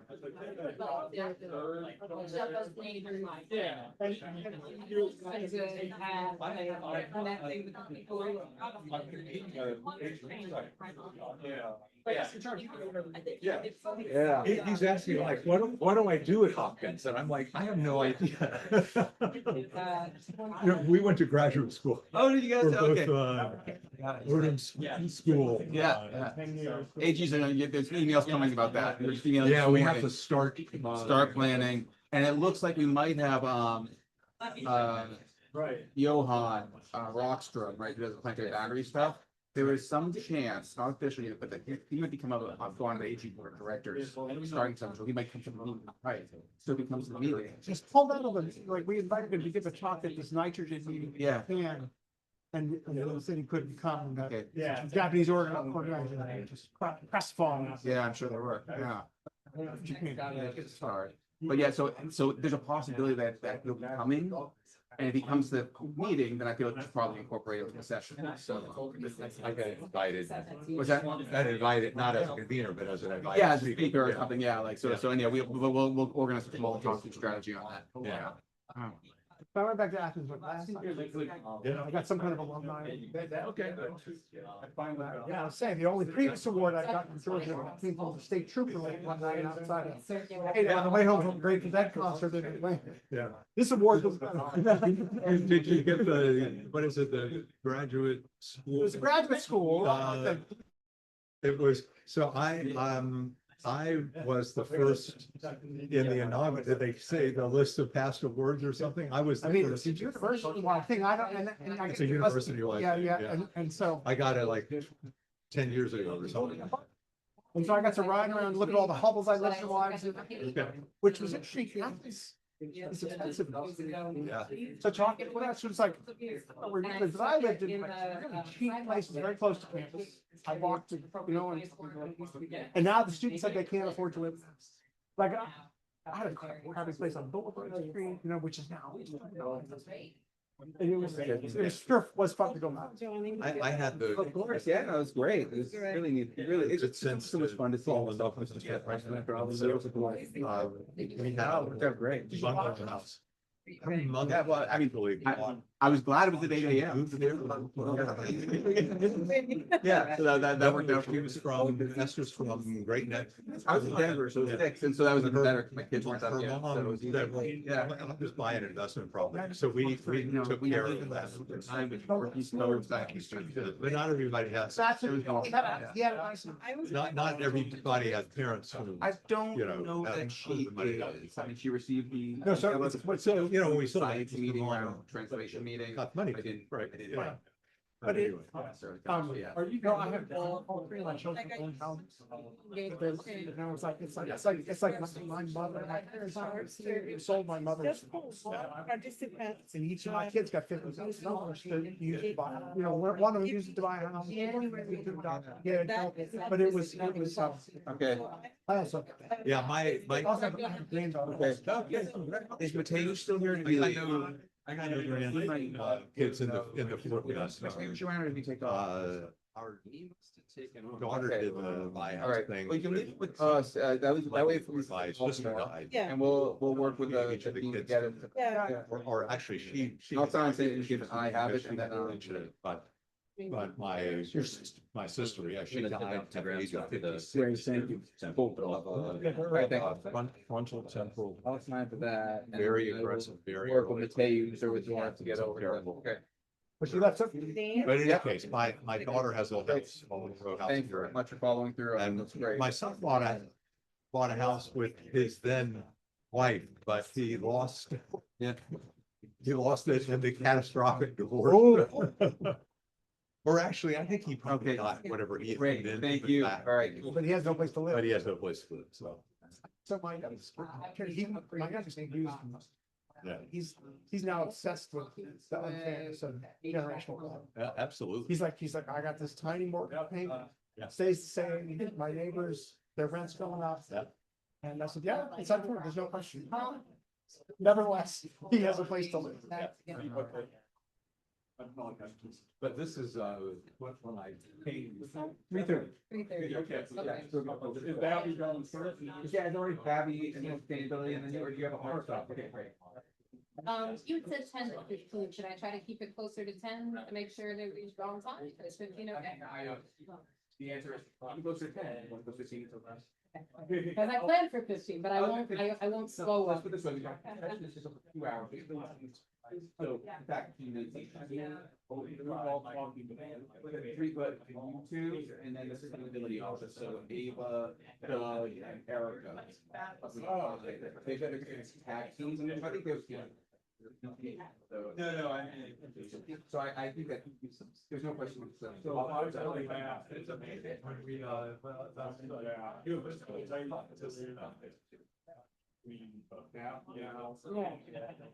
right. Strong work, good. I think I can do it. Most people realize. Yeah. I can't really. Worldwide. This is the kind of data we do. Yeah. Yeah, but I also think that your stuff is like, so like. Here today. You have all the water. Well, and I think I've got some thoughts to very relationship.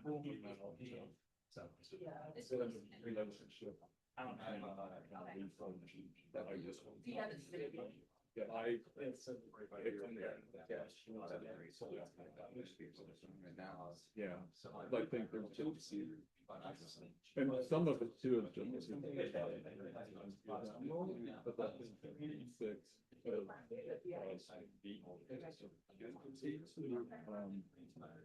But we're not still out for like all for think about like engaging like you see.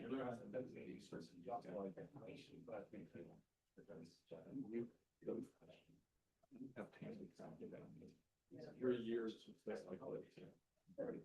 Well, you were doing something when you first came on board, right? It's like, you're kind of like, I remember you're kind of tied up threads of these projects that like have ended. It's like, whatever happened to this person or that project? Yeah, it's hard. What's this thing? How could we look?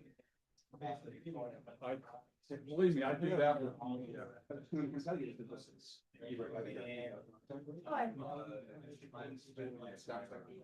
All right. How are you doing? Good. At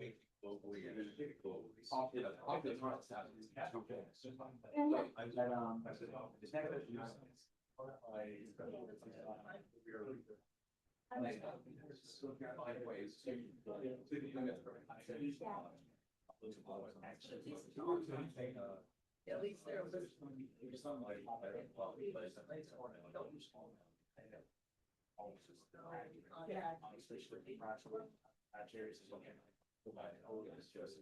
Yeah.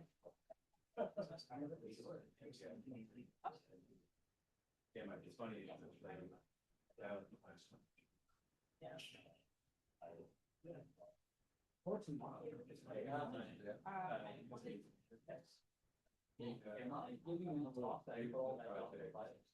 Yeah, okay, I wasn't sure. Yeah. You were like, everybody puts stuff in here. Oh, you can do that. Huh? Okay, so it's gonna put it in one part of this one. Yeah, she definitely do that. Yeah, as long as you. Yes. Yeah, it's fine. Elliot's doing all the models.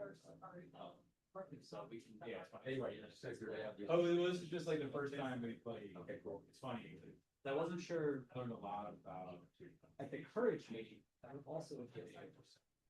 Yeah, but it's the first time. Earlier, there's a bunch of. I wasn't sure that was.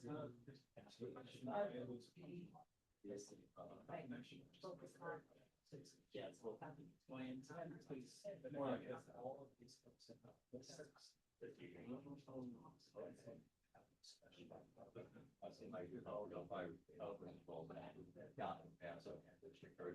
So then I'm wondering if people can work on this. They have 3 presentations. Yeah. But it's bakeries. Yeah. But I would say it's more of a is on there. Yeah. School. All of that is like a whole lot of stuff. Yeah. I wasn't sure. I got that email from them. Like, there's some names in it. Do that. Something like that. No worries. I just want to make sure whether or not I should do that. Yeah. I can do that, yeah. It might be kind of, I know she goes in much. You probably do. We'll have the main points. And you get the audience. I guess it's yeah. Yeah. A lot of explanation. But over the past 15 years. Yeah. Yeah, I wasn't sure. System is so Ben Davis. Yeah. Monitoring system. May not have heard of. Here, she said she understood. Good, good job. One of those. I had 10 for the first time. Courage is. I'm gonna try to get by with pretty good engagement. Yeah, light art is still pretty. I don't get the thing. I sure. I gotta put the muscle so they're high. The old model was they throw it over the wall. Yep. Throw it over the wall. Somebody. No. Yeah. It's managed by us.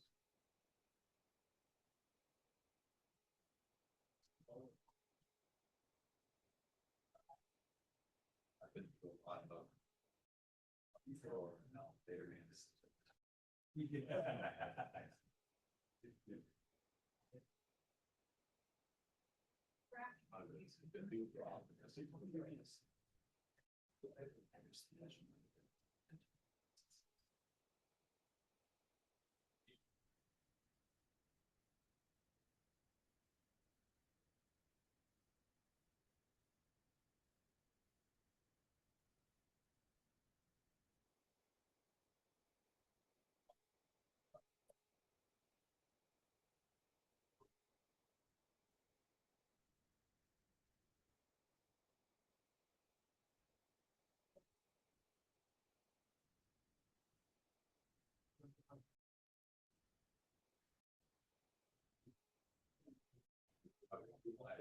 Somebody else. Lady nice questions. Well, what's like one of the, like, there's that one. Always flying. Yeah, what's this? But then it's been more time, just like, I followed Sarah, of course, that I was supposed to see you for years. I'll just put like Endeavor. But she should. You ever want to talk about? No, she used to be on Twitter and she won't be Sky now. She is always posting something about. It's like, you know, there, I say like, they can't get decisions. Yeah.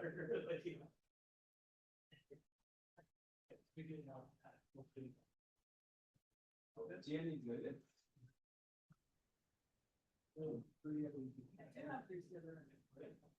So, office, office share, station north, our opening every Friday of every month. This is the mass state for going against it. An artist. Well, in my free modes, my work is in three modes. That's my website. So I did it on same modality. I have new work glacial function.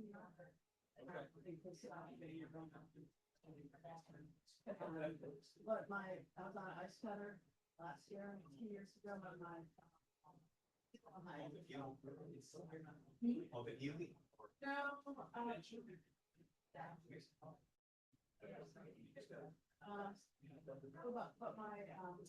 my bunk mate, I used to interact in every collaborate image and as it goes. Very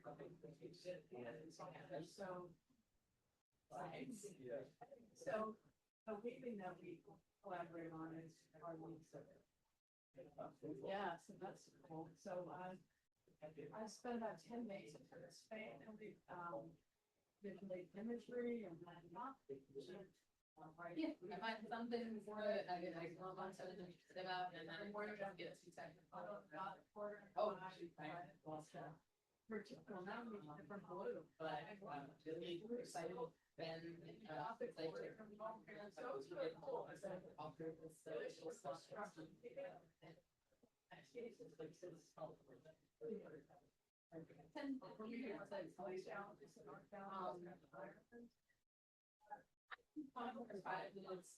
we're going to clean out, so I had enough practice. So like,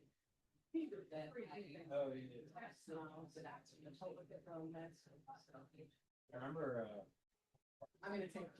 growing up. Well,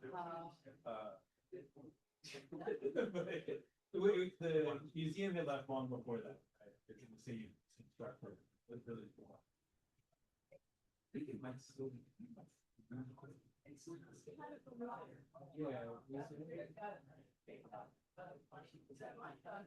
would like the tech shop to do more so than me.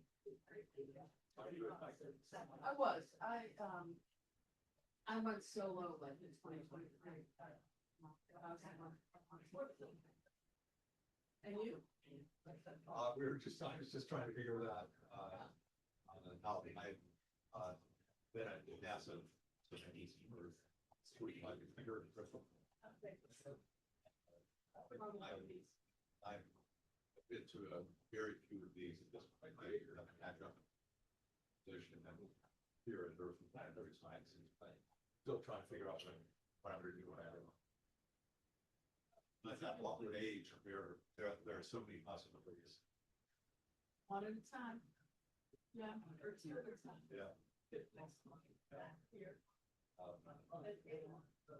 But I do gravitate towards the the intersection between science and art.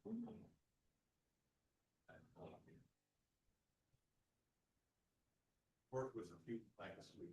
Oh, really? Been a little while.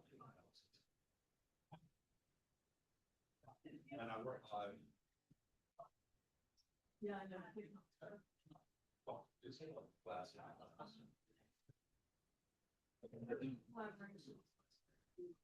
Work with the archaeology stuff. Like, the part of the pianos and the special one. What's the next event? That was good. I just saw the, Rudy house. By you? There was. Oh,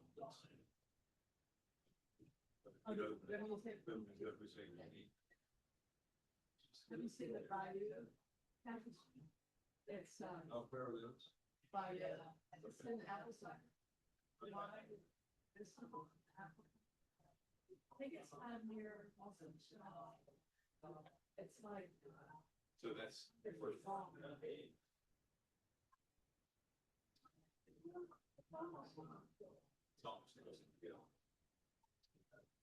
It was interesting for the graph to see.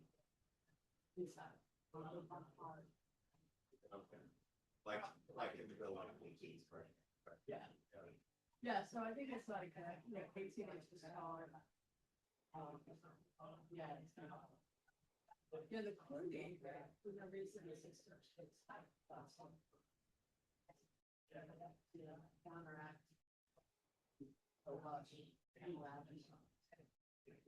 You know, I don't know that. most of the sisters, like, grants to the tours, there's some lots of. We drove from Marseille to Barcelona, this. There's sisters in monsters, from 800 to 5.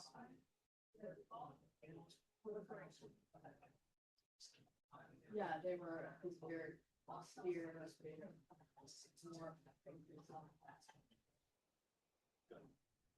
Whatever, but yeah, so it's nice to see the.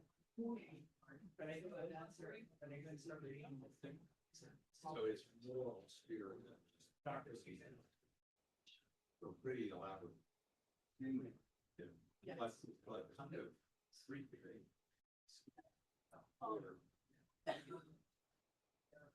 It was like that, but they would say that about us. Yeah. It's but. They could really, they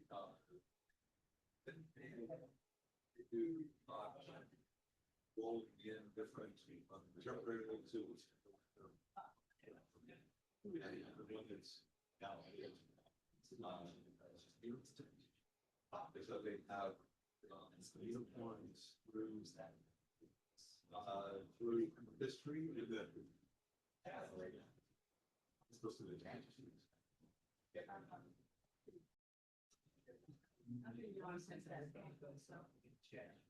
I was there like 30 years ago, and I think it's still there. It was there before. I wanted to hear someone seriously what I could do was good. So I was not suited. Oh, good. So I was yeah. On the other hand,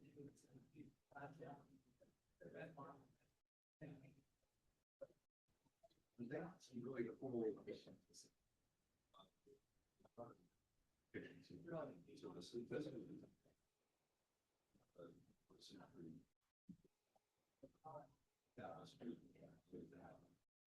I think it's something about the. What of the uniform on a roll of land? And so there's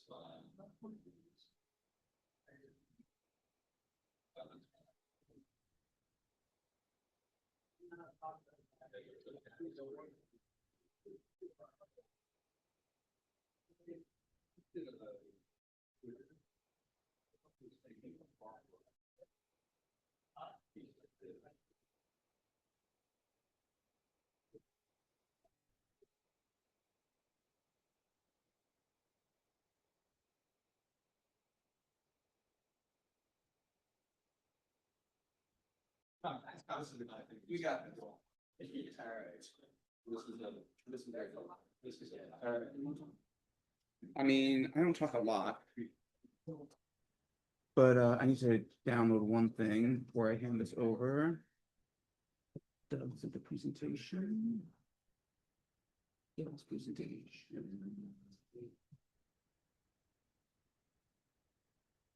There's beer, but no cookouts. I know.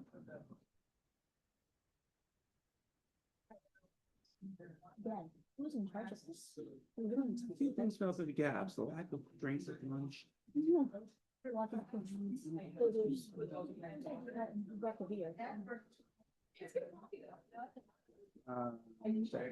Mac is going on. He's out getting it right now. He's not here to do it. You know that there's a microphone. Not the ones that was.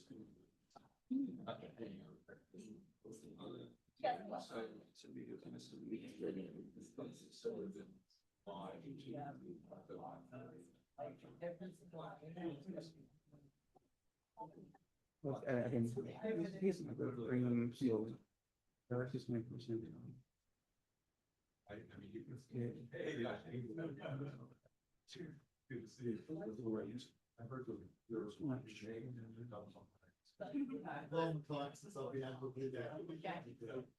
I'm not sure, Hey, Eric, I don't know if you've been catching the conversation we had before break, but so are you presenting slides or are you just talking or what's your plan? I have slides. I have slides. Wait, I I can't hear think you. 1 second, something's wrong. Sorry, Mic try check, again. mic check, Yeah, there 1, we go. 2. Okay. You're good. You're good. Yeah. Well, are Awesome. you going to show slides or what's the plan? Yes, I have slides. Great. I have But slides. you'll share them yourself? Yes, please. Okay. And so what we're gonna do the Green Healthy Homes Initiative first. Then we hand over to Ava to coordinate all of the Office of Sustainability proposals and presentations. And so she'll run that part of the meeting and point over to you when it's time. Cool. I'm Cool. ready. I'm on standby. All right. Thank you.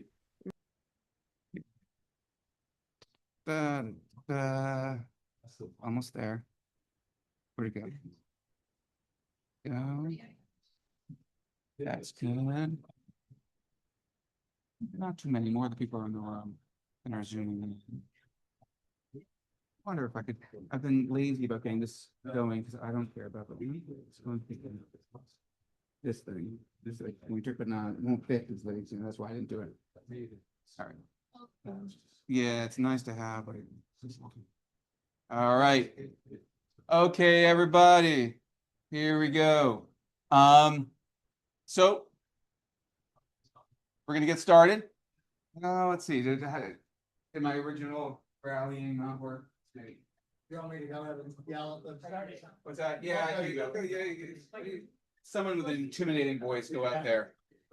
All right. Is this thing a speaker for the people? This is the microphone. Yes, exactly. So it doesn't actually amplify your voice in the room, but that's how we do it. So it's fun. Yeah, you can throw it around. It's good.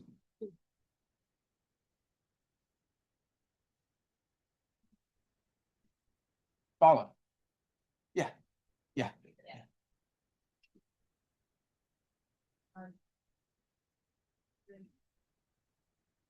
All right.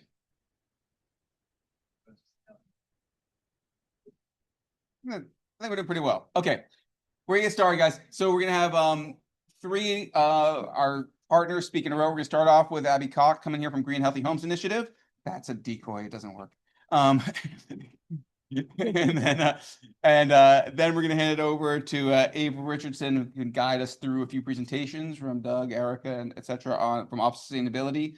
And then batting cleanup, we've got Mark from DPW leading us into the poster session happy hour. So stick around for all of that. And with that, I'll hand it over to Abby. Okay, thank you so much, Ben. And thanks to everybody for your time today. I know there's been a lot to go through. Great and Healthy Homes Initiative is a nonprofit based in Southeast Baltimore City. Started in 1993 as the Coalition to End Childhood Lead Poisoning. Mainly worked on policy and advocacy for many years. got into direct service, helping people get let out of their homes, and through that ended up expanding the mission to deal with health, safety, and efficiency issues of all kinds, all the social determinants of health that are related to the conditions of our housing. So that's the mission today. Unhealthy housing in the US is an enormous problem. Tens of billions of dollars spent per year treating lead paint poisoning, can be really devastating impacts on people's lives who are dealing with that. Any house built before 1978 may have lead paint in the United States, and that's most of our housing here in Baltimore City. 40% of asthma cases, asthma attacks are caused by triggers inside the home. That's, again, many billions of dollars that people are suffering from going to the ER, missing school and work, having to get medical treatment, fall hazards for older adults, missing railings, not having grab bars in the shower, broken steps, causing a lot of injuries, and energy efficiency. You know, our homes, most of them are really leaking a whole lot of energy unnecessarily, which more and more we truly can't afford. And it probably won't surprise you to know that this was an equity issue, that populations living in areas that have historically been disinvested in are more likely to live in older housing and not have had the same access to resources for renovation. And in addition, are often dealing with an overburden of pollution in the overall environment. So if your outdoor air is already giving you a certain burden, then it's all the more important that your indoor air be in better shape, but it's more likely that it's in worse shape. So that's what we want to address from an equity standpoint. And our model is to ABC, align, braid, coordinate, not make people apply to 50 different programs in 50 different places, right? But to try to put all those services into one big application, make it as straightforward as possible, braid the funding streams together that are coming from different places, and coordinate the service delivery so that it's as smooth as possible. And we do that through what we call the whole house approach. So we have an assessor go out to people's homes. We work with anybody in the Baltimore city limits making 80% or less of the area median income. So if you know anybody who might be eligible, please have them reach out to us. Our area for this purpose includes Howard and Montgomery counties, so it's higher than you might think, that median income. But yeah, we have that person look at everything while they're out. They do a full energy audit, and they're also looking for, are there lead paint signs in the home? Are there mold or mildew that might be causing asthma or respiratory issues? You know, everything that you see here. And I'll talk more about energy and electrification and what that means for us as we go on. But we may or may not be able to address all those things. We, like I said, draw on a lot of different funding streams, and some of them are applicable to seniors only, or to children with dealing with certain conditions only, or whatnot. But at least we know. And then we can come back to those people if we are able to access new funds in the future. And the results are really, really striking. So the first several boxes here are all about our asthma program.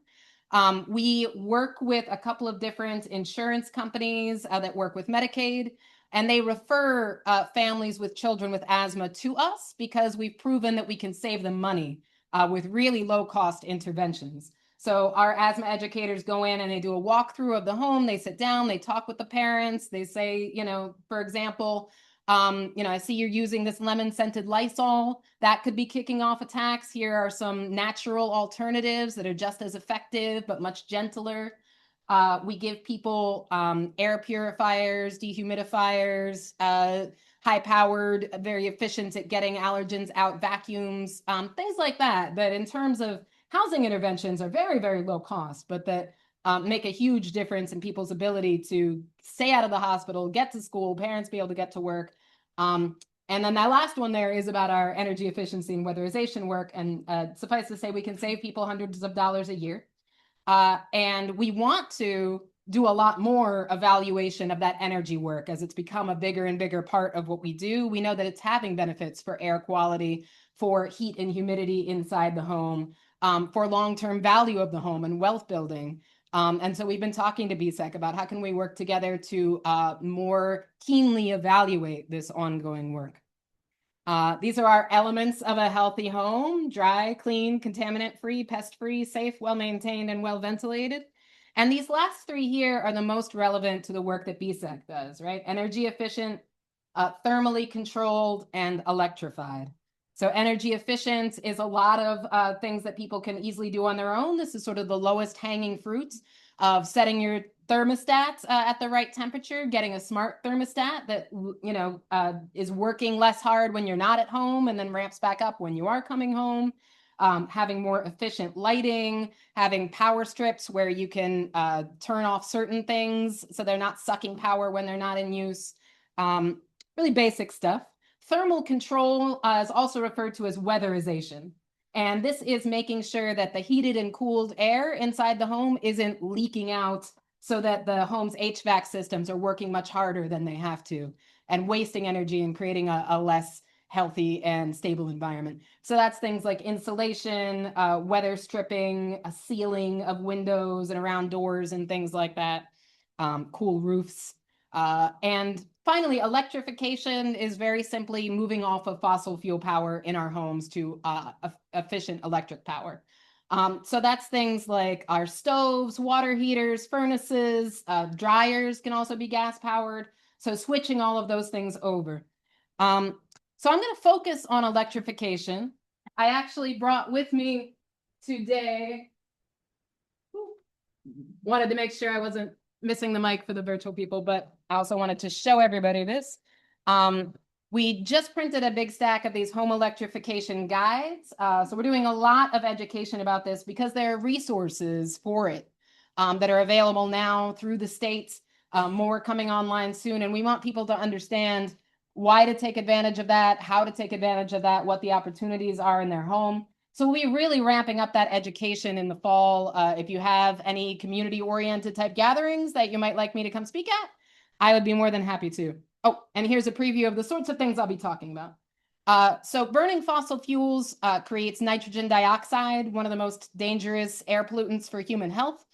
And they did a meta-analysis where they found that on average, children in a home with a gas stove were 42% more likely to have current asthma symptoms than children in a home with an electric stove. So I keep coming back to that statistic because it's so severe and really gives you a sense of what a big deal this is. And then in terms of outside the home, most of our gas appliances are venting to the outdoors if they're working properly, right? But that just means that they're putting that same pollution into our outdoor air.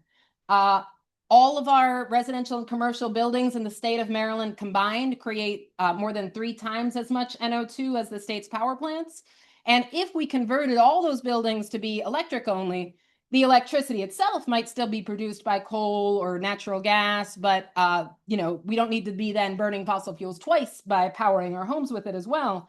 It would be the equivalent of taking half of our diesel vehicles off the road in terms of how much it would change the air quality.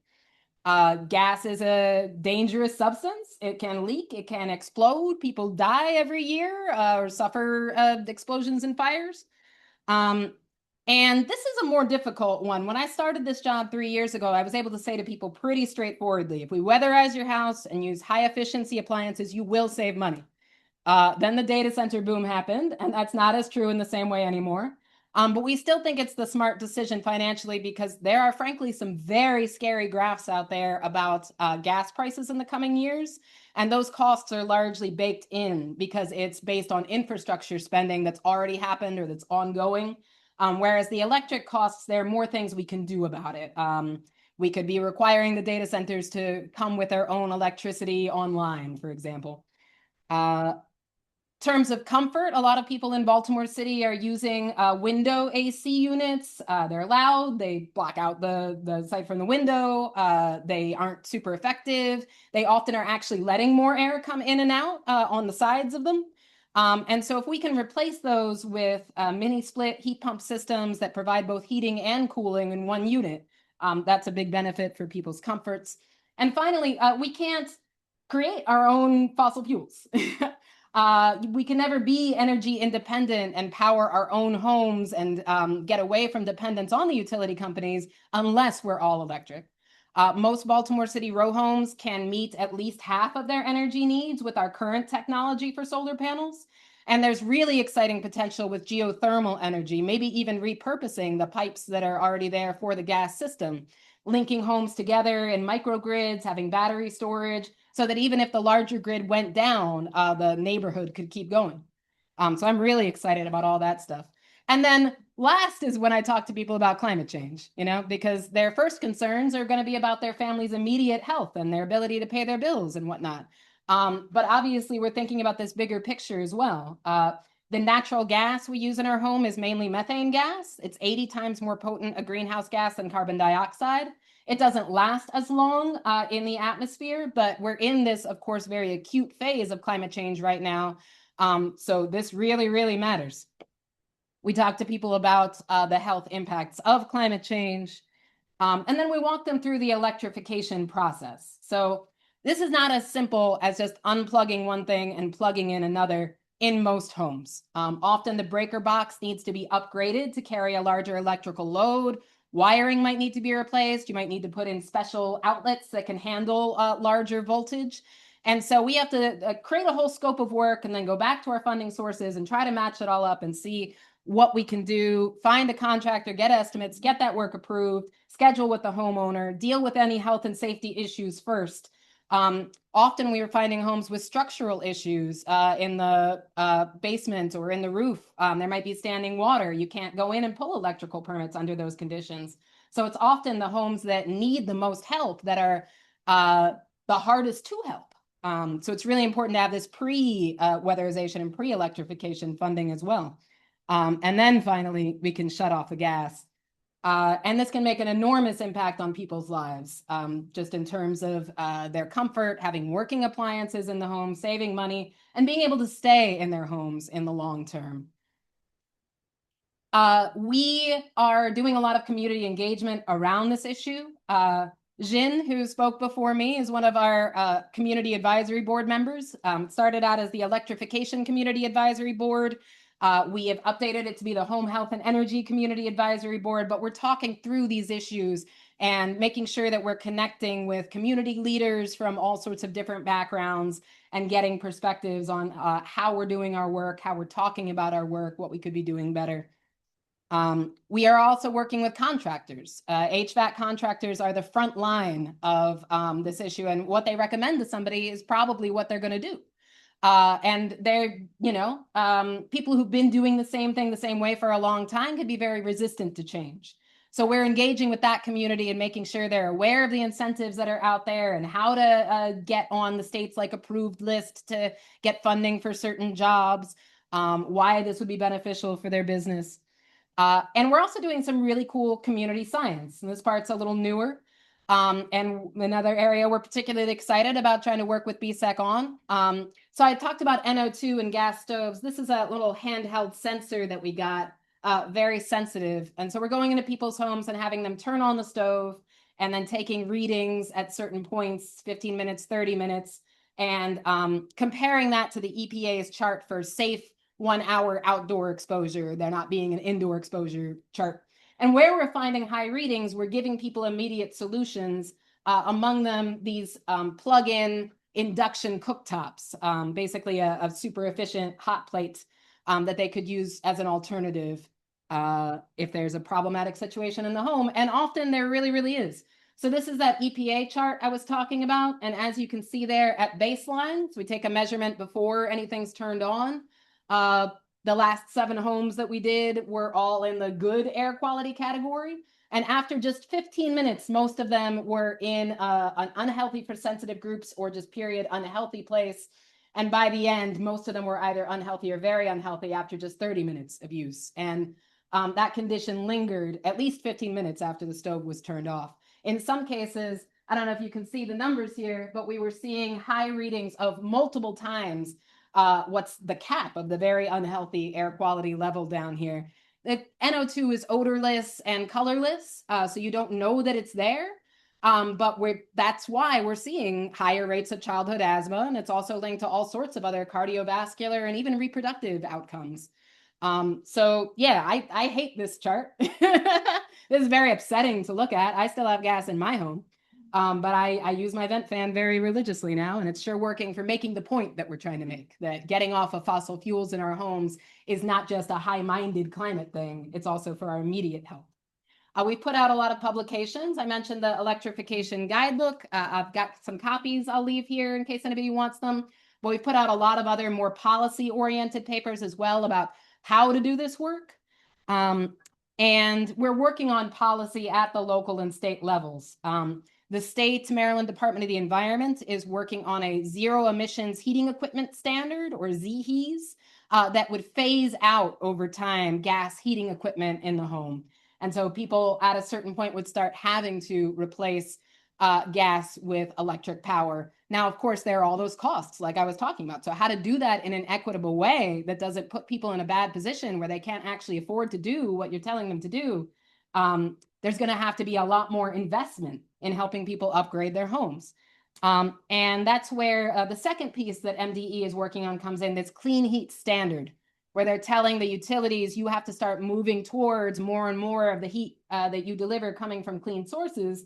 And where it's not, you have to pay into a fund, and we'll pull from that fund to make these upgrades. That's what I've got. That was probably about 15 minutes if I did it right. So I don't know if we have time for questions. Sure. Yeah. Any questions?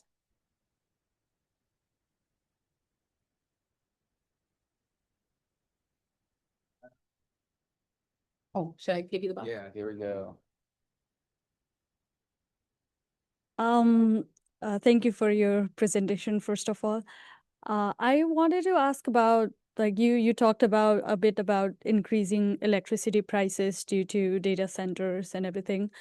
I read a news somewhere, I cannot remember which state, but there are some states pushing for the regulations requiring data centers, companies to invest on residential electrification and energy efficiency initiatives, as well as renewable energy integration, so that the net cost for the residents can average out with the increasing distribution infrastructure price. Is there any such initiatives going on in Maryland or Baltimore City around? So in this most recent legislative session, understanding is that they passed rules requiring greater transparency from data centers about what their electrical usage was going to be, and then incentivizing them, like they'll have a faster permitting process if they're bringing on their own power generation with them, if they're covering their roofs and solar panels. That's nothing like what you're saying, where they're actually helping average people. It's just encouraging them to deal with the harm that they're causing. That's, yeah, not the same thing. So we're not there yet, but I really think it's a very good idea. So we should probably, let's do Peter really quickly before we hand over to you. Just to clarify, so you guys are working in Baltimore City, but also in the counties, right? So most of our direct services we're only able to offer in Baltimore City due to our current funding sources. We also do weatherization in Baltimore County. We work on policy at the local, state, and federal levels, and also other places around the country. We have sites in other specific locations. yeah, and when you're doing work, then you are working with a household pre-rehab, rehabs or electrification work, right? It's pre-intervention, during intervention, and after the intervention with that household. Yes. So for researchers, right? Like, I mean, this is like actual work happening on interventions that are affecting energy use, indoor environment in terms of air quality, as well as just ambient, I'm sure, temperature and everything else, right? Being influenced by these some of this work. So it's like, this is what we've been talking about. Like, there's an amazing opportunity. I think that we've been able to seize a little bit of it, but I think there's a lot more going forward that we could do. We're doing 15 full electrification projects in the Park Heights neighborhood. Hopefully starting around this winter. We're identifying the homes now. If we can get in sooner rather than later and get a baseline of conditions in that home, we can get some really good data, or we can continue as we have been and just do the work and go on our way and not have data to show for it. So please help us out. Yes, and get an early start because it will require IRB. Okay, here we go. Are you getting any resistance? So my beloved sister-in-law is very aware of climate change issues and all the methane. It said that, over her dead body, will they remove the gas stove from her house? And are you because people like to cook with gas stoves, and so are you getting any of that resistance pushback? This job, I was the first person I had to convince. You know, my parents had gotten an electric stove, and I'd been an environmental professional for over a decade, and I still didn't understand why burning fossil fuels under my nose multiple times a day could be bad, because it's very personal, very cultural, very emotional, like how you cook and what you cook. When we physically go into people's homes and show them, you know, how they're being impacted in real time, it changes pretty quickly. But yes, there certainly is that resistance. Oh yeah, I would need to upgrade my breaker box. So I'm looking into state energy efficiency programs and how I can get rebates and incentives for that. But it was still like over a year that I'd been working here before I finally got around to making a step on that process. But a plug like those little plug-in induction things you showed, you can just buy those. I've got a gas range that never goes on. I just have those sitting on top of it, right? Because And then chefs show that the induction stoves give you a lot of the same feel of cooking. there are whole restaurants running them now, right? It is a cultural issue though, and it's a wedge that can be used to stop policies like the ones I was talking about that would move us towards full electrification in their tracks if you get people worked up about their stoves. Yeah. All right, we should move. I'm sure there's more discussion. We should probably move on. So thanks again, Abby. That's great. Thank All you. right. Dave, you want to come on guys? You can talk. How do you want to do it? I'm gonna put these here. Hi, good afternoon, everyone. Yeah. I love this practice with the talking box. Good afternoon, everyone. Ava Richardson, Sustainability Director for the city. We're going to provide a few different updates from colleagues across our office, including Doug, who's our watershed analyst. He worked on our watershed master plan, so we want to share the draft with you all. And then we'll also share some updates with our community resiliency hubs and some of the work that Erica has been leading. And then at the end, if we have a little bit of time, I'll share updates on the Reimagine Middle Branch project, which is a shoreline restoration project in South Baltimore. But I'll pass it to Doug. I don't know if you need to hold this or not. I'm not sure what the rules around this Put it on the table here, and it's pretty good at picking up. We just need. So 1 second, I should just share this. We should be good to go. A little pushy. It's hard to keep your hands off. I know it's cute, isn't it? All right. So yeah, just use the arrows to advance. Thank you. I mean, I wish I could. These are off, and this thing is broken, so it's pointing right at it. If I do this, it's gonna get dark. Oh, that's the wrong one. Probably the wrong one. No, well, this is the one I do, right? Like that one I can do, but see, it's like there is no way to turn off those cans without turning everything off, and I apologize for that, but It's Olin Bowl. hey, listen, it's actually temperate today, right? So let's just say please be happy. Yeah. All right. Sorry. Good. Oh yeah, no worries. Well, thank you all for the opportunity to speak to you today about what we've been doing here. My name is Doug Rowland, and I'm on a contract as a watershed analyst with the Baltimore Office of Sustainability, where I've had the pleasure of working on these plans for flood resiliency in the Baltimore Harbor and Gwynns Falls watersheds. So just a little background to start. Flooding is the most common natural disaster in the region. That's pointed out in our disaster preparedness project, planning and preparedness project. And the purpose of these plans is really first and foremost, what the driving factor was part of FEMA and the National Flood Insurance Program. The CRS is the community rating system. And they have a checklist where you can earn points effectively, and your ratepayers' premiums are determined based on how you score on that list. Baltimore's currently a class 5. That's a really good rating. I think there's 2 other class 5s in the state, if I'm not mistaken. And if we make flood resiliency plans for over 50% of our land mass, that has a potential to bump us into that class 4 category, where we would effectively be saving ratepayers 5%, going from a 25 to a 30% discount on their premiums.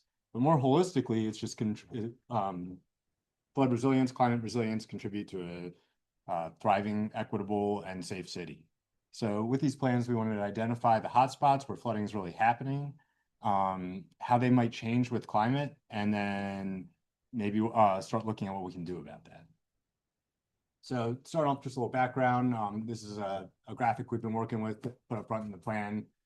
We started looking at all of the different other plans and initiatives that it touched. I think everyone recognizes this one right here, but it kind of snowballed. There's been a lot of kind of loosely related initiatives in the area, watershed planning, climate resilience, all kinds of great stuff. So we ended up moving a lot of that back to appendices in the plan and putting this graphic together of timeline, everything from the Urban Waters Partnership early on to our sustainability plan in 2019. That was a big year. The Harbor Watershed had an assessment for water quality purposes. Most recently, DPW came out with a watershed implementation plan, which is really more focused on non-point source pollution, but runoff management touches both urban flooding and non-point source pollution. And then carrying us forward to beginning the watershed master plan towards the end of last year. So just for reference, these are our watershed areas. You can see the kind of dashed outline that's a little difficult to see. That's it's Baltimore. And the areas that are grayed out are not our study watersheds. So the Gwynns Falls and the Baltimore Harbor do have a lot of landmass outside the watershed. The Gwynns starts up in Baltimore County around Reisterstown, and it's a pretty somewhat standard Piedmont watershed with sort of a dendritic system, where the harbor is much more complicated. It's a collection of little coastal creeks. You can see there's a big blob that comes down towards BWI at the bottom into Anne Arundel County. And so it doesn't function like a typical watershed where it drains to a single point and has that standard watershed hydrology. And then on top of that, a large portion of the stream systems within this watershed are paved over and buried and piped.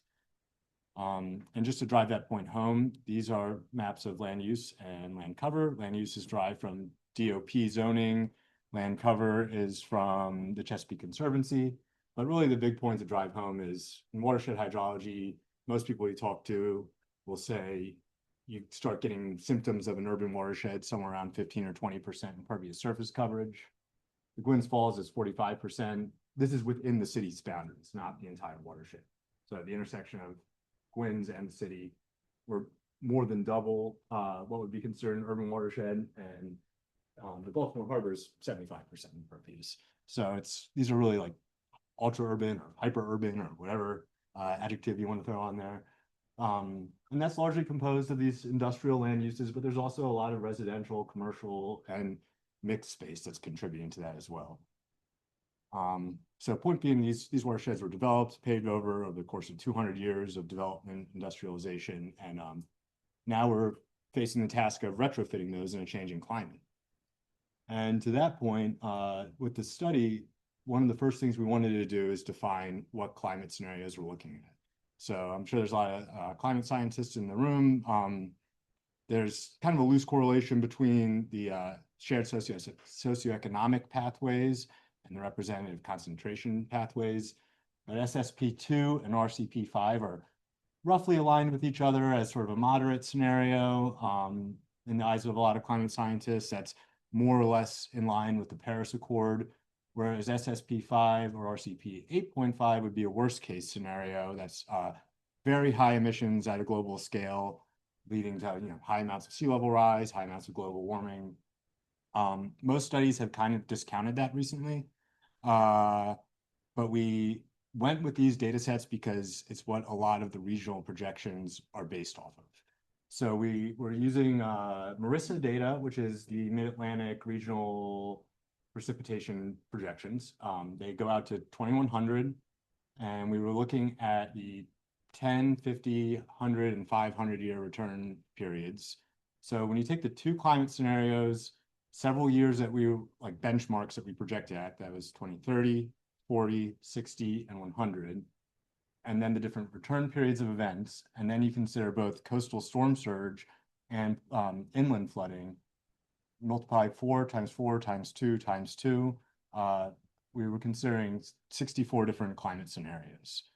But before getting deeper into that, we wanted to look at what data is out there. So at the highest regulatory level, we have our firms. That's your flood information rate maps based off traditional hydrologic and hydraulic modeling.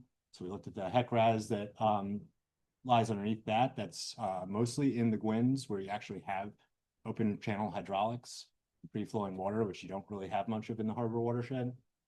And then the CRAB model, which is a state tool, stands for Coastal Resilience Action Boundary. Effectively, that's applying 3 feet of sea level rise, which is what most models are pointing to on kind of the century scale of what we're going to be looking at, and taking that 3 feet of sea level and spreading out over a locally derived digital elevation model and saying what's going to get wet at that base flood 100 years from now. So we're looking at that, and we also wanted to take a layer of looking at public feedback. So we analyzed data in conjunction with some of our colleagues at Morgan from 311, where people in the city can report any number of issues, but really zooming in on the aggregated flooded street issues. We also looked at My Coast, which is a state Department of Natural Resources tool for mapping storm damage and floods. And finally, we had some public-facing meetings to pull in individual feedback on that level. But to kind of cap it all off and to analyze these different scenarios, we contracted with a company called Fathom. They're based in the UK. They use a unique sort of rain on grid model approach to model fluvial runoff. And it's an important distinction to make here is we didn't have any fluvial systems per their definition. It's a very unique definition where they're cut off between what's considered urban runoff and true fluvial flooding is pretty high. So the Gwynns Falls itself, even the main stem, is considered entirely pluvial flooding or urban runoff under their model conditions. So really looking at pluvial and coastal data under those 64 scenarios I was talking about before. Then moving forward, I'll get into some of this a little bit more at the end, but we were looking at all the different things that the city is doing and could be doing to improve our climate resiliency, and also open a dialogue with Baltimore County about the interjurisdictional aspect of managing the Gwynns Falls across a major jurisdictional boundary. So I'd like to just start off, I think the firms or the flood information rate maps I didn't include here is public data. It's pretty widely available. These are flooded streets maps on your left there. 15 years of data aggregated into a heat map. You can see that Fells Point kind of washes things out a little bit. It is a low-lying spot. It's subject to pluvial and coastal flooding. But I think that there's a little bit of bias there because it's also a commercial hotspot. So people are more likely to report there when there's a lot of foot traffic, a lot of people that are interested in the commercial scene there. On the right side was our public feedback from our 3 meetings we held, excuse me. As you can see, we were hoping for a little bit more of a robust feedback, but it did still provide some valuable points that we incorporated into our overall analysis. But more excitingly, I wanted to move ahead and show you this Fathom data that we've been working with. So this is output at 1/3 of an arc-second cell, which is about 30 feet. And we had data for pluvial and coastal flooding for both watersheds. And we classified it with this scheme. I kind of borrowed it from some of the other BSEC research with that nice, where is the flooding touching on your body model? So we began flooding at 15 centimeters, which is roughly 6 inches. Had a couple data points that pointed to that from the National Weather Service and First Street, which is actually competitors of Fathom, but that's when they begin to assess structural damage, all the way up to these fuchsia colors, which are 2 meters effectively. So that's overhead water. We're mostly only seeing that in high wave action coastal areas or big open channels. But the real takeaway here, these are both pretty extreme scenarios. This is SSP5 at 2100. So fair amount of climate change applied in these scenarios. And it's a 100-year event. So it's your base flood event looking into the future. And similarly, we have for the Gwynns here. One takeaway I'd like to point here is that you see a lot of these linear features that show up.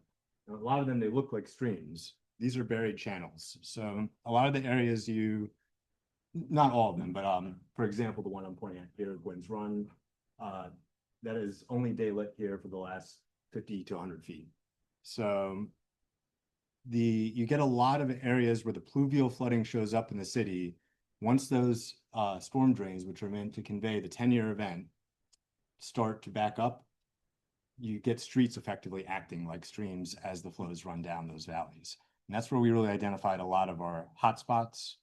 But before getting into just showing those explicitly, we did want to take those maps and those 64 climate scenarios I spoke to and quantify them a little bit more.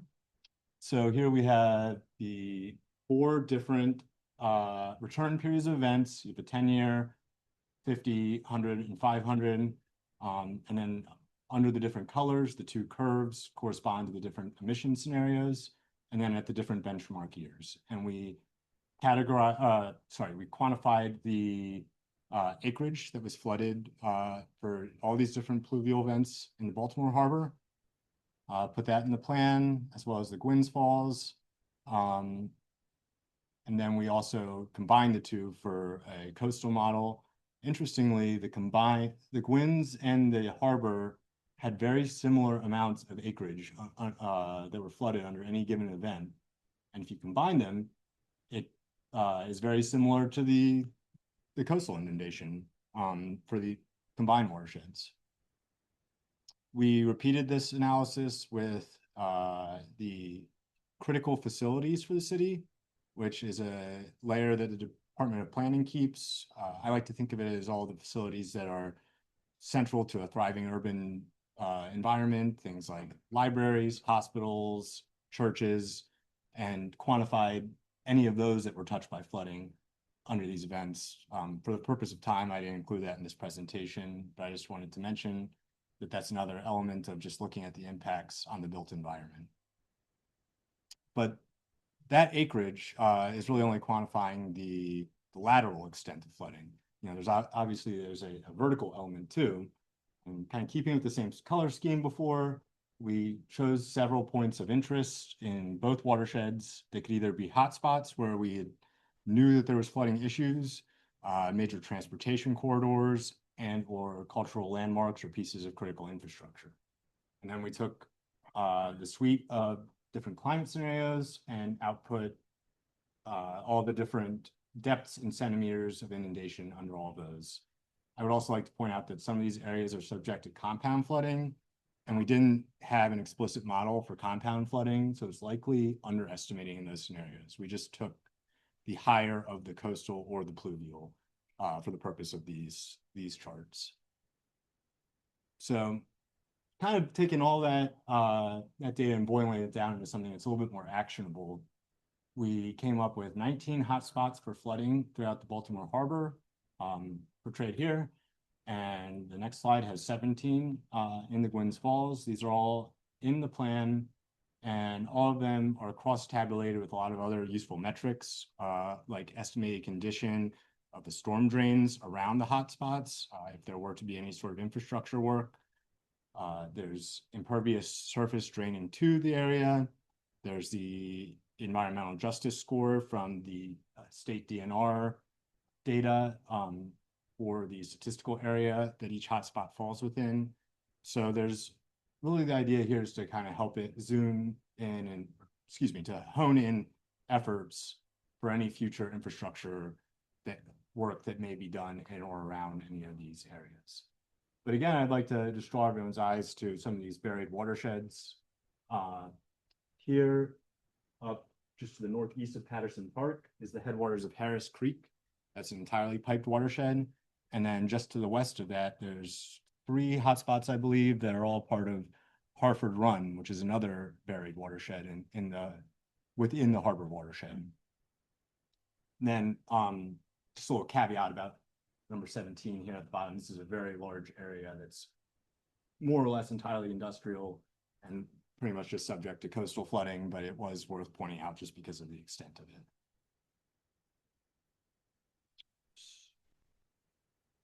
So here's the Gwynns, and really a lot of the hot spots that popped out along the Gwynns were in the Gwynns Run watershed, which starts up around Lake Ashburton and flows through a lot of sort of central West Baltimore until it reaches the Gwynns Falls down here around Carroll Park. The Gwynns Falls itself obviously gets some very high flows, but being an entrenched system with a large urban riparian area around it, most of those don't impact the built environment very much. So we did not include those in this study. You can see that there's also a fairly large spot on Biggins Run, which is known to be one of the bigger problem areas in the city. And then down here in the Carroll Camden industrial area, there's a very large area that we picked out that is subject to both coastal and pluvial flooding. And again, all these spots were identified using a combination of that public feedback and those proprietary models that we were working with. So there's a lot of mitigation strategies that the city's doing right now. DPW has a great tool for identifying impervious surface removal and ESD or environmental site design or green stormwater infrastructure, whichever term you prefer. Now, these are really targeted for their MS4 and TMDL programs. They're really first and foremost water quality measures, but greening the headwaters throughout these watersheds does need to be part of the strategy in a heavily urbanized environment like this.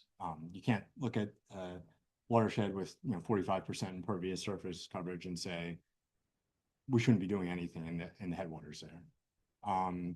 There's also some major capital projects, two in the works where the city's performing, Public Works is performing really robust alternatives analyses. Fair warning, they do get pretty expensive pretty quickly when you want to intervene in these transitional bottlenecks where we get the real flooding in the parts of the gray infrastructure in the city. But then the third element is looking down in those flood prone areas that we know are wet and getting wetter. What can we do about that? Office of Sustainability is currently working on some serious updates to the floodplain code to mitigate the damage there. Some of those are spoken to in detail in the plan.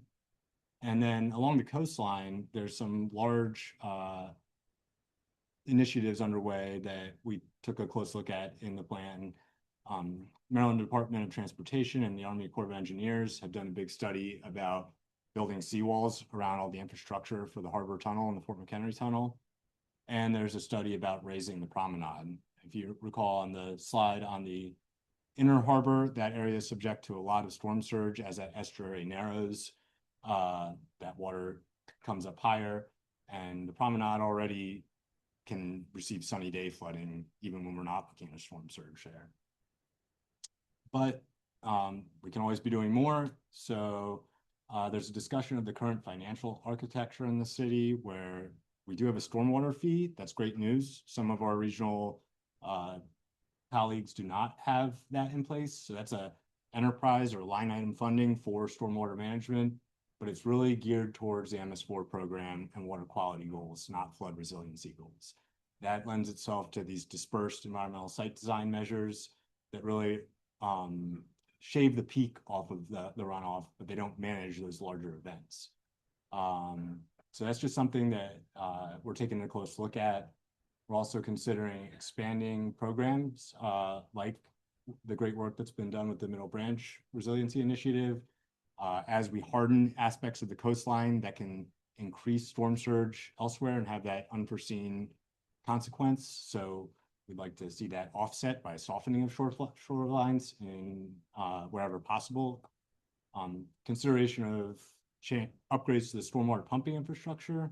I didn't mention before, but that Harford Run watershed that comes out in the Harbor East part of the city actually has a stormwater pump at the bottom, but it has not received the capital upgrades it needs just to screen trash out and things at this time. So it has ongoing maintenance issues, and where we have infrastructure to mechanically treat flooding in a known hotspot, I think it should be considered for those kinds of capital upgrades that they would need to function at peak efficiency.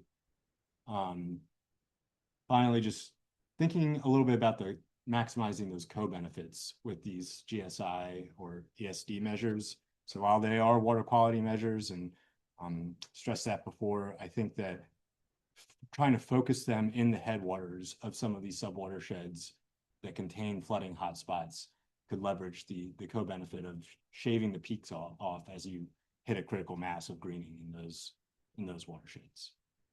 Finally, just thinking about some public facing initiatives. For example, Baltimore County has a rain barrel distribution program. Some of our subwatersheds have 40% private residential land ownership. And if we want to treat runoff coming from those properties, we need to provide people tools to do so. So that's that. And here's my nice hand drawing of a conceptual model trying to tie all that together. We have a draft of the report out now. For the final one, I intend on turning this into more of a polished infographic, but it's effectively dividing your watersheds into urbanized headwaters, transitional zones that merit conveyance upgrades, and then your coasts and floodplains, or jurisdictional floodplains, that is, where really it's about damage mitigation strategy. And I think that is it for us. Basically, those recommendations are in the end of the plan, and we're still refining that component of it. We want to integrate some more opportunities to kind of catalog all the funding sources that we could pursue to try to implement some of those sort of solutions within the city. And finally, we'll be meeting with other review agencies such as Public Works, Rec and Parks in the city, and MDE throughout the next month. And on that point, if anyone has anything they'd like to contribute, or if you'd just like to review our plan yourself, we'd love to hear from any and all partners, researchers. My email is doug.roland@baltimorecity.gov. I can send you a copy of the plan to comment on, or you can just email sustainability@baltimorecity.gov. That one's pretty easy to remember. So thank you all for your time. And if we have time, I'd be happy to answer any questions.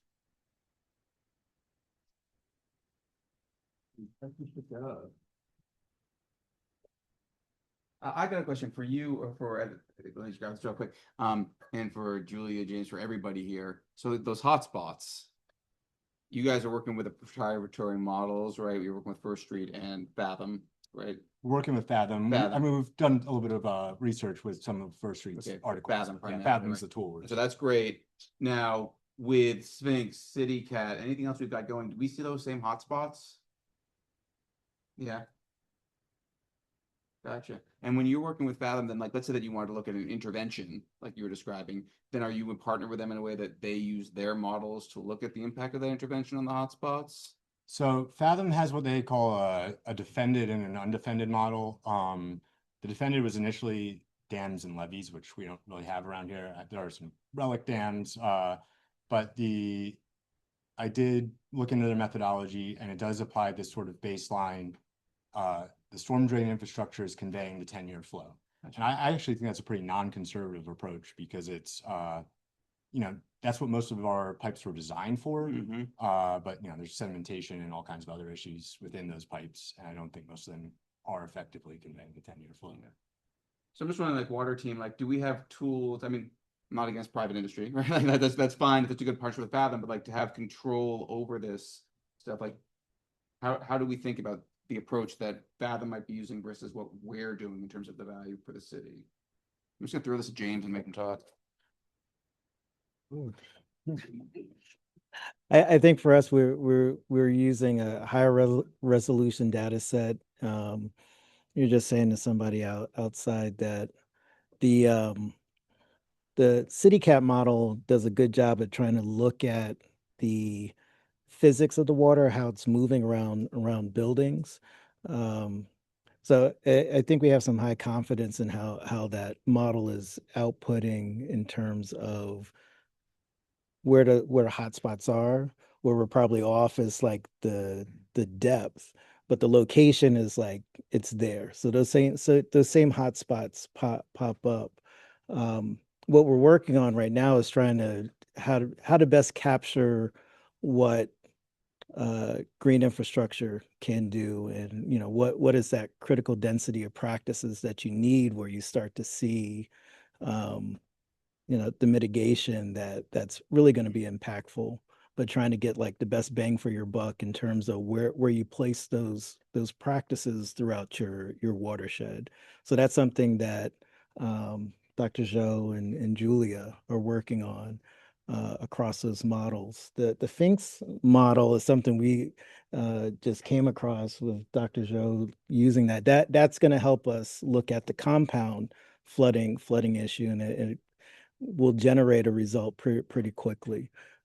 So we're excited about that as we start working with that model. So we try and overlay those results on top of each other. So there's already a lot of communication going on here, but that'd be useful. I think even like figures from like graphs you show, like you probably create the same kind of tables and Right. graphics. The other modeling approaches just to check confidence and that as well. So there's a question right back there. Do you want to go? That's it on there. Hey, great talk. Thanks, Doug.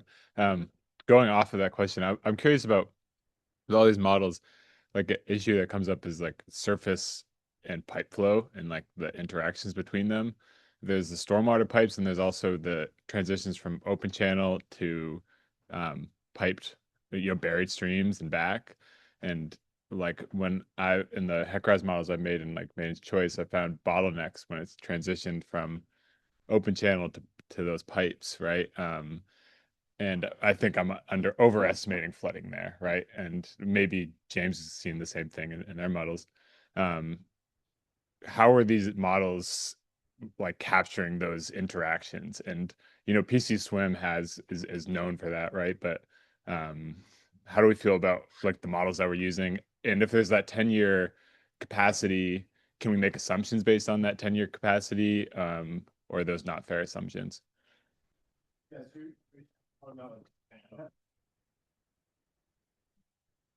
yeah, it's like the hydraulics. Is it based on your review of all models? There's some models that capture that better, and often do we need to like we just ignore those and we think about the 100-year? Yeah, that's I think that targeted case studies speak a little better to that. Like Ava's presentation previously spoke about inlet cleaning and that the relative effect of that. DPW's alternatives analysis that they have down on Frederick Avenue take that detailed look at that interface between the green and gray infrastructure.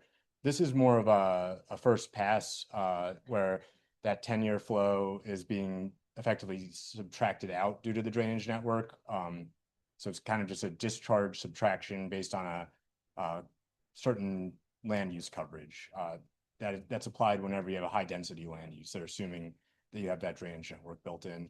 So it's really the actual depth comparisons are more valuable in terms of how they compare relative to one another. So it's more of like a first pass for triaging where could a more detailed hydraulic study be useful at this point.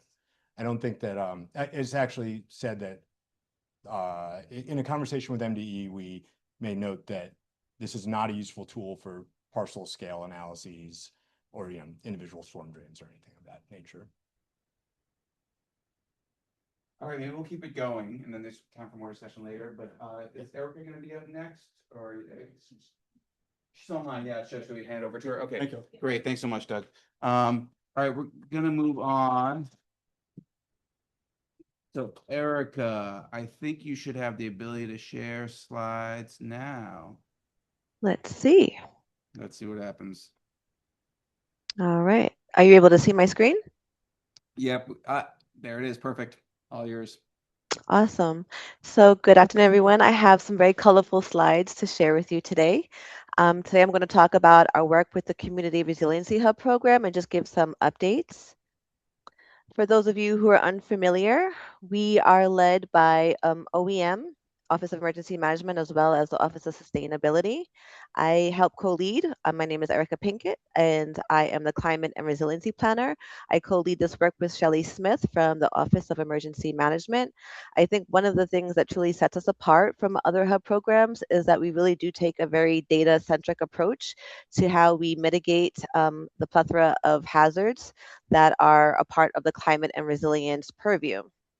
Within our work, we really do blend our emergency management scopes, our climate adaptation portfolios, social and public health considerations. We definitely factor in our urban planning, and we really rest a lot of our work within the community outreach domain. So the community resiliency hubs really do a wide range of services to the city, but I'm just going to focus on three key purposes. One is that it provides communities with resources to withstand crises at local levels.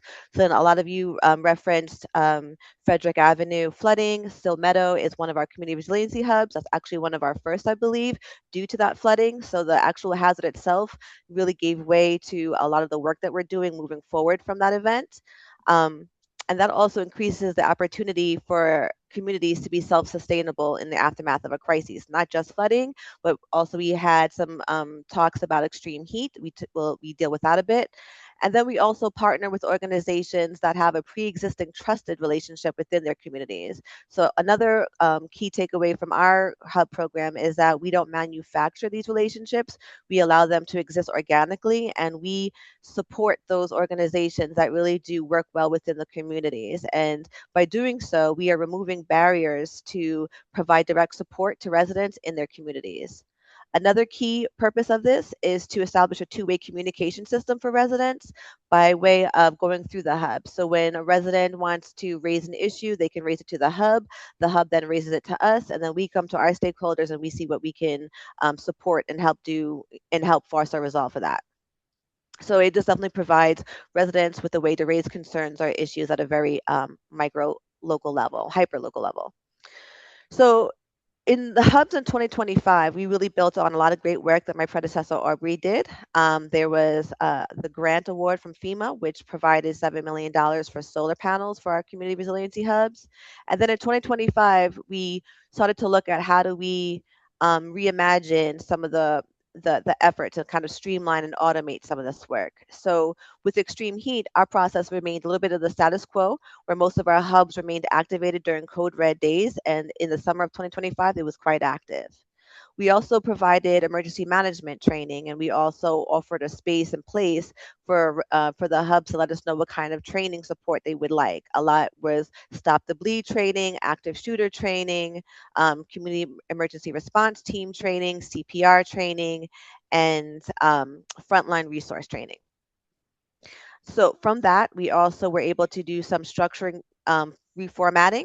We created some tiers that we were able to allow hubs to participate in the program, which was most applicable to their organization and to their bandwidth. And so from that, we also created a little bit of protocol implementation, including the Google Drive, where the hubs are able to access all the information, all the trainings. We have a form for them to fill out so that way we can have a scaled understanding of what the facility is like. And then that feeds into other protocols that we use on the OEM side. And then we also focused a bit on some grants, and we did win a few. And so that we'll talk about that a little bit later. And then we also really kind of rested into our research, and that was really focused on our cool corridor approach, because we are with the resiliency hubs, because of the status quo was mostly about extreme heat. We really wanted to really deep dive into that sphere, and so we were able to do some great research work with the EPA, with Harvard Center for Developing Children, for the Developing Child, excuse me, and we also really rested in the community survey. Another good focus area of 2025 is that we were really into the community. And as you see on the left, that's Maryland Secretary Russ Strickland, who is the Emergency Management Secretary, who came down to see City of Refuge, and that's Pastor Billy with his hand up, to see the forthcoming solar panels that are coming on to the City of Refuge hub site, as well as the other offices and services within the community that's our hub is providing. The secretary was able to see firsthand the folks who are using these resources on a daily basis to really see the community on a normal day. And I think that takeaway was really important for that to happen at the state level, to understand exactly who it is that we're reaching and how we're impacting folks. Also to the right, we'll see the Liberty Grace Church of God hub, where we have installed the hydro solar fountain. In that process of a grant, we were incorporating the young people to go door to door, to really engage the community, to see what they knew about it, to help inform them, and to also provide a space for feedback. In this approach, we also make sure that everyone has a role to play, that everyone who wants to help can help. So to the left, the photograph that we're seeing was from the CPR training that was conducted at the door.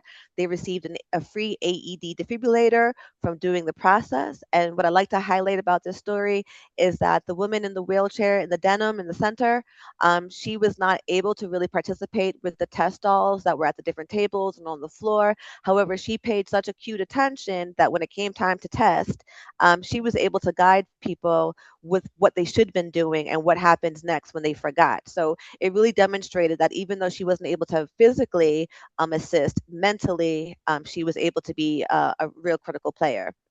And then also we have our community emergency response team photos that is operated from OEM, and that's with Crystal Bright, who does a lot of work in organizing these response teams at the hub sites. And then also to the right is our young people who were here with us last summer, who were helping us with extreme heat EPA research project in East Baltimore. So what we're doing this year in 2026, excuse me on that, is to really kind of make sure that we're providing a benefit to these communities. So we did a lot of research in 2025. We did a lot of great groundwork in 2024 and beyond and before that. But in 2026, we wanted to see some of these grants that we got really get implemented and actually have an effect. So some of the things that we worked on was the signage. So now we, because of our extreme heat tabletop exercise that we won from NOAA, they provided us with $20,000 for having the winning tabletop exercise. And so we were able to provide A-frames. So now, as of this summer, the hubs who pick up their signs can notify the community that their hub is open for either water or any type of accelerated services due to Code Red. We also won an opportunity to be a part of the Lacey cohort, which partners with the Rockefeller Foundation and a bevy of other institutions that are have pledged to bet big on Baltimore. And in so doing, we applied to do some lamppost L2 chargers. And what that does is it's a retrofit, so we don't have to really interfere with anyone's workday schedule, roads, or anything like that. We can take pre-existing lampposts and then put L2 chargers on them, put some solar panels, so that way people can charge their devices and do a bevy of different things with that. So we're in the process of working that out now. We're also partnering more with American Red Cross, who wants to take a more community-based approach in how they're doing things moving forward in Baltimore. So that includes having our hubs becoming more trained in American Red Cross practices, and also being volunteers to have some more staff to be distributed across the city for any wide range of crises. And then the picture you see here is a hydro solar bench. Well, this is not the picture, but this is kind of where we're going with it. So we did write a grant for hydro solar benches. So if you imagine a bench just like that, but with a misting station, with a digital sign, with outlets for people to charge, as well as the same hydro solar fountain that we saw at Liberty Grace also installed there. And so in this one collaborative approach to extreme heat mitigation, we are striving to make sure that families, specifically with young children, have space and shading, because not everyone, as we saw in a few other presentations before us, not everyone wants trees. So we had to be a little bit more creative on how do we provide shade structure as well as keeping it sustainable. And then we also took a data-informed approach to the hubs based on this project to see where is the greatest need for something like this. And so we went to the data and our EPI folks at Health to really kind of focus in and to decide where we can put these. And then we also did some more, we imposed an in-person meeting for our hubs, so that way we're being a little bit more interactive and we're getting to know each other and each other's organizations better. And so this is an example of some of the community input surveys that we did. So we asked, and it's an ongoing survey, what kind of extreme heat mitigation components would a community like to see in their zip code? And so these were some of the options that were presented. And then this is our last community resiliency hub meeting where it was in person, and we were at the Breath of God location out in East Baltimore with Pastor Mark Parker's congregation. But going back to how we select our data informed hub sites, or what we can how we can apply some of these grant resources, we worked with our EPI department and with Harvard. Some of our focus for the Center of Developing Child has been the fact that extreme heat has undue burdens on pregnant populations as well as young children under the age of 5. And so keeping that at the forefront and as a priority in our minds as we build out on extreme heat mitigation, we looked at where resources for this specific demographic goes and what it looks like. And from that, we realized that South Baltimore was woefully under-resourced for specifically young families and those who need access to cooling centers. So these are some of the data sets that we looked at to plot. And then looking forward for 2027, I'm not at liberty to speak on some of the grant work that we did receive, but we plan to do and rolling out a lot of that work and putting it into the implementation form.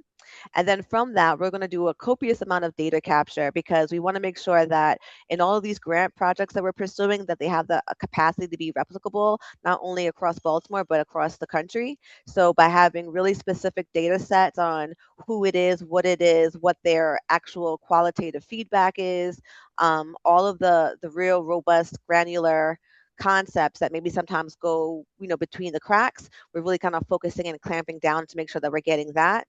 And then we're also going to be doing our DP3, which is our disaster preparedness plan that is anchored out of the Office of Sustainability. It is our city's hazard mitigation plan, which the flood and a lot of the extreme temperature weather conversation that we're having does fall under. So we're going to start in 2027 going through that update process. And then essentially, we really want to make sure that we are leading into placemaking, messaging, and incorporating sustainability. While we recognize that not everyone loves a tree, there is still great benefit of the tree, and there's still great need to mitigate a lot of the pollution, the air quality, the extreme heat, and by also having an integrated, sustainable tree function within, let's say, something like the mural, it allows a subtle messaging where when you realize that the tree is about to bloom, that you need to start thinking about your extreme heat season and how to start being prepared, aside from making sure that everyone feels seen and everyone is represented in their communities. And that's pretty much where we land for 2026. And I hope to have a better and more robust update for you next season. Are you still there with me, Ben? Great. Thanks so much, Erica. Questions for Erica. All right, over to you, Peter. Hey, Erica, my name's Peter Griffith. I actually participated in that community emergency response training, and that was me with the fire extinguisher in the picture that you showed. At the time, there was a lot of uncertainty about continued funding for that activity, and I'm wondering if that's part of the the plan moving forward. There would be additional cohorts trained and that sort of thing. Yes. In terms of funding, from as far as I know, there has not been any kind of threat to the program. We're still taking host sites for more community resilience training, CERT trainings. So from that, we're solid for the rest of the year. I will definitely look into whether or not that's going to be for the long term or not. But the idea is to make sure that each hub each hub site has CERT trained personnel. So at the very minimum, at least one. So we're not going to stop until at least every hub has at least one organically developed CERT team that can assist as a front line in case of any crisis. So that is something. Thank you for flagging that for me. I'm going to double check to make sure that that isn't going to be a hindrance moving forward. But for what I know, we're good to go for the next year. Thank you. Mm-hmm. Good. Are we going to risk it? Okay, great. Great. Thanks, Erica. I'm wondering about measurements at the resiliency hubs. And so, like, Darren, do we have weather stations at many of these hubs? At three. So three of the resiliency hubs have weather stations right now. I mean, is that or might that be a useful part of the program for, I'm thinking, weather, air quality, other kinds of measurements taken at the hubs, either as demonstrations or just to enrich data?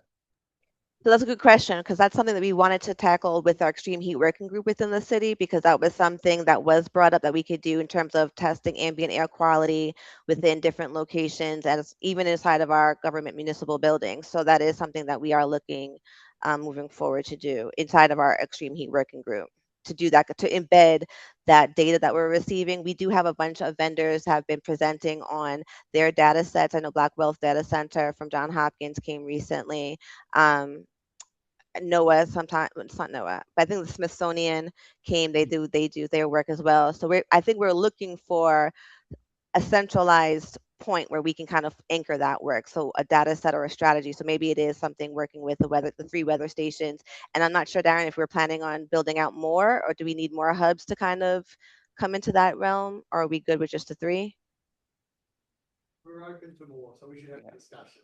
I don't know if you caught that, but Darren said open to more, and we could have a discussion about how that'd be. Awesome. Great. We can definitely do that. Thanks. Great.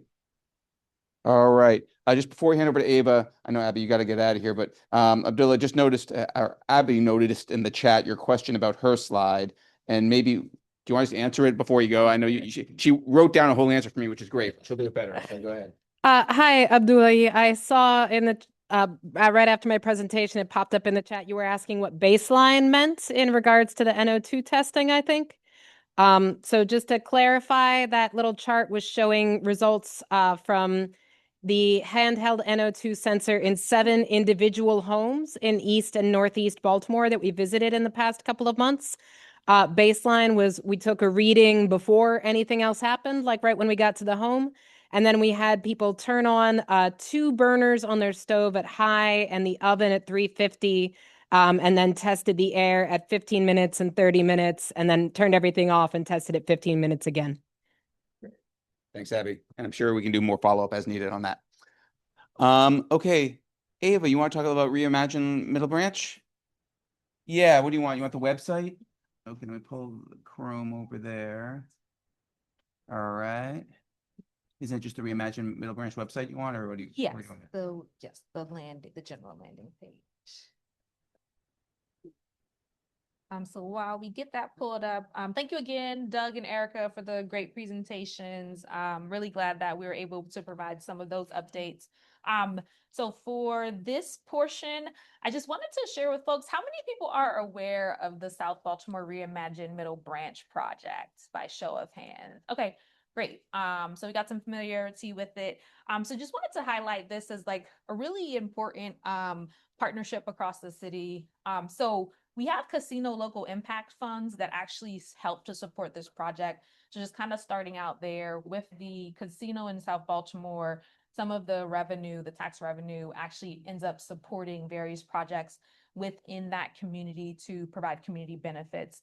And then some of that money is also distributed throughout and within city agencies to support projects internally from those agencies. So I just wanted to share with folks that we have there have been some updates on the project itself. Everyone can go visit the website and check out some of the different articles on the project. But these are just some of the visuals and schematics that kind of really give a sense of like over the next 5 to 10 years, what we hope the project to look like. It is restoring 11 miles of shoreline in South Baltimore in the Patapsco River. And so really looking at how to connect people to the water, but also improving some of the water quality issues, as well as restoring wetlands in specific areas. And so just kind of highlighting a few of the projects. We do have a middle branch resiliency manager in our office, Natalie Cohen, who couldn't be here today, but she helps to manage and facilitate some of these projects, which really reflects how, as an office, we really value and appreciate this project. And so have some dedicated staff time to ensure that some of the administration of that work gets special attention. this is kind of a map of some of the primary projects and the primary sites where construction has or will be taking place. Some of the key sites are Hanover wetlands that have been completed. Also, the MedStar Harbor Hospital. Has anyone seen any of these wetlands projects or been able to visit them? They're pretty, very nice wetlands projects. And so we have a few that are underway. That includes the Patapsco Delta West, as well as the BGE resiliency project. So some of where the energy infrastructure is that BGE manages, doing some design around those areas as well. So just wanted to really just highlight kind of like all the work in progress that has been done. We are also trying to work on some ways to connect people to this area and some of the nature offerings through kind of like this notion of an eco tour or eco itinerary. Since there literally have been tens of millions of dollars invested in the project over several years, both from federal and state funds, we want to make sure people are aware and able to connect to all of the natural landscapes that are there. And these are some of the projects that are underway. So that was pretty much it. Happy to answer questions about the project, but also just think when it comes to like all the work that's been done with the Reimagine Middle Branch project and kind of what we're learning from the Watershed Master Plan, there are probably really interesting insights that can come from that as well, especially when it comes to how to reactivate coastal spaces in such a way that addresses connecting people to nature, but also when we think about wetland restoration, how that supports some of our carbon sequestration goals as well. But we have a lot of other updates that I don't think we really had time for to provide you all here from the office in general, but we do hope to continue engaging in these research conversations and these relationships as we move forward. So, but that is pretty much it. Thank you.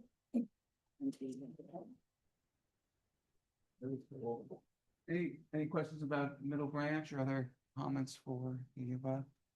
Yeah, Peter.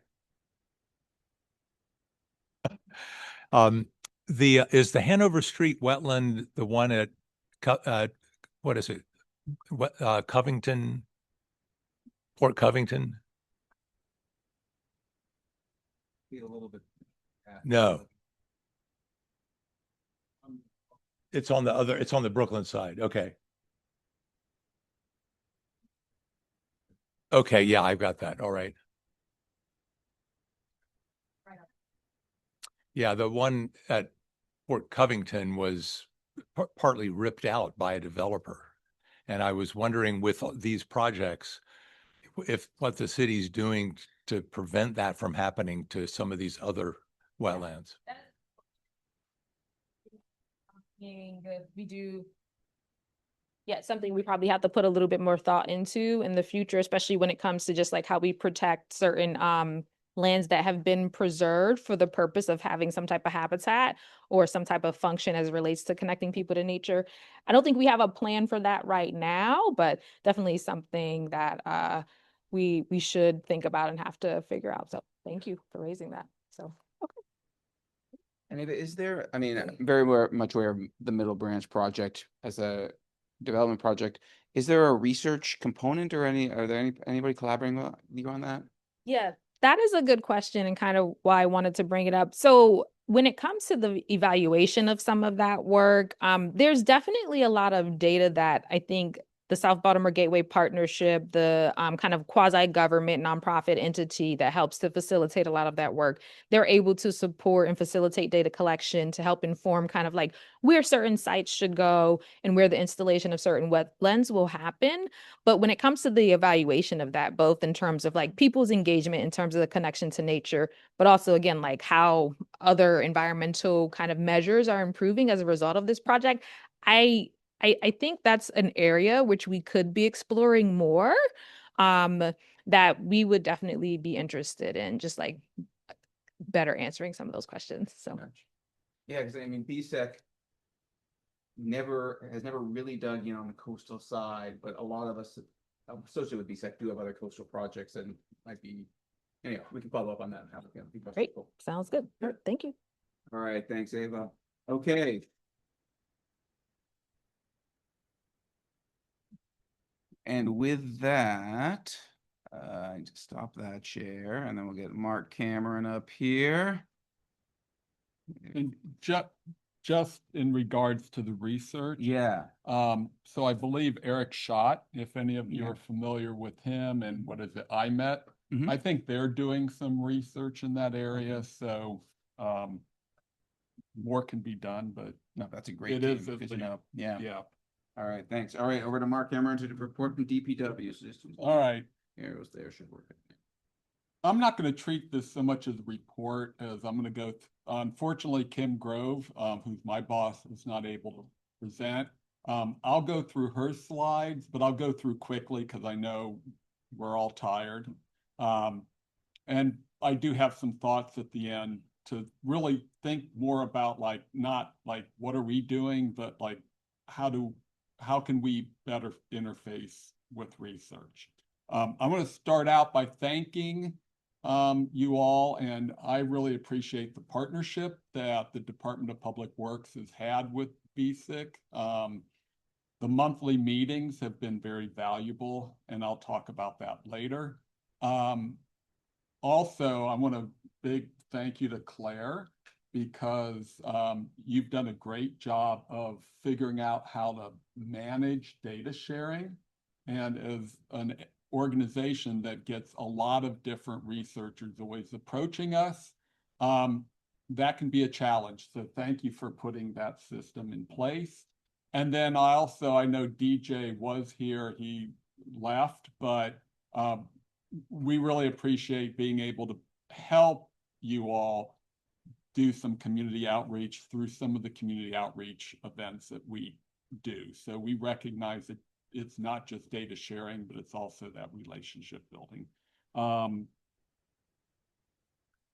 So Department of Public Works, Baltimore City, we manage 3 water utilities: wastewater, stormwater, drinking water. We also handle solid waste, which is picking up your trash, handling recycling and zero waste, vacant property management. We do a lot. We've got 2,700 employees. So this is just shows we are part of a lot of different agencies. Where I sit, I'm in the Office of Research and Environmental Protection. So Kimberly Grove, who some of you know, she heads up that office. We have 3 sections: water quality monitoring and inspection. So these are the people that go out and do our stream impact sampling. They do our ammonia screening. They're investigating illicit discharges. I'll talk a little bit about them later. We have plans review and inspections. That's regulatory. So when you mention about like Port Covington and development and such, so we regulate and review development projects and their requirements for stormwater management, both on the quality and quantity side. We go out and do inspections. We want to make sure that the MDE regulations are being followed. And then the section that I oversee, watershed planning and partnerships, we do 2 things. We do watershed-based planning. So the research that a number of you are doing to look at things like green infrastructure is really of value and interest to us because that's what we're looking at. And then also partnership. And this is partnership. So it's working with community groups, nonprofits, researchers to help support moving forward in addressing water quality and flooding. There is research in our name.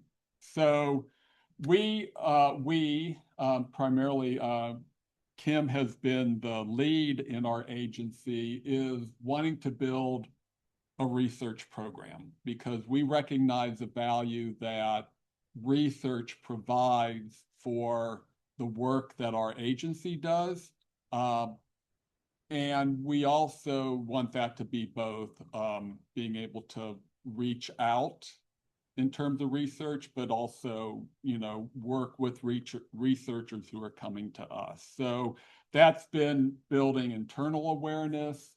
Our data manage requests, we had AmeriCorps who helped us internally just better manage how requests come in and are shared internally and documented and tracked. And I was joking with Ben that like some of that tracking is important because then like 2 years, I can call someone and be like, hey, that research that you got our data from, like what's going on with this? So, we're trying to make sure that it doesn't get lost.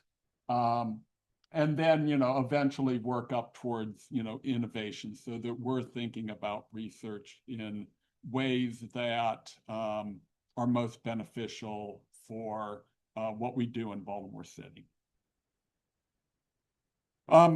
Current research efforts, we are involved in the Chesapeake Bay Trust Pooled Monitoring Advisory Committee. I don't see Peter anymore, but like he and others are a part of that research that we're an advisory committee member of.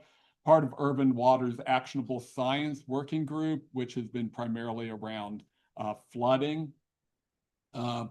We have been partnering with the Baltimore Ecosystem Study for a lot of years, and then currently with BSEC and recently with the Water Research Foundation on an equity study that they did. You're all part of that. So water quality monitoring in the city, I'm not going to really go into it, just to say that we've been doing it for a lot of years. So not to steal from Arby's, but we've got the data. So remember that. This is the kind of stuff that we're monitoring, and I know that we have provided this data. A lot of it is available on Open Baltimore, but we have this data and we're happy to share it. We're also, want to get data from people as well. We've been looking at road salt and conductivity. I'm not going to go into all of this. Biomonitoring. I'm sure if Kim was here, she would talk at greater length of it, but I recognize it's 5 o'clock. Again, we have 30 years of sampling. So we are starting to look at this long-term data analysis. And that's the kind of thing too, that from a research need is that, we welcome anyone who would like to work with us to look at that. Oops. I don't know why it's doing that. There's something stuff in there. Let's just get back. But what happened? Okay. You know what? That's okay. Are you sure? We can finish with that. Okay.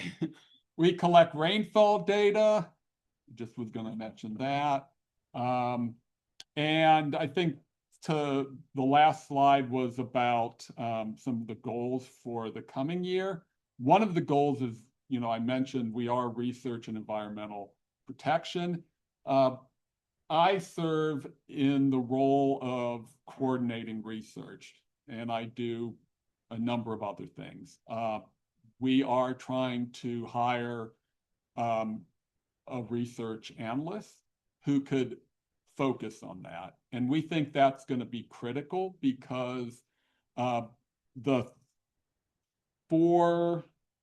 three kind of takeaways that I want to offer is, one, I think having a research analyst allows us to have someone who can focus on this so that we're not just fielding inquiries from researchers, but we're also able to have conversations with researchers because we want this to be two-way.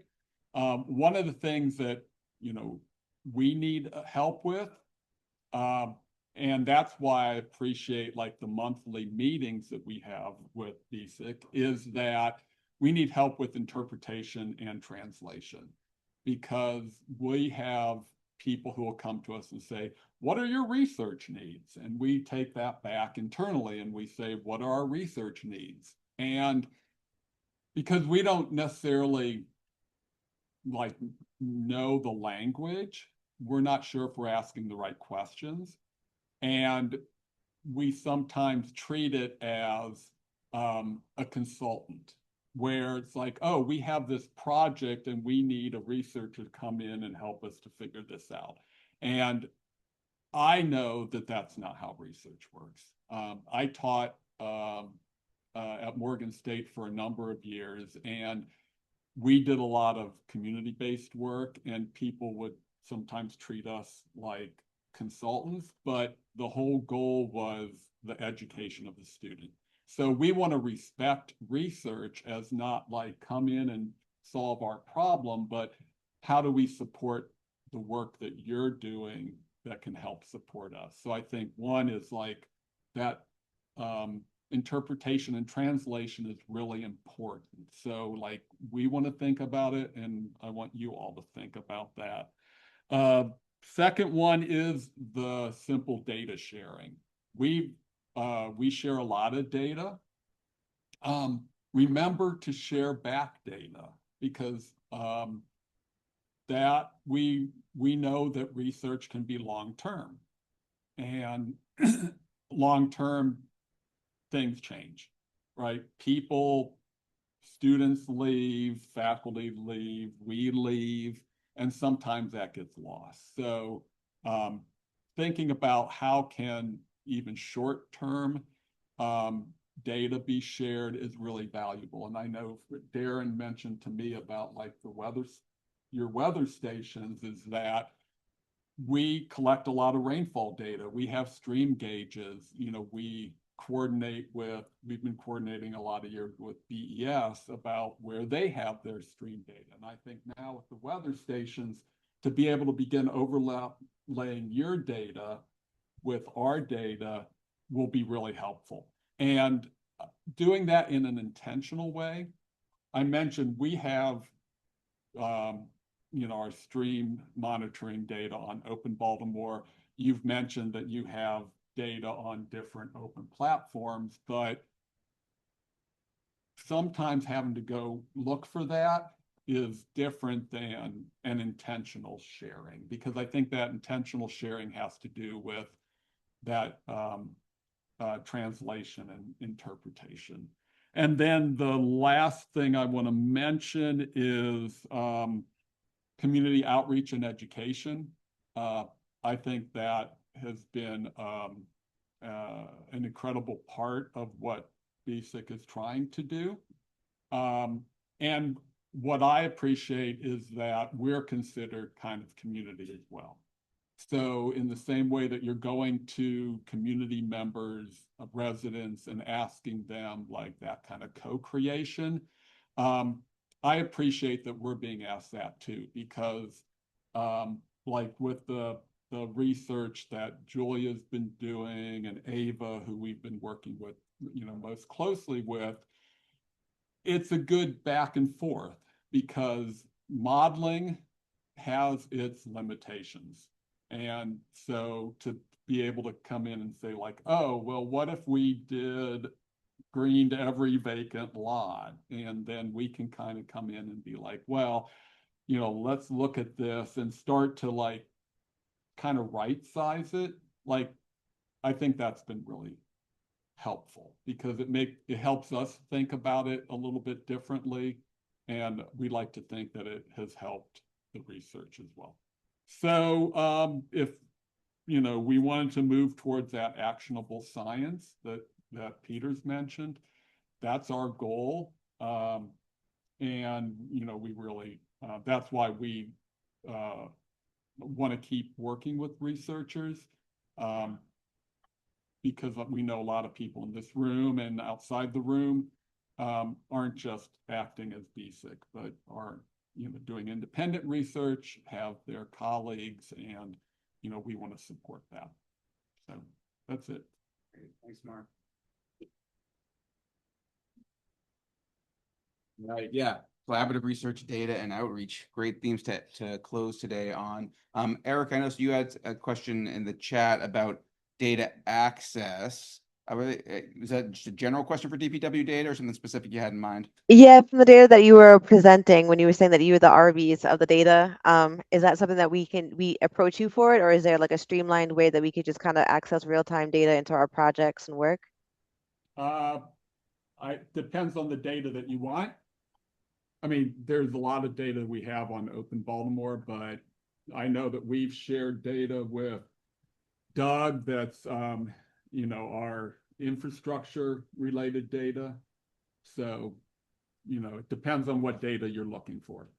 And then to follow up to that, is there anything off limits that you guys are collecting that we could not have access to? You'll have to ask us what you want, and then we can tell you what's off limits.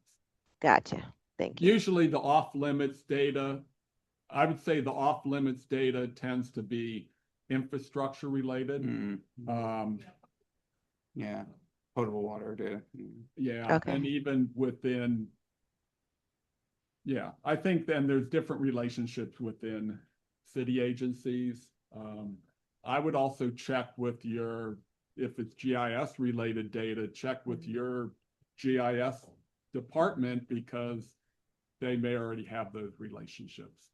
Sure. The hubs were asking a lot about their water pipes underground, and I didn't know if that was your wheelhouse and if that data is accessible. But I can. It depends if it's the water pipes underground on their property. We don't have that data. If it's water pipes leading to their property, then we would have that data. But we don't have data for, like water, sewer, stormwater that is on private property. Understood. Thank you. Thanks. Over to Claire. Here we go. Kim was talking. She said you were going to put online, I think by like July 1st. I think it might have been the rain data, your rain gauge system. You were going to make an interactive something site. And I was just wondering if that's still planned. You know what?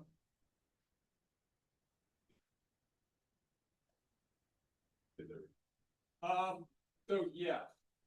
So one of the goals of 2027, which starts on July 1st, is a alert platform.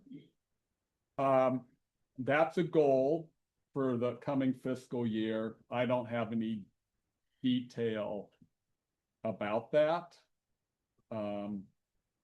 There is also a citywide H&H model being developed. So I know for those questions that have come up about like modeling like the pipes and the flood, like we'll have better data on that.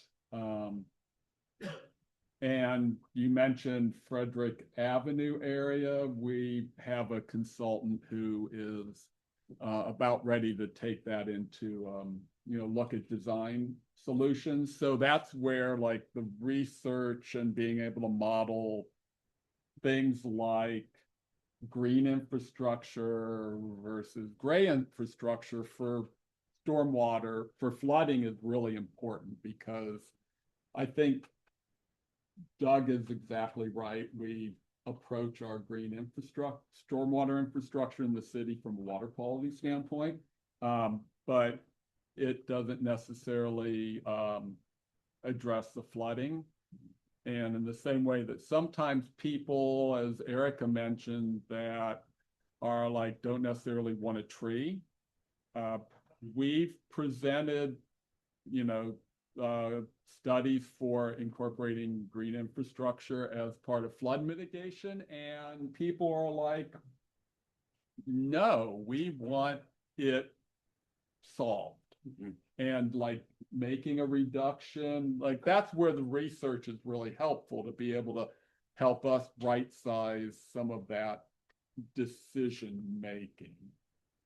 So. All right. Shall we continue this conversation over some drinks and posters outside? Okay. Thanks again, Mark. Really helpful. So we're gonna do that. People might drift away during the poster session. So tomorrow we are starting at earlier. We are starting at, I said this at some point. Breakfast. There's breakfast. Yes. Tomorrow there'll be breakfast. So breakfast is gonna start at. How early is breakfast? Breakfast is available at 8:30, and then we are starting at 9 o'clock with buildings and energy. Okay, so that's what's gonna be happening tomorrow. So thanks everybody. We'll meet everyone outside. People online, thanks so much for joining. We will toast you remotely, and I hope to see some of you guys tomorrow. Take care. All right, thanks again, Mark. Really appreciate it.